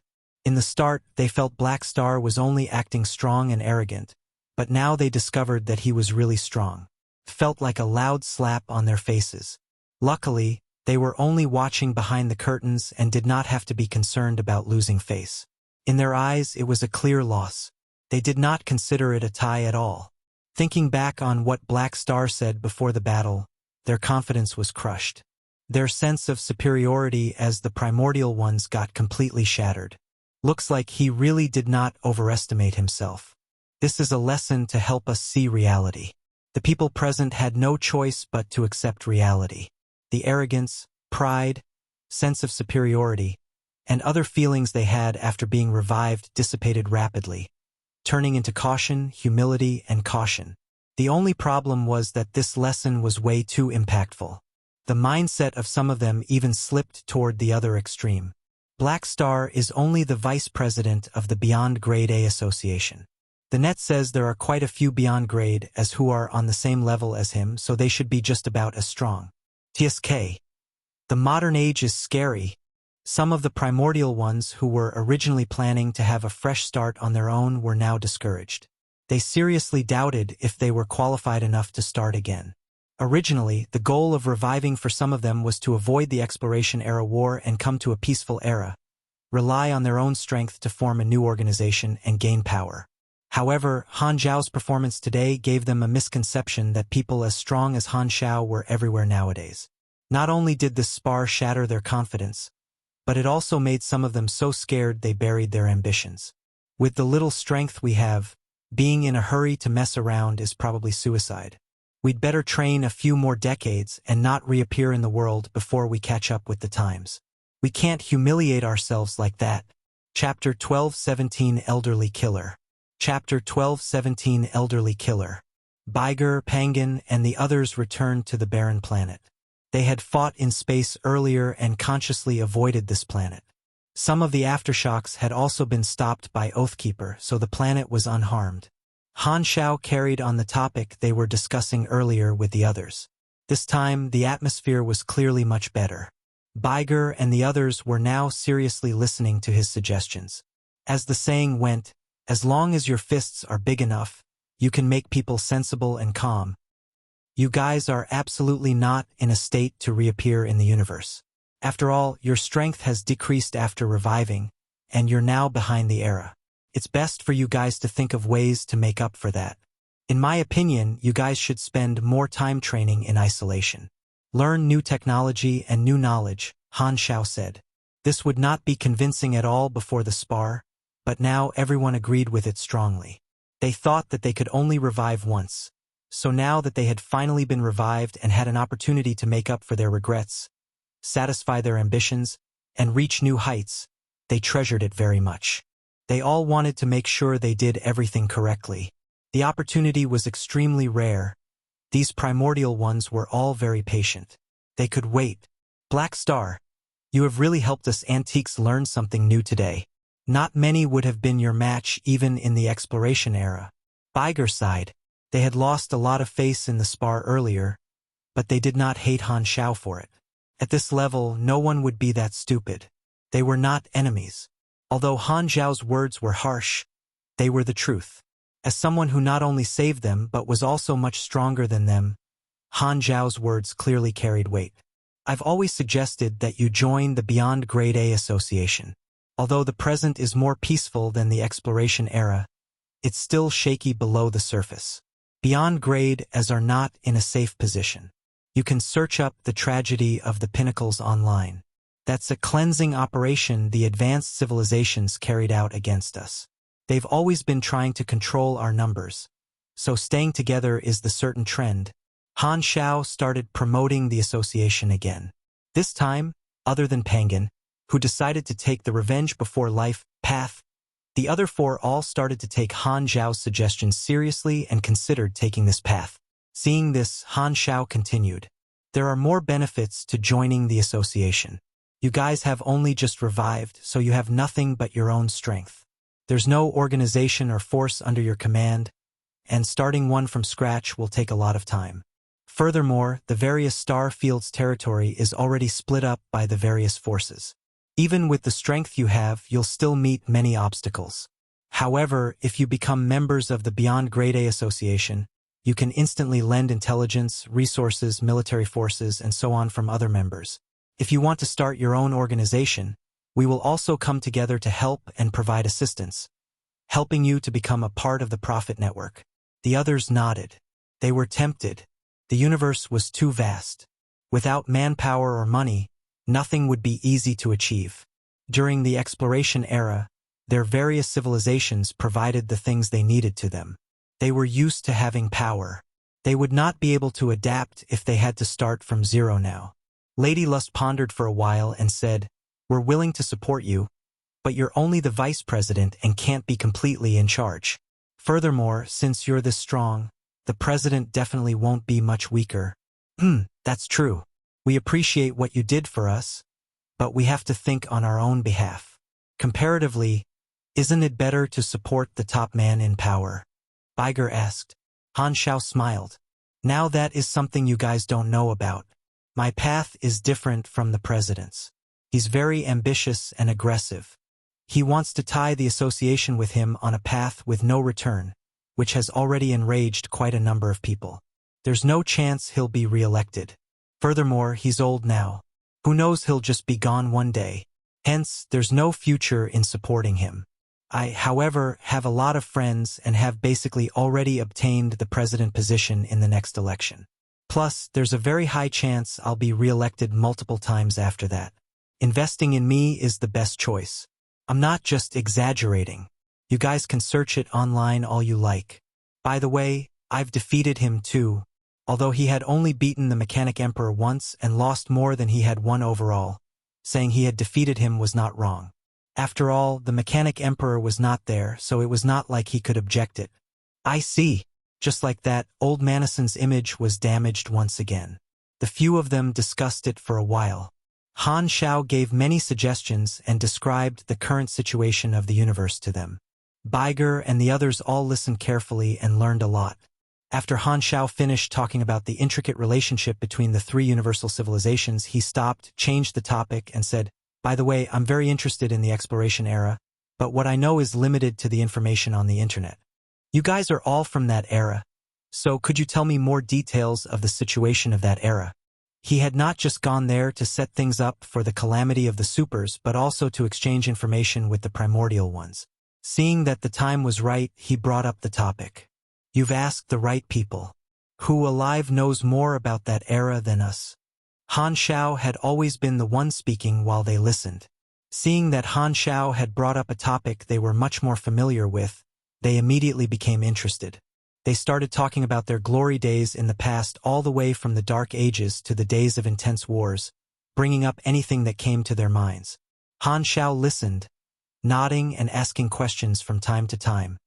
He obtained quite a number of secrets about the exploration-era war from them, as well as the information about some primordial ones. Speaking of which, do you guys know this Soul Emperor guy? Rovel Sisok? I fought him a few times on the battlefield. That guy's quite capable, but I died earlier than him. I don't know what happened to him afterward, Lady Lust said. He was killed in action. Baiger shook his head. By me? You killed him? Han Xiao was immediately interested. To be more details, I participated in an ambush on the Soul Emperor, along with 2 others. But I dealt the final blow. Yo, now isn't this an interesting coincidence? Han Xiao was very curious about what expression Sorokin would have when Baiger joined the association. Given how little Soro is, even if there's a tsunami in his mind, he'll probably still have that signature fake smile. Should I give him some stimulation by then? Han Xiao suppressed his wicked thoughts and asked, "Are you sure he's really dead? His soul esper ability is rather special. Maybe he shifted his soul without anyone knowing." You're saying he faked his death? Baiger was surprised for a moment. He thought for some time, shook his head, and said, "I wouldn't know about that then. Anyway, I didn't notice anything strange at that time. I'm just guessing. If he remained alive till now like Oathkeeper, and you see him again, will you be able to recognize him?" I'm not sure. If he didn't change, my soul detection spell would recognize him. By the way, Soul Emperor is also the previous master of the Soul Flame. Oathkeeper should sense it if they met. But that also depends on if he changed his soul frequency or not. Everyone's soul frequency is unique. Hearing this, Han Xiao rubbed his chin and pondered. Sorokin was an expert in the soul area. He should not have left such a flaw. But that might not certainly be the case. After all, Sorokin had lived all the way till now. He would never expect to meet the primordial ones whom he once had contact with. No one in the present could prove that Sorokin was the Soul Emperor, so these revived primordial ones became the most solid evidence. TSK, if Baiger recognizes Sorokin right on the spot when he joins the association, things will get very interesting. Black Star, I have a feeling you're trying to say something. Do you know something? Is the Soul Emperor really alive? Baiger could not help but ask. Who knows? Han Xiao shrugged. He had yet to decide whether to expose little Soro yet. It was not the time to obtain the most benefits from doing that yet. He paused and said, by the way, there was a pair of sisters during the exploration era who possessed the vital and death energy respectively. What do you guys think about them? Nurkis and Eros. They were very strong. They created the underworld. Not many people dared to mess with them. Pangan finally found an opportunity to say something. What's the underworld? Han Xiao acted like he had no idea. That's one way of reviving 2, but with more cons. You'd become the vassals of the 2 sisters, the few of them explained. The Oathkeeper listened for a while and said hesitantly, many primordial ones were looking for a way to revive back then. We chose the Holy Accord, while some placed their hopes in the underworld. But, Lady Lust shook her head. I'll say it. Those two sisters got lost on the path of searching for the meaning of life and death. They were very unreliable. We once invited them to join the Holy Accord, but they rejected us. Afterward, we lost contact with them and don't know what happened to them. They probably died. Not just died, you might not believe this, but they committed suicide. Suddenly, his body turned stiff as he realized something. When Onisalu explained the underworld to him back then, he did not know much about the sanctums, but thinking about it was the act of the two sisters leaving information form Esper ability seeds behind the equivalent of snatching the information of their own Esper abilities out from the sanctums? Was that why these two Esper ability seeds passed down their life knowledge? The great mechanic Han was baffled. The more he thought about it, the more he felt it was not as simple as he thought. Could the reason for the two sisters to suicide be that they found out about the sanctum being able to revive them and wanted to attempt to revive themselves right after committing suicide to prove their theory and confirm that their path was right? Maybe they failed in the end and only left the information of their Esper abilities behind but not themselves. Linking this with the situation Kasui was in, could the impact of God's trait transformation missions have played a part? Before they completely died, the word heritage was mentioned among their last words. Could they have been pointing at not only their Esper ability seeds but also the great reboot, the eons of the universe? Thinking deeper, could Nerkes and Eros be revived through the sanctums by using Gila, Aurora, or the underworld as the medium? If that failed, would it mean that they were still alive in a certain way? Han Xiao felt the more he thought about it, the more complicated it seemed. Suppressing the shock and doubts he had, he skipped this topic and continued chatting with the others. The few of them chatted for a while. Seeing that it was about enough, Han Xiao interrupted them and said with a smile, "Let's call it a day for today. I've already relayed my suggestions. We can be considered friends, so don't hesitate to come to me if you need anything in the future. Keep in touch." Hearing this, everyone nodded, expressing their friendliness. Han Xiao bade farewell one after another and then equipped the king mechanical suit before disappearing. Biger and the others exchanged looks after he left. "Let's get going too. Black Star is right. I'm going to focus on training from now on. We've acquired such an amazing opportunity. Let's use it to find breakthroughs and hope to recover to our peak strength," someone said. I don't plan to leave for 20, no 40 years. I'll be staying in the Holy Accord." Hearing their discussions, Oathkeeper smiled with comfort. His buddies' mindsets were finally fixed by Black Star. My efforts were not wasted. Han Xiao teleported all the way back to Black Star Palace, which was multiple star fields away, and opened up the interface immediately. He saw the mission notification that had been flickering for quite a while right away. Fists speak the loudest, completed. Your actions have earned the respect of the primordial ones. The results were excellent. This will cause unknown affects to the future. Grade, unbelievable. Plus 20 Lady Lust favorability. Plus 20 Trip favorability. Plus 20 Pangan favorability. You have received 240 billion EXP, 8 random rewards, and 3 blank character summon cards. You have received 10 awakening points. You have received the third sanctum ability fragment. You have received talent, Elderly Killer. Elderly Killer. When facing opponents older than you, your basic attack will increase over time up to 15%. At the same time, your CHA will increase by 40%. This, Han Xiao was speechless. The rewards were very rich. Very rarely did missions reward awakening points directly, and he even got a new talent. The effect of the talent was quite good, giving him bonus basic attack damage just like Fearless Heart. But what kind of name is this? I beat up a group of primordial ones, so I became an elderly killer. Also, I can understand the bonus attack damage, but what's with the increased charm? Did they feel I looked cool fighting? Are they going to cheer for me while I beat them up? Are all elderly masochists? Other than these things, the triggering mechanism was quite perfect for him, among the current beyond grade, as no one was younger than him. What a weird talent. Plus, it seems to go against the traditional virtue of respecting the elderly. Han Xiao shook his head. He went through the reward one more time and closed the interface to ponder about the impact of the things he did this time. I beat up the primordial ones, getting rid of their pride. This way, they should keep a low profile for a very long time. The calamity of the supers will be delayed because of it. I can be less worried for some time now. Han Xiao let out a deep breath. He had a lot of things to do, such as study the treasure trove of technology, expand the army, collect the sanctum fragments, and many more. Time was what he lacked most. The later the calamity of the supers broke out, the better it would be for him.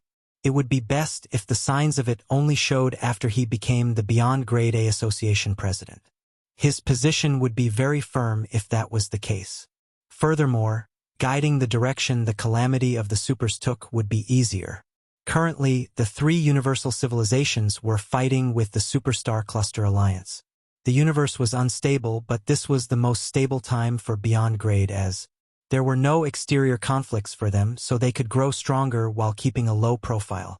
The association would also be able to build a more complete interest network. All things aside, it had only been a few years since the founding of the Beyond Grade A Association. There were way too many things that had to be done. It's time to focus on growing for some time, Han Xiao thought. At the same time, Madison and Sorokin, who were in different places, both suddenly felt chills down their spines. Weird. Why do I feel as if something bad has happened? Sorokin was troubled. Dozens of speculations flashed past in his mind. The response of Madison, however, was much more direct and immediate. Freewebnovel.com. That little B** starred black star is definitely plotting against me again. Chapter 12:18 Flames of War, God's Movements. Chapter 12:18 Flames of War, God's Movements. Time is cruel. No matter how the world changes, it never turns back and takes the world forward. The galactic society in the years of war was filled with endless unrest, changing the lives of quadrillions. Some threw themselves into the tides of the era. Some were forcefully dragged into the vortices, and some were firm on living a meaningless life till death. Protests, revelations, coups, political strife. Countless chain reactions spread in the various star fields. The root of this storm in the universe was the flickering war between the three universal civilizations and the Superstar Cluster Alliance. After the Immortals disappeared, the war became more and more intense, gradually turning from using representatives to sending in official armies. Even though both sides kept the battles as undestructive as possible, the large-scale battles between advanced civilizations were not things ordinary organizations could take part in. The various front lines in the fourth exploration phase exploration area became almost forbidden grounds. Once the war machines of advanced civilizations started moving, they were different from the battles between individuals with great power. It was as if they had taken over the sky. In the face of the attacks of the three universal civilizations' official armies, due to the problem of having a limited supply lines, the Superstar Cluster Alliance started to show signs of defeat. Their territories were snatched away time after time, and their battlefronts kept shrinking. In the midst of all this madness, the Beyond Grade as, however, were unshaken. Their days were spent in comfort, keeping a low profile while slowly completing the association's profit network, linking the Beyond Grade A organizations from various industries. While heated wars were going on outside, Han Xiao ignored all of it and announced his isolation. Other than the Beyond Grade A meetings, he did not step out of the gates of his workshop at all, spending all his time studying the technology treasure trove from Jayz. The operation of the Black Star Army no longer required his attention. With the Army's resources and partnerships with multiple organizations, it slowly expanded the subdivisions in the various star fields. The immense profits earned were used by the great mechanic Han to study the technology. The Army was making so much money that he could not spend it all. His cash power became ever stronger. With his current position, no one dared mess with him without good reason. As for those who were overconfident and did not know where they stood, the Army could easily deal with them. There was no need for Han Xiao to settle those issues personally. The various primordial ones of the Holy Accord organization were training secretly and peacefully. Madison, Sorokin, and the others who had beef with him were also busy with their own things. No one came to disturb him. In this peaceful environment, the great mechanic Han finally had the time to study technology for several years, during which he even obtained the Stewart's Peace Prize once and got himself a legendary point as well as some fame for some time. High-level beings' sense of time varied. They could make 1 second feel many times longer to themselves, and they could let pass months in the blink of an eye. Therefore, Han Xiao never felt bored being submerged in the sea of knowledge. He even grew more patient. Days passed in the flames of war. The time now was Galaxy Calendar Year 738. At a certain secret Crimson Dynasty military training base, all of the lessons had stopped. All the students and drill sergeants gathered in the biggest square and looked up at the enormous virtual screen in the sky. The screen was split into dozens of smaller windows displaying different images. Most of the screens were showing different angles of a silhouette that was shining brightly from all over his body. One of the windows that was showing the widest angle was displaying a spherical mechanical satellite that was filled with energy circuits. Condensed chimney-looking devices extended from all over the satellite. Some were absorbing the dark energy that existed everywhere in the cosmic space, and some were shooting out white plasma. The energy circuits on the satellite's surface flickered like it was breathing. This seemed to be a certain kind of energy cycling and converting device. If the people on the square looked at the other side of the sky, they would see that many more similar satellites were hovering above the base. One of them was operating, and it was the one shown on the screen. This was one of the facilities in this training base.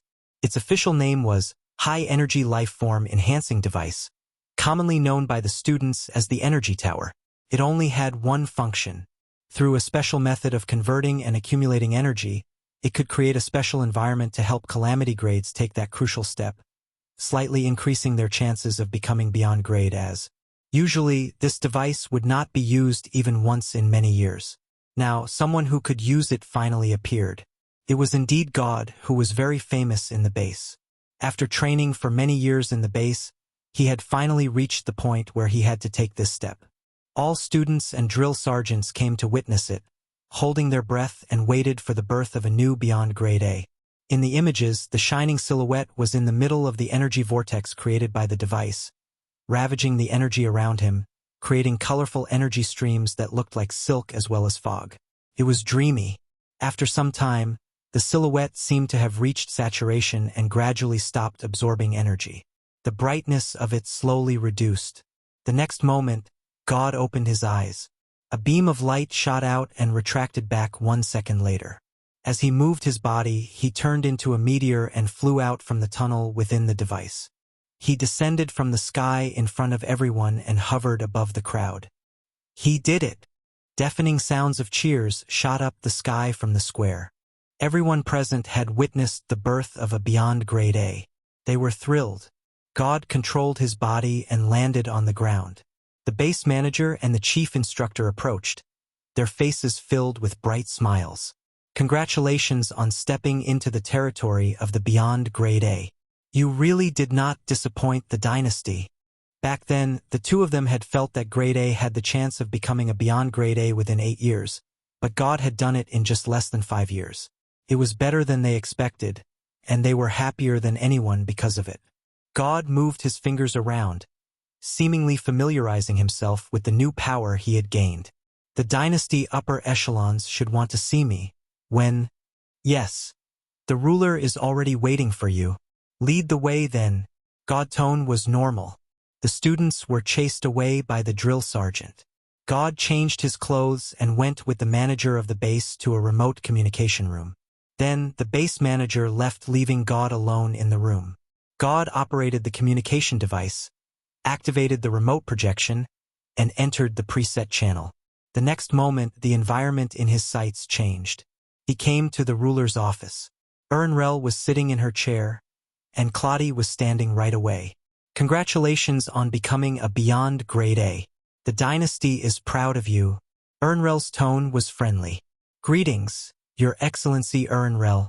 God nodded. You've done a great job. Your growth exceeded our expectations. Ernrel gave him some words of praise and encouragement.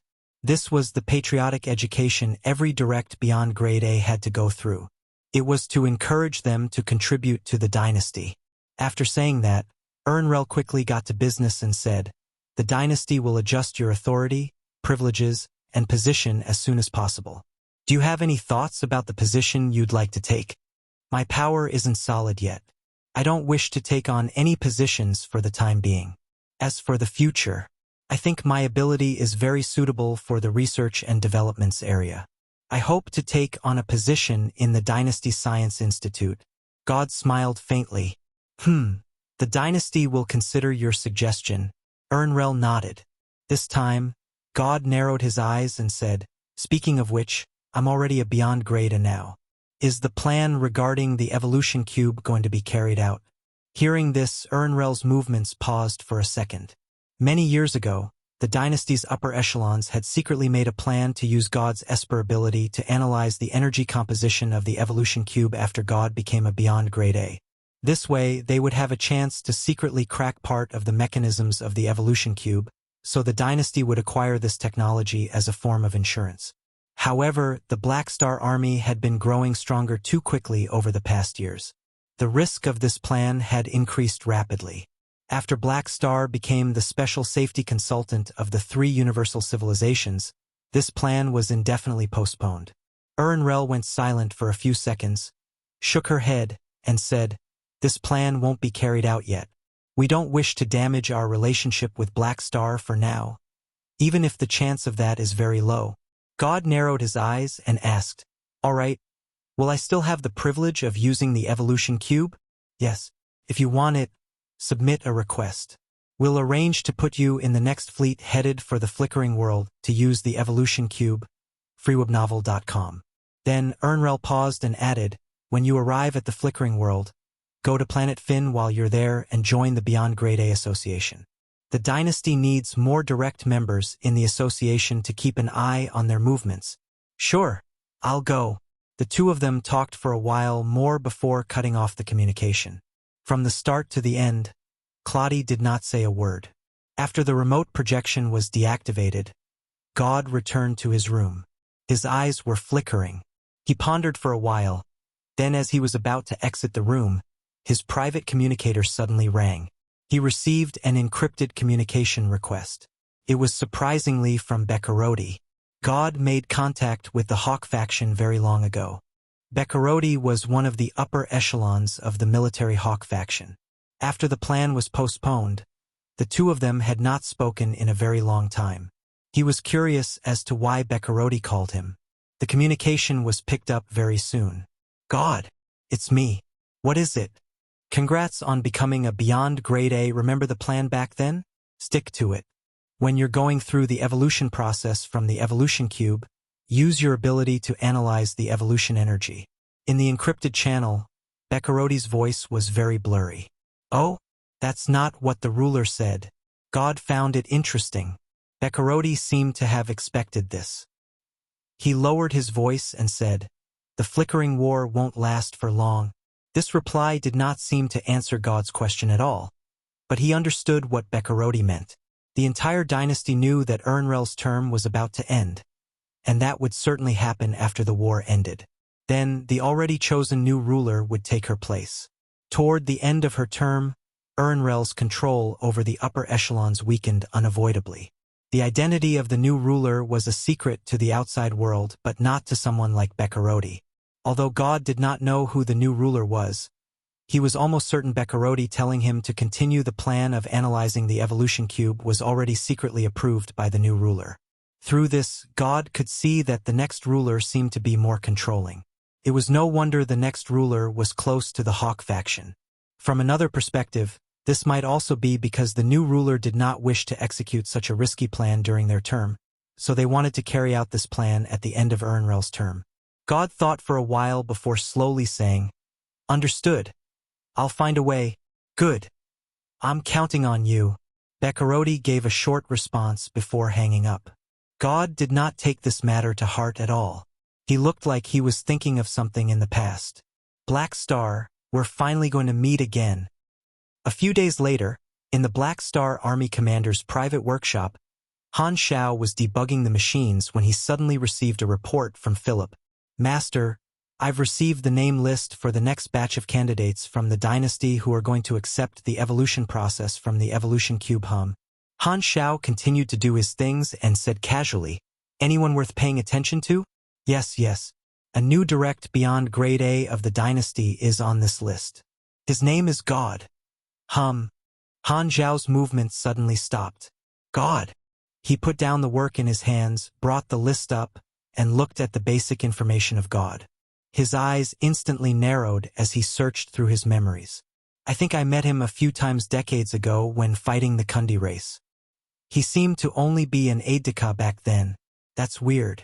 I didn't expect this guy to become a beyond grade A. This guy did not exist in my previous life. Is this because of the butterfly effects I've caused again? Han Xiao grinned slightly. Interesting. When this guy gets here, I'm gonna find out what's going on. Anyway, no matter who God was, since such a person did not appear in his previous life, there were definitely some secrets within him. He might even come across a hidden mission or sorts, so there was no reason for him to let it pass. Chapter 12:19, Esper Ability Rebirth. Chapter 12:19, Esper Ability Rebirth. Philip's report interrupted his work. Han Xiao thought about it and decided to rest a while. He left the workshop, entered his personal lounge, and sat on the couch. He waved his hand to have the mechanical assistant bring some snacks and drinks, then browsed the recent news on the quantum network. During the version upgrade, the forums were frozen, so Han Xiao lost a major form of entertainment. In his free time, other than teleporting to Floating Dragon Island to accompany Ames, all he did was look at the news online. Looking at the situation of the flickering war, Han Xiao thought, it's already at this stage. The Superstar Cluster Alliance is almost going to lose grip. Looks like they couldn't change their fate. The ending of the war is near. Due to the butterfly effect he caused, Han Xiao could not accurately predict which exact day the flickering war would end. However, judging from the current situation, the dust would probably settle within 3 years. The Superstar Cluster Alliance would not be able to last much longer.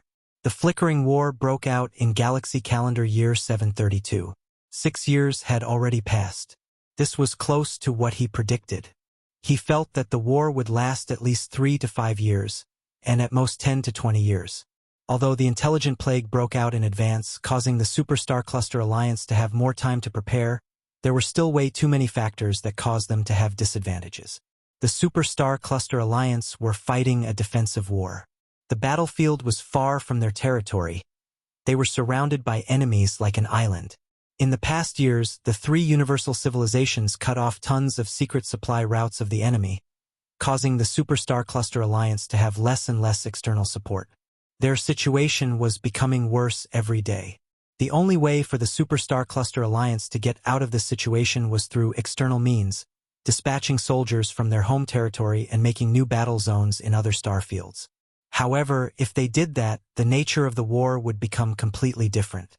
The laws between advanced civilizations would break, and the scale of the war would jump multiple levels. The war would become much more intense. They were just putting down a small bet. No one could take the consequences of flipping the table completely. Han Xiao rubbed his chin and said, "When the war is over, the Crimson Dynasty and the Federation of Light are both going to have different leaders. Ernrel's term will end, and she'll retire. The new ruler, TSK, a troublesome person. He was not sure if the butterfly effect he caused would change who the next ruler was, but the chance of that was not high. Hence, of course, he knew who the new ruler was. Although he occasionally had trouble with Ernrel, the partnership was quite pleasant. However, the next ruler was someone in the Hawk faction who had different ways of doing things. In his previous life, the calamity of the Supers and the Silver Revolutionary Army both happened during the term of the new ruler. The next ruler was also the ruler the players were most familiar with in his previous life. The ruler was not as lenient toward the Supers, which was also one of the reasons the calamity of the Supers broke out. The next president of the Federation of Light was also not the nicest person. When the new ruler takes office, he'll definitely make contact with all the beyond grade A allies. I hope things can stay the same. Han Xiao shook his head. Throughout history, every time the new took over the old, a lot of problems would come up. He put this thought behind him and looked at the interface. Currently, his God's trait transformation machinery was already at the 12th stage. He settled all the prerequisite missions with mission completion cards, so he only spent a total of 7 God's trait transformation points. The cost of leveling up to the 13th stage was 8 points with 3 prerequisite missions. This meant that it would at least require 5 gods' trait transformation points. The technology treasure trove from Jayz consisted of gold blueprints. This was a gold mountain that needed to be digested slowly. Han Xiao only studied part of it in the past years, and he already felt that his inventory had become richer. If he was to accumulate contribution points and exchange gold blueprints from the 3 universal civilizations, God knew when he would be able to obtain this much knowledge. Han Xiao considered the technology as his final trump card and had yet to display any of it. He believed that once he used it in front of others, the various civilizations and the other beyond grade as would probably be in an uproar, and he would face tons of trouble. Hence, it was better to slowly study them for now. More than 2 months later, a dynasty fleet arrived at Black Star Palace, carrying the new batch of dynasty elites there to receive the evolution process from the evolution cube. Spaceships rode into the dock at the exterior base of Black Star Palace one after another. The hatches opened, and the elites from the various departments of the dynasty swarmed out, gathering on the platform. As the only beyond grade A god naturally became the leader. As soon as he stepped onto the dock, a few army receptionists approached him directly. Elites of the dynasty, welcome to the Black Star Army. The army commander has been waiting. Please follow me, formidable.com. Then, the receptionist led the way ahead, and the crowd followed behind. They quickly came to an intersection. This time, the receptionist stopped, turned to God, and said, "Your Excellency God, the army commander would like to chat with you. Please follow me to see the army commander. As for the rest of you, my colleague will bring you to the hall to wait for the evolution process." This was the army's territory. The 2 sides had been partners for many years, so the dynasty elites had no objections. Black Star's love for networking spread across the entire universe. No one found this strange. "Lead the way, then." God nodded with a calm expression. The crowd split into 2 and went different directions. God followed the receptionist. The footsteps of the others soon faded. The 2 of them came to a private guest room, opened the door, and walked in. God immediately saw Han Xiao, who was standing in front of the window, facing away from him. The stars were shining brightly outside the window. The person in front of the window was tall, muscular, and had wide shoulders, giving off a manly vibe all over his body. He looked like a pugilist. Hearing the sound of the door opening, Han Xiao turned around, gave a friendly smile, and pointed at the seat with a hand gesture. "You must be God." The dynasty got another direct beyond grade A member. "Congratulations. Quick, please sit. We meet again. Do you still remember me?" God sat down, his tone casual. "Of course, we met once during the Kundi race war." Han Xiao sat opposite God, secretly sizing him up. He was now completely certain this person never existed in his previous life. He wondered where he came from.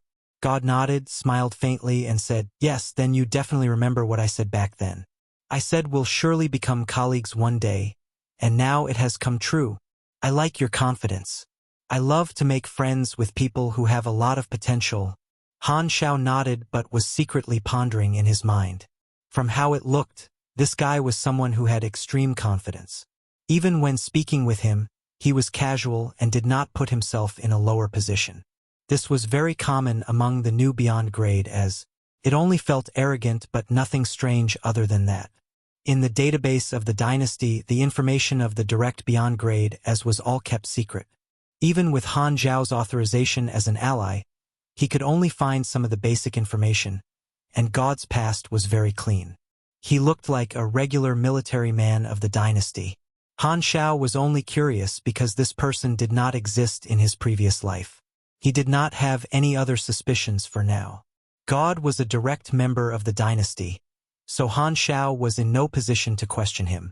Of course, he was not going to cause trouble with a colleague just to satisfy his curiosity. Afterward, they had a casual and pleasant chat. After a while, Han Xiao felt it was time and said with a smile, "I'm a little curious as to what your ability is. Is it okay to tell me? The world will know my ability sooner or later. But before that, let me keep it a secret for some time." This is what the dynasty requested too. God grinned and refused. Seeing this, Han Xiao did not continue to push him, but neither did he give up. He decided to sting him later.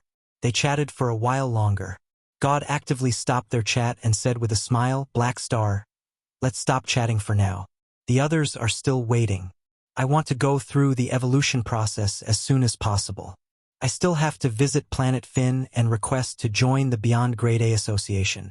"Oh, that's easy. I'm the vice president. I'll handle the procedures needed." Han Xiao stood up.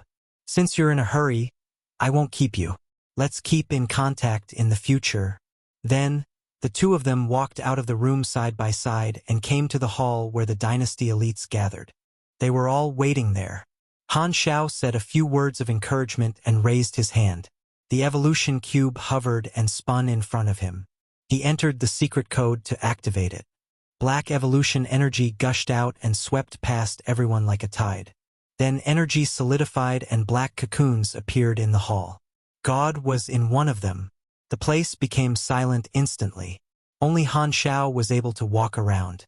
"Kid, you can't move now, can you?" Han Xiao giggled, stowing the evolution cube.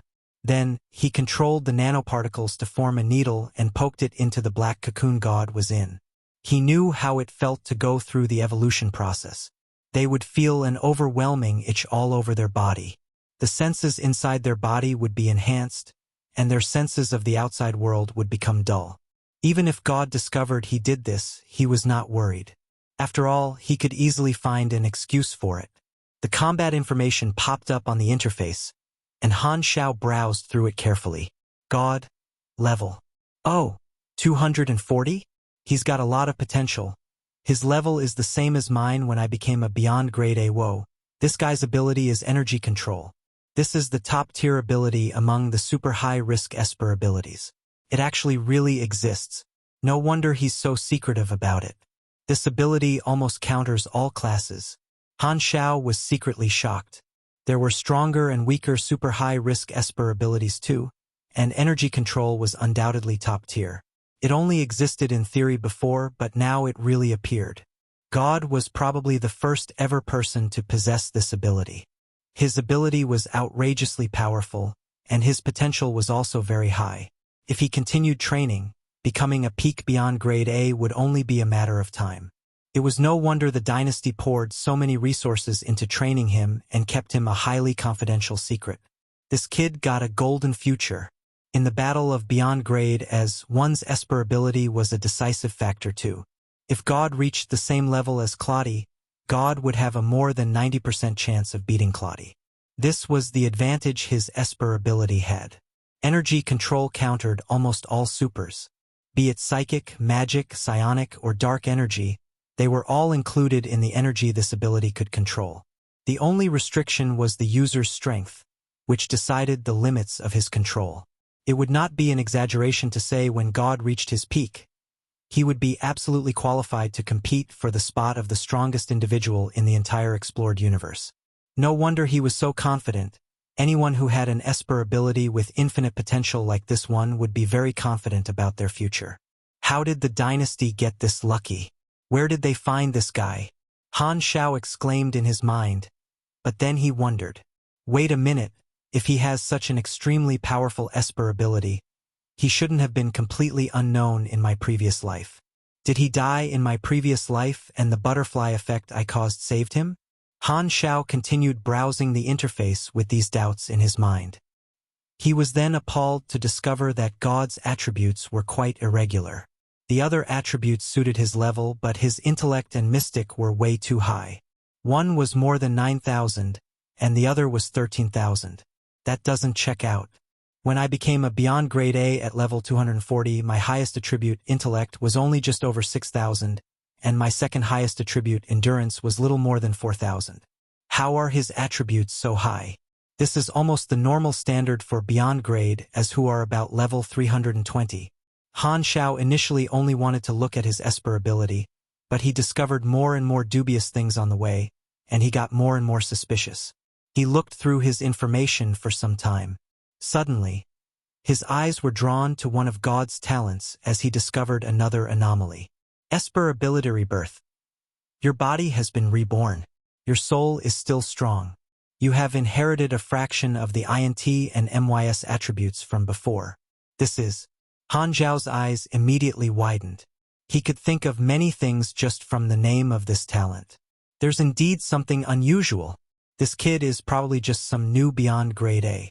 His secrets seem to be more shocking than I thought. Chapter 12:20 Speculation. Chapter 12:20 Speculation. Body is reborn. Soul is still strong. Looking at God's cocoon, Han Xiao started pondering. According to the introduction of Esper ability rebirth, it was similar to how psychics could possess others' minds, as well as Sorokin's ability to keep changing identities. Judging from the several anomalies on God's attributes in the interface, he was most likely someone who started a new account. The detailed mechanisms of this ability were still unknown.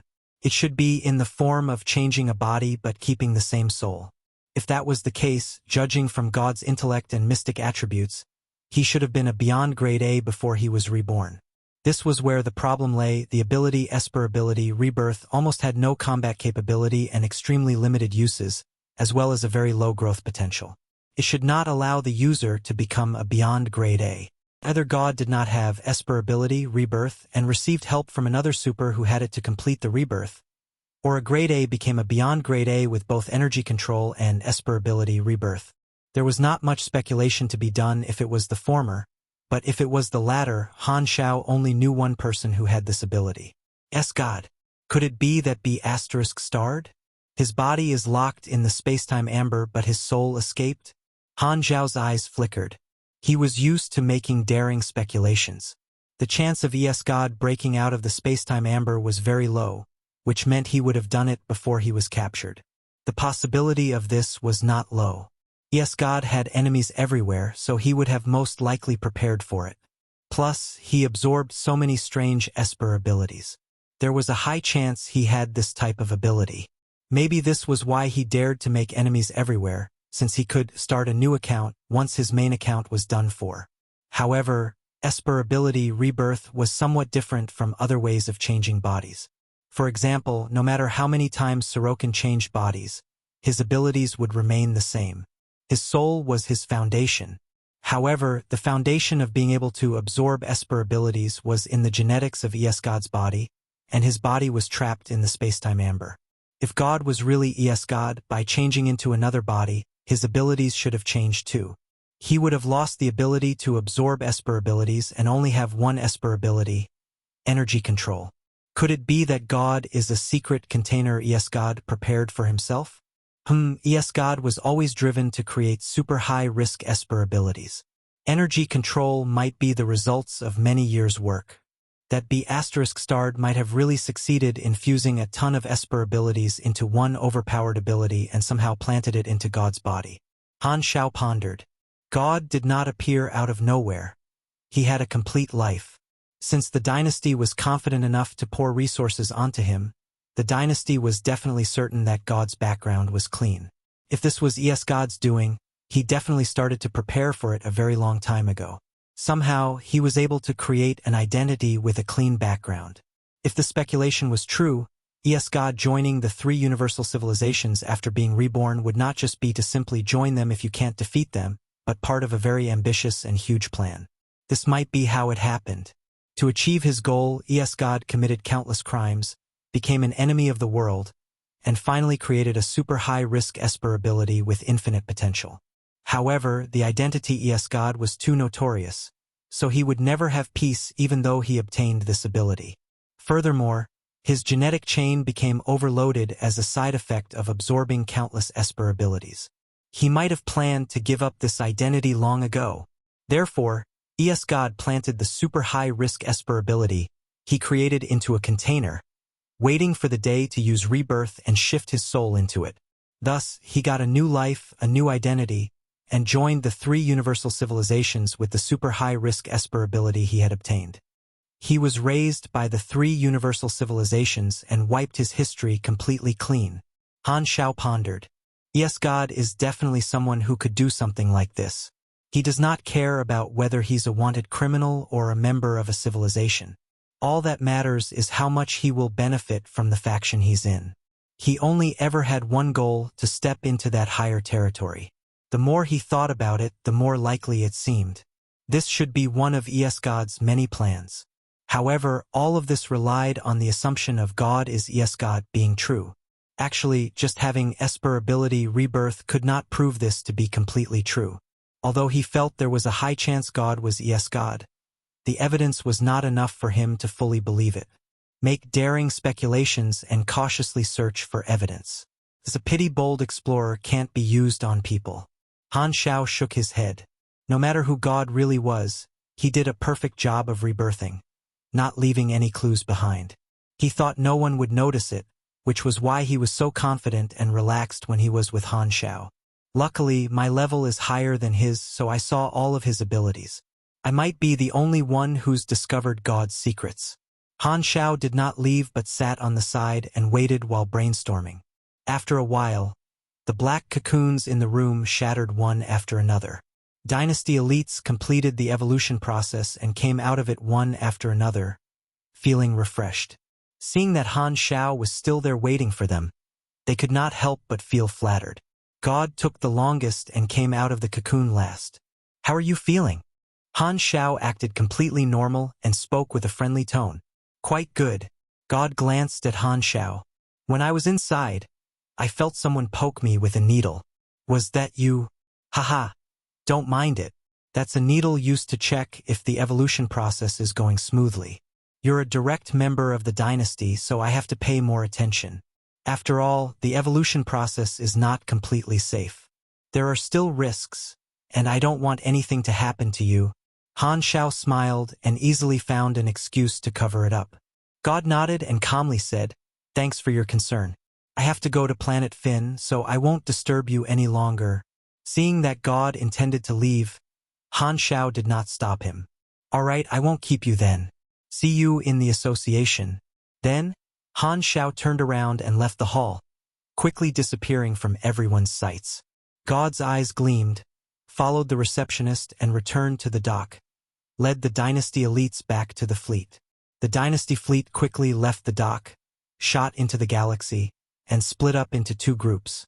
One headed back with the dynasty elites, and the other carried God to head to planet Finn deep in the flickering world. In the spaceship, God looked at Black Star Palace getting further in the porthole.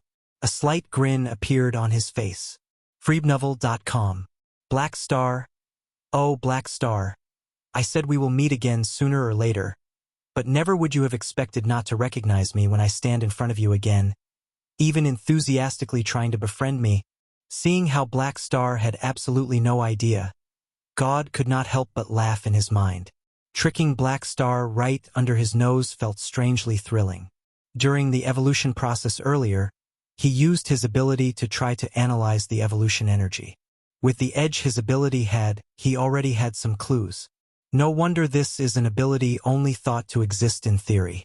With enough time, I'll have a 60% chance of figuring out the evolution energy. My position will then skyrocket in the dynasty, and the upper echelons will also be more likely to agree with my request of being stationed at the Science Institute when they see the results. This way, I'll be closer to the dynasty's research results of that set of data from back then. A snicker appeared on God's face as he went through the plan in his mind. Han Xiao watched the departing dynasty fleet from his office. I did not act differently.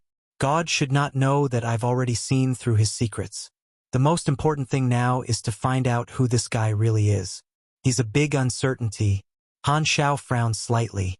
The situation was not in his favor currently. God was a direct member of the dynasty. This identity protected him. There were many things Han Xiao could not do because of it. The imminent issue was to acquire evidence to prove there was something abnormal with God. Only then would he have sufficient reasons to do something. Otherwise, if he beat up a new direct beyond grade A whom the dynasty expected a lot of for no reason, he could easily imagine just how strongly the dynasty would respond. The dynasty had to take responsibility for all of its direct members, so they would certainly never compromise or take a step back. In the worst case, the dynasty would instantly become his enemy, which would destroy almost all the preparation he had done up till now. Even though he was very useful to the dynasty, when it came to this kind of thing, there was zero room for negotiation. The dynasty would not hesitate to lose him as an ally. As long as there was no evidence, any explanation for such actions would be meaningless. If he really had to act without enough evidence, he had to do it secretly and wipe out all the clues. There could not be witnesses, clues, or anything else, and he must not fail. The risk is too high. There'll be tons of problems if I'm even slightly careless. Han Xiao shook his head. Clearly, giving up the profit network and connections he had built up over all the years just for God was certainly not worth it. Unless he had no other choice, he would never do it. There was a less risky path now, so Han Xiao did not want to take this risk. If God really is God, something has definitely happened with the body he left in the spacetime amber. Looks like I'll have to request from the dynasty to visit God. Han Xiao narrowed his eyes. God still had to stay in the flickering world for some time. It would be best to figure things out before he returned. Otherwise, things would be much more difficult once God returned to the dynasty's territory, no matter what he wanted to do. Ding! While he was pondering, a notification popped up on the interface. You have triggered the hidden mission, God's Secret. Mission Introduction. God is a new direct beyond Grade A of the Crimson Dynasty. During your contact with him, you notice something abnormal about him. This might be a shocking secret. Mission requirements. Figure out God's secret. Reward. 1 character summon card. Draw 1 ability/talent from the target. Tip. This mission might affect your relationship with the Crimson Dynasty faction. Please decide how to act cautiously. Han Xiao looked at the interface. A hidden mission. Was it triggered because I saw his abilities? That's not an easy trigger condition. I can only see all of God's abilities because my level is higher than his. I'm probably the only person who can trigger this mission. Chapter 1221 Release. Chapter 1221 Release. Han Xiao turned off the interface, prepared a request to visit God, and sent it to the dynasty. After a short while, he received the response. My file got sent back. Han Xiao looked at the virtual screen in front of him that was showing the request file he sent to the dynasty. A red stamp was added to the bottom right corner of the file that wrote, "Unapproved," in the dynasty's language. This meant that his request was rejected. The dynasty isn't letting me visit God. What does that mean? Han Xiao frowned. He took out his communicator, thought for a while, and did not call Ernrel's private number but her office. The communicator rang for a while and was picked up very soon. Seeing that it was Black Star calling, the liaison officer directed the call to the head secretary of the office. Your Excellency Black Star, what can I do for you? The head secretary had a good relationship with Han Xiao. I have just sent a request to visit God, but it was not approved. Is this Ernrel's decision? Her Excellency has been attending a meeting, so it shouldn't be her. I didn't know about this. Your request was not reported to us. Can you check which department processed the request for me? Sure. Please wait for a moment. The head secretary searched through the internal system for a while and brought up the files before sighing. This is the collective decision of the dynasty's main artificial intelligence, Heroic Soul, and the prison department. I looked at their internal remarks. The location of God is top secret, and no one is allowed to visit under normal circumstances. Your Excellency Black Star, you are a special case. You're surprisingly on their visiting blacklist. Why am I on the blacklist? What did I do? Han Xiao was confused. The head secretary sighed and said, You didn't do anything, but you're currently the only person in the world who can release God. Therefore, before the 500-year sentence ends, you're not allowed to visit. Han Xiao was speechless. I caught God for the dynasty, and now I can't even visit him? Alright, from the dynasty's perspective, this is logical. I'm the only person in the universe who can open the spacetime amber seal, so I'm the only one who has the ability to release him. This way, the reason for the dynasty rejecting my visit seems normal. Simply to avoid risk. Although it was not wrong for the dynasty to do this, Han Xiao was still disheartened emotionally. He thought the request would be smoothly approved. He did not expect it to get rejected. Can't something be done? Han Xiao frowned. The authorization level for God's prison is very high. If you must visit him, you'll have to ask the ruler to help. She can approve your request, but it'll need a sensible reason, otherwise, Hearing that, Han Xiao nodded. He had quite a good relationship with Ernrel, but there was no way she could just approve it without a valid reason. Han Xiao hung up the communication. Ernrel was in a quite important meeting, so he had to wait a while before he could contact her. Since there was time, he used it to think about what to say. I was going to see Yesgod by visiting him, but sadly, that won't work. Without a valid reason, the dynasty won't allow me to get close to Yesgod's cell in any form. Even the coordinates of the prison are a secret, and I don't have the authority to check it. Han Xiao tooted with dissatisfaction. Simply saying he wanted to check on Yesgod would not be able to convince the dynasty. Plus, he had to open the amber seal if he wanted to check on Yesgod. The best method was still to come up with a special reason so that the dynasty would allow him to open the amber. The risk of this method was the lowest. If he could not convince the dynasty, he would probably have to imitate Old Manison and try to hack into the dynasty's database to search for related information. Although he would offend the dynasty by doing so, stealing information was not too serious an offense. But this could only be the backup plan. After a while, the secretary sent a message to him saying that the ruler's meeting ended. Han Xiao then called Ernrel's private number, and it was picked up very quickly. Ernrel appeared on the screen with a calm face and cut to the chase. Black Star, I heard you just tried to contact me and want to visit Yesgod. Why? Although she hid it very well, Han Xiao was very observant and saw that Ernrel was a little mentally tired. He thought about it and said, Yesgod has already been locked up for decades. I want to open the seal and check on the status of his soul. Is that necessary? Ernrel frowned. You were the one who suggested the 500-year sentence, and it's only been a few decades. With Yesgod's strength, his soul won't have dissipated this quickly. Opening the seal now will only cause trouble. Ahem, I was not strong enough back then and had a limited understanding of the level of strength Yesgod has. That's why I suggested that the sentence should be as long as possible. 500 years was just a rough estimate. Now that I've reached this level and have a deeper understanding of the spacetime amber, I've discovered that wiping out the soul of a beyond grade probably won't take that long. Han Xiao said the reason he had prepared. He did not have proof to explain his suspicion of God, so saying that would only make the dynasty suspicious. Thus, he did not mention God. Ernrel did not doubt him but still shook her head and said, I don't think that's needed. Yesgod is too dangerous. I still think imprisoning him is the safest. The dynasty can afford to wait that long. Han Xiao expected Ernrel to say this. He was not surprised. Experimenting on him is just one of the goals. I actually have other worries. I've only come to understand how strong someone at this level is, and thinking back now, I realized that capturing Yesgod was too easy. Something's not right. From what I know about Yesgod, he very likely escaped using some kind of soul-related ability. I'm worried that we've been tricked, so I want to open the seal and check. freewebnovel.co. Ernrel's eyes flickered, but she was still not very convinced. Evidence? Han Xiao deliberately spoke in a solemn tone. This is just speculation, which is why I want to verify it. But if you need evidence, you can ask Lotus Swordsman. Back when we caught Yesgod, she sensed a strange soul ripple from Yesgod. I suspect that was where the problem lay.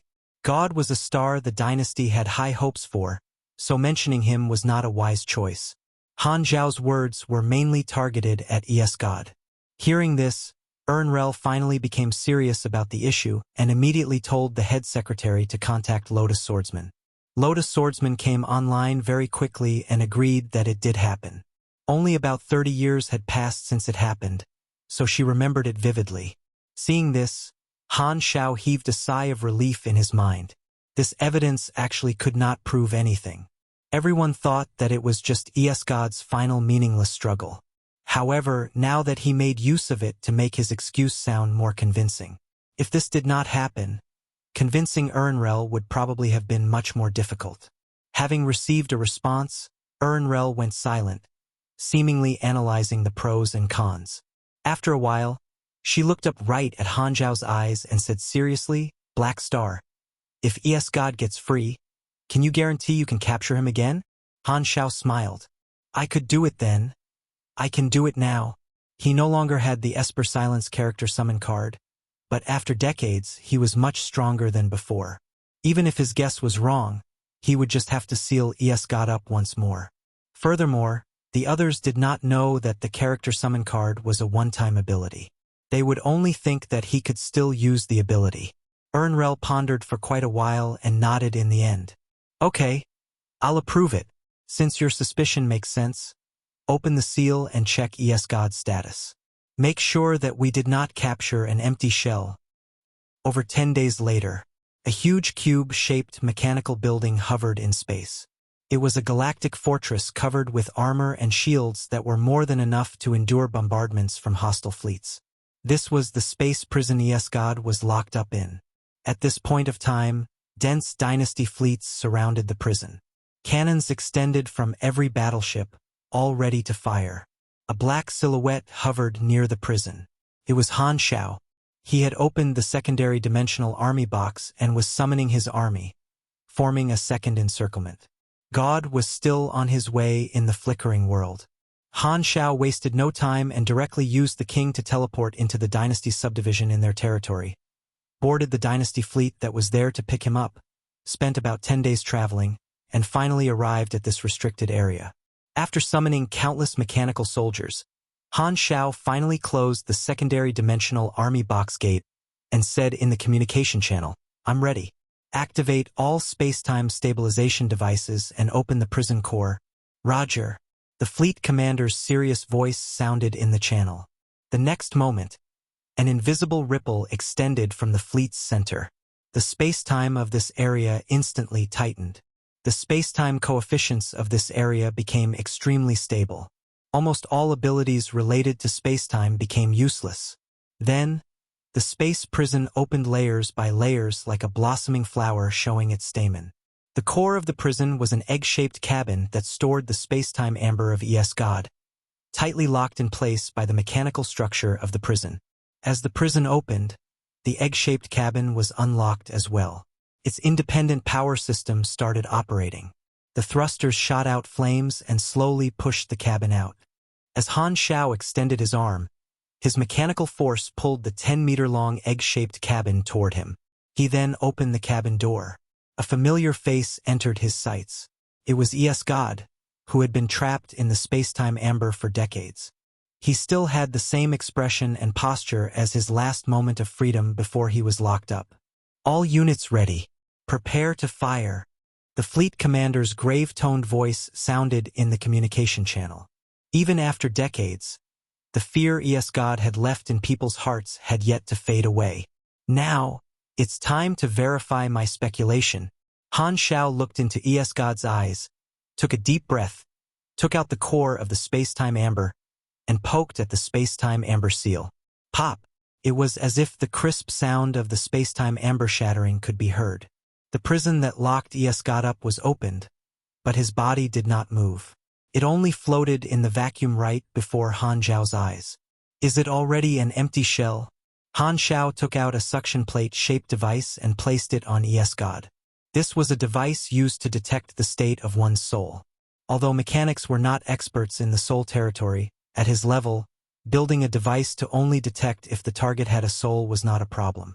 As the suction plate was just about to touch ES-God's body, the next moment, Han Xiao suddenly felt a resistance force at his wrist, as if someone suddenly grabbed his wrist tightly. His hand stopped moving abruptly. Han Xiao immediately looked up at ES-God's eyes that had color once again. At the same time, a deep mind message entered Han Xiao's mind. "Like I said, we'd meet again sooner or later." Chapter 12:22 Deception is the Way of Wars. Chapter 12:22 Deception is the Way of Wars. "Like I said, we'd meet again sooner or later. Only I didn't expect it to come this soon." ES-God's tone was filled with mockery. Han Xiao's pupils constricted. This body isn't an empty shell? His first thought was that he got God's identity wrong and set ES-God free for nothing. However, when he heard what ES-God said, his eyes gleamed, and he asked, "Why were you so sure I'd definitely let you out?" "Oh, you're not letting me out to seek help from me?" ES-God's brows raised. "You didn't station so many soldiers here just to open the amber and see if I'm dead yet, did you?" Seek help? Right, this B** knows about the World Tree civilization and left the wormhole data behind. He might think that when the advanced civilizations discover the World Tree civilization, they'll most likely let him out to ask him for information. Is that why he said that we'd meet again sooner or later? The space-time amber froze everything except the soul that was also trapped inside the body. Yes, God knew absolutely nothing about the outside world in the past decades. His impression of the universe was still the same as when he got captured. The mind conversation happened in the split of a second. The movements of the two of them did not stop during it. Who? Yes, God backed away instantly and was about to teleport right away, only to realize that the space-time of the area around him was stabilized and he could not teleport. He quickly analyzed the strength of the encirclement he was in and came to the conclusion that he would not be able to break through it using ordinary methods. Hence, he quickly thought of other ways to escape and started to use his dimension crack ability to fill this area. As long as he could create just a tiny crack, he would be able to escape with teleportation. Although he did not know why the dynasty let him out, to him, escaping was his top priority. Han Xiao acted immediately. He led the dozens of apostle weapons and many mechanical soldiers forward to surround God. It did not matter what was going on with God. As long as this body was not an empty shell, he had to seal it up once again. The dynasty fleet around started attacking. All kinds of control-type weapons were also launched continuously. Dark red energy filled the space.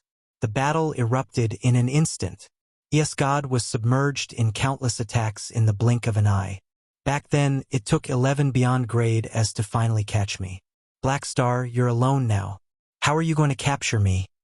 God's mocking voice appeared in Han Xiao's head. Despite being heavily surrounded, he did not panic at all. After he evolved, the load on his genetic chain had drastically decreased. His strength was undoubtedly at the top tier in the universe. Although he had just come out of the space-time amber, his soul was in a weakened state and had no time to prepare dozens of beyond grade A level doppelgangers. He still had the health energy conversion ability. Using Esper ability, Black Hole, God could convert the attacks he received into his own energy, then use his regeneration Esper ability to heal at a rapid rate. The enhanced ability to convert energy into health that Han Xiao had was obtained from God too. If God had time to prepare dozens of doppelgangers in advance, he would probably have been able to single-handedly deal with the Stars Alliance world that Han Xiao had once experienced. Currently, most peak beyond grade as were no match for God. Plus, with the many slippery space-related Esper abilities he was basically undefeatable. If not because Han Xiao landed the Esper Silence ability on him back then, causing all his Esper abilities to stop functioning and all his doppelgangers to perish, even 11 beyond grade as would not have been able to capture him. Luckily, this time, Han Xiao and the dynasty had set up in advance. God's escaping abilities were rendered useless. With his most troublesome ability gone, his threat level reduced dramatically. Otherwise, he would have been able to escape any time he wanted. However, this did not mean that God would certainly never be able to escape. Although the dynasty had used all kinds of advanced space-time stabilization devices, if they took too long to trap God again, he might still find the chance to dig a hole and escape.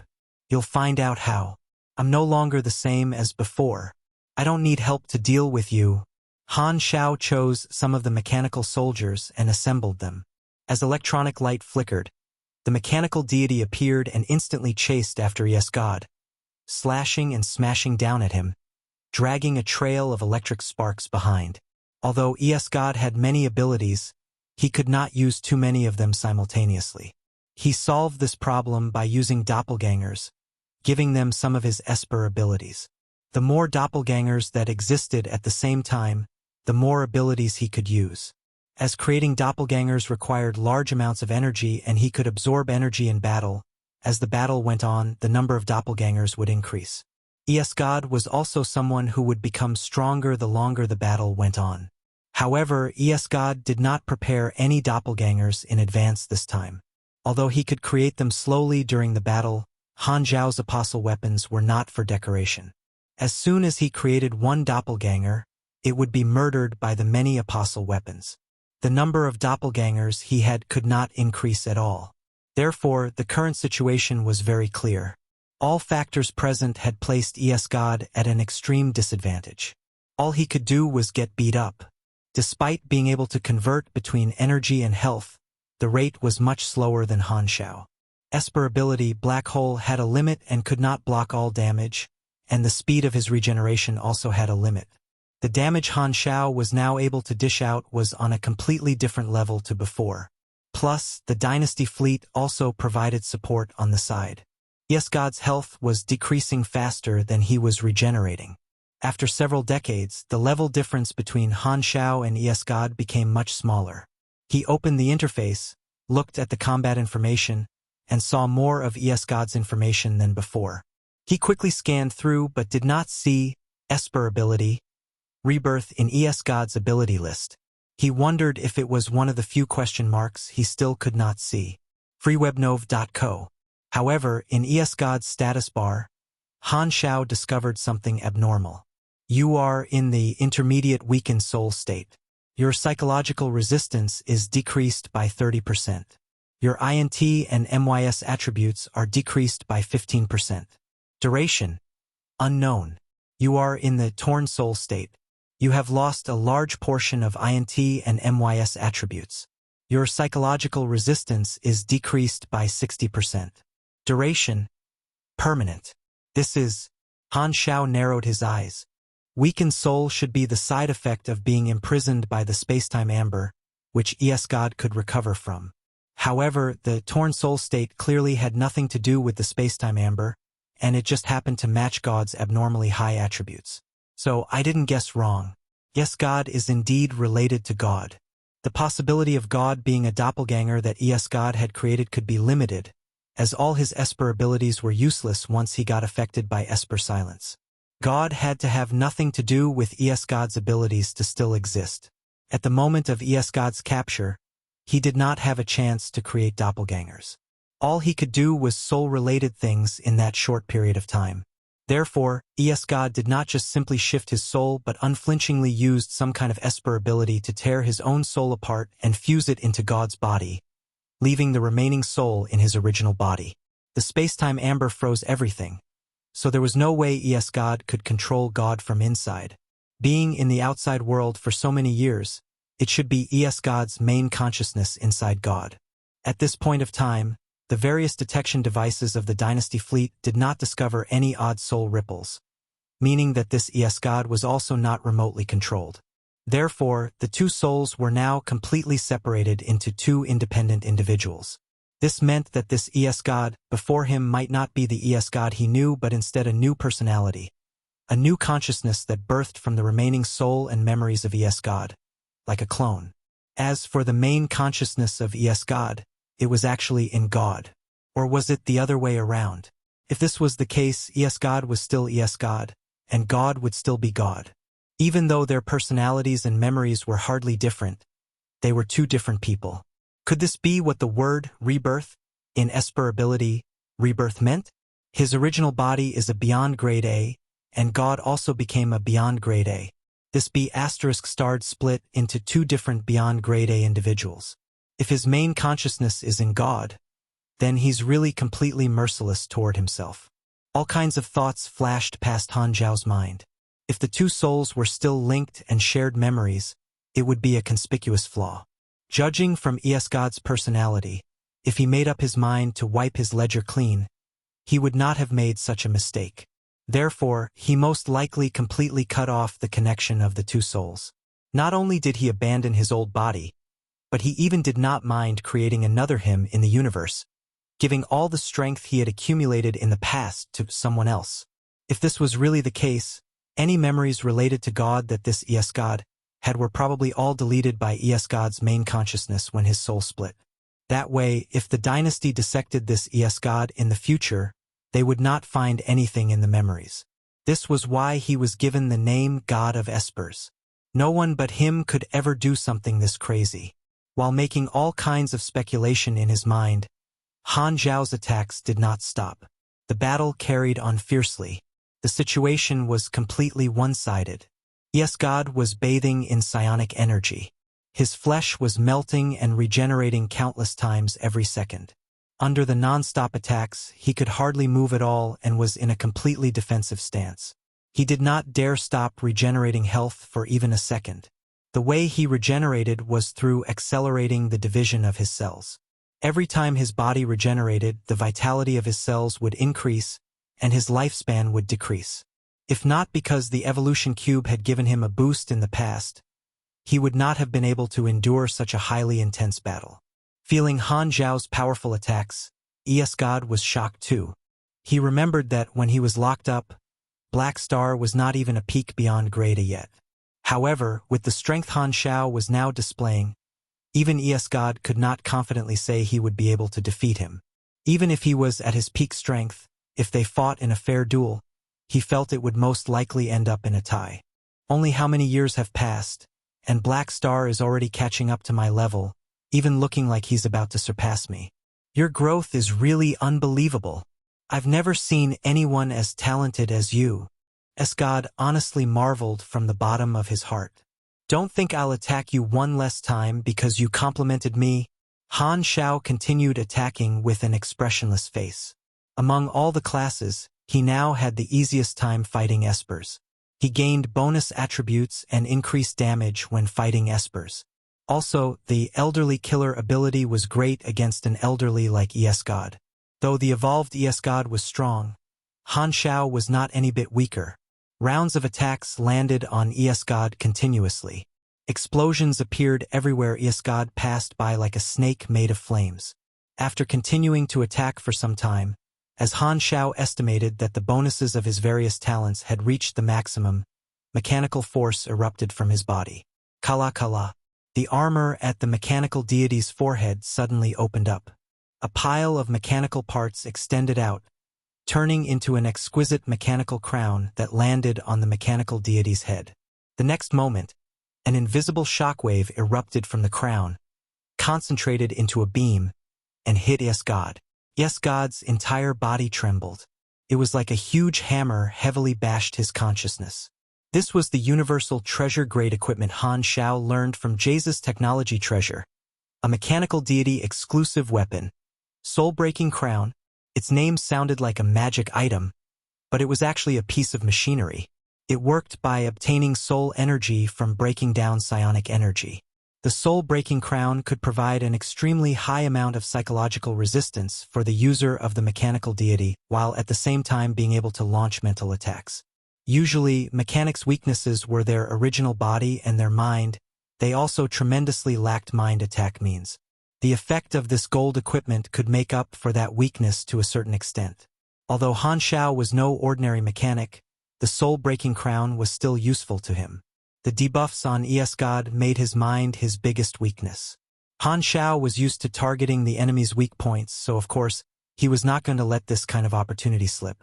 Before God could recover, Han Xiao instantly activated Virtual Soul, easily dragged God's soul into the virtual world, and gave him a beating. Having his vital spot being attacked continuously, God received tons of damage.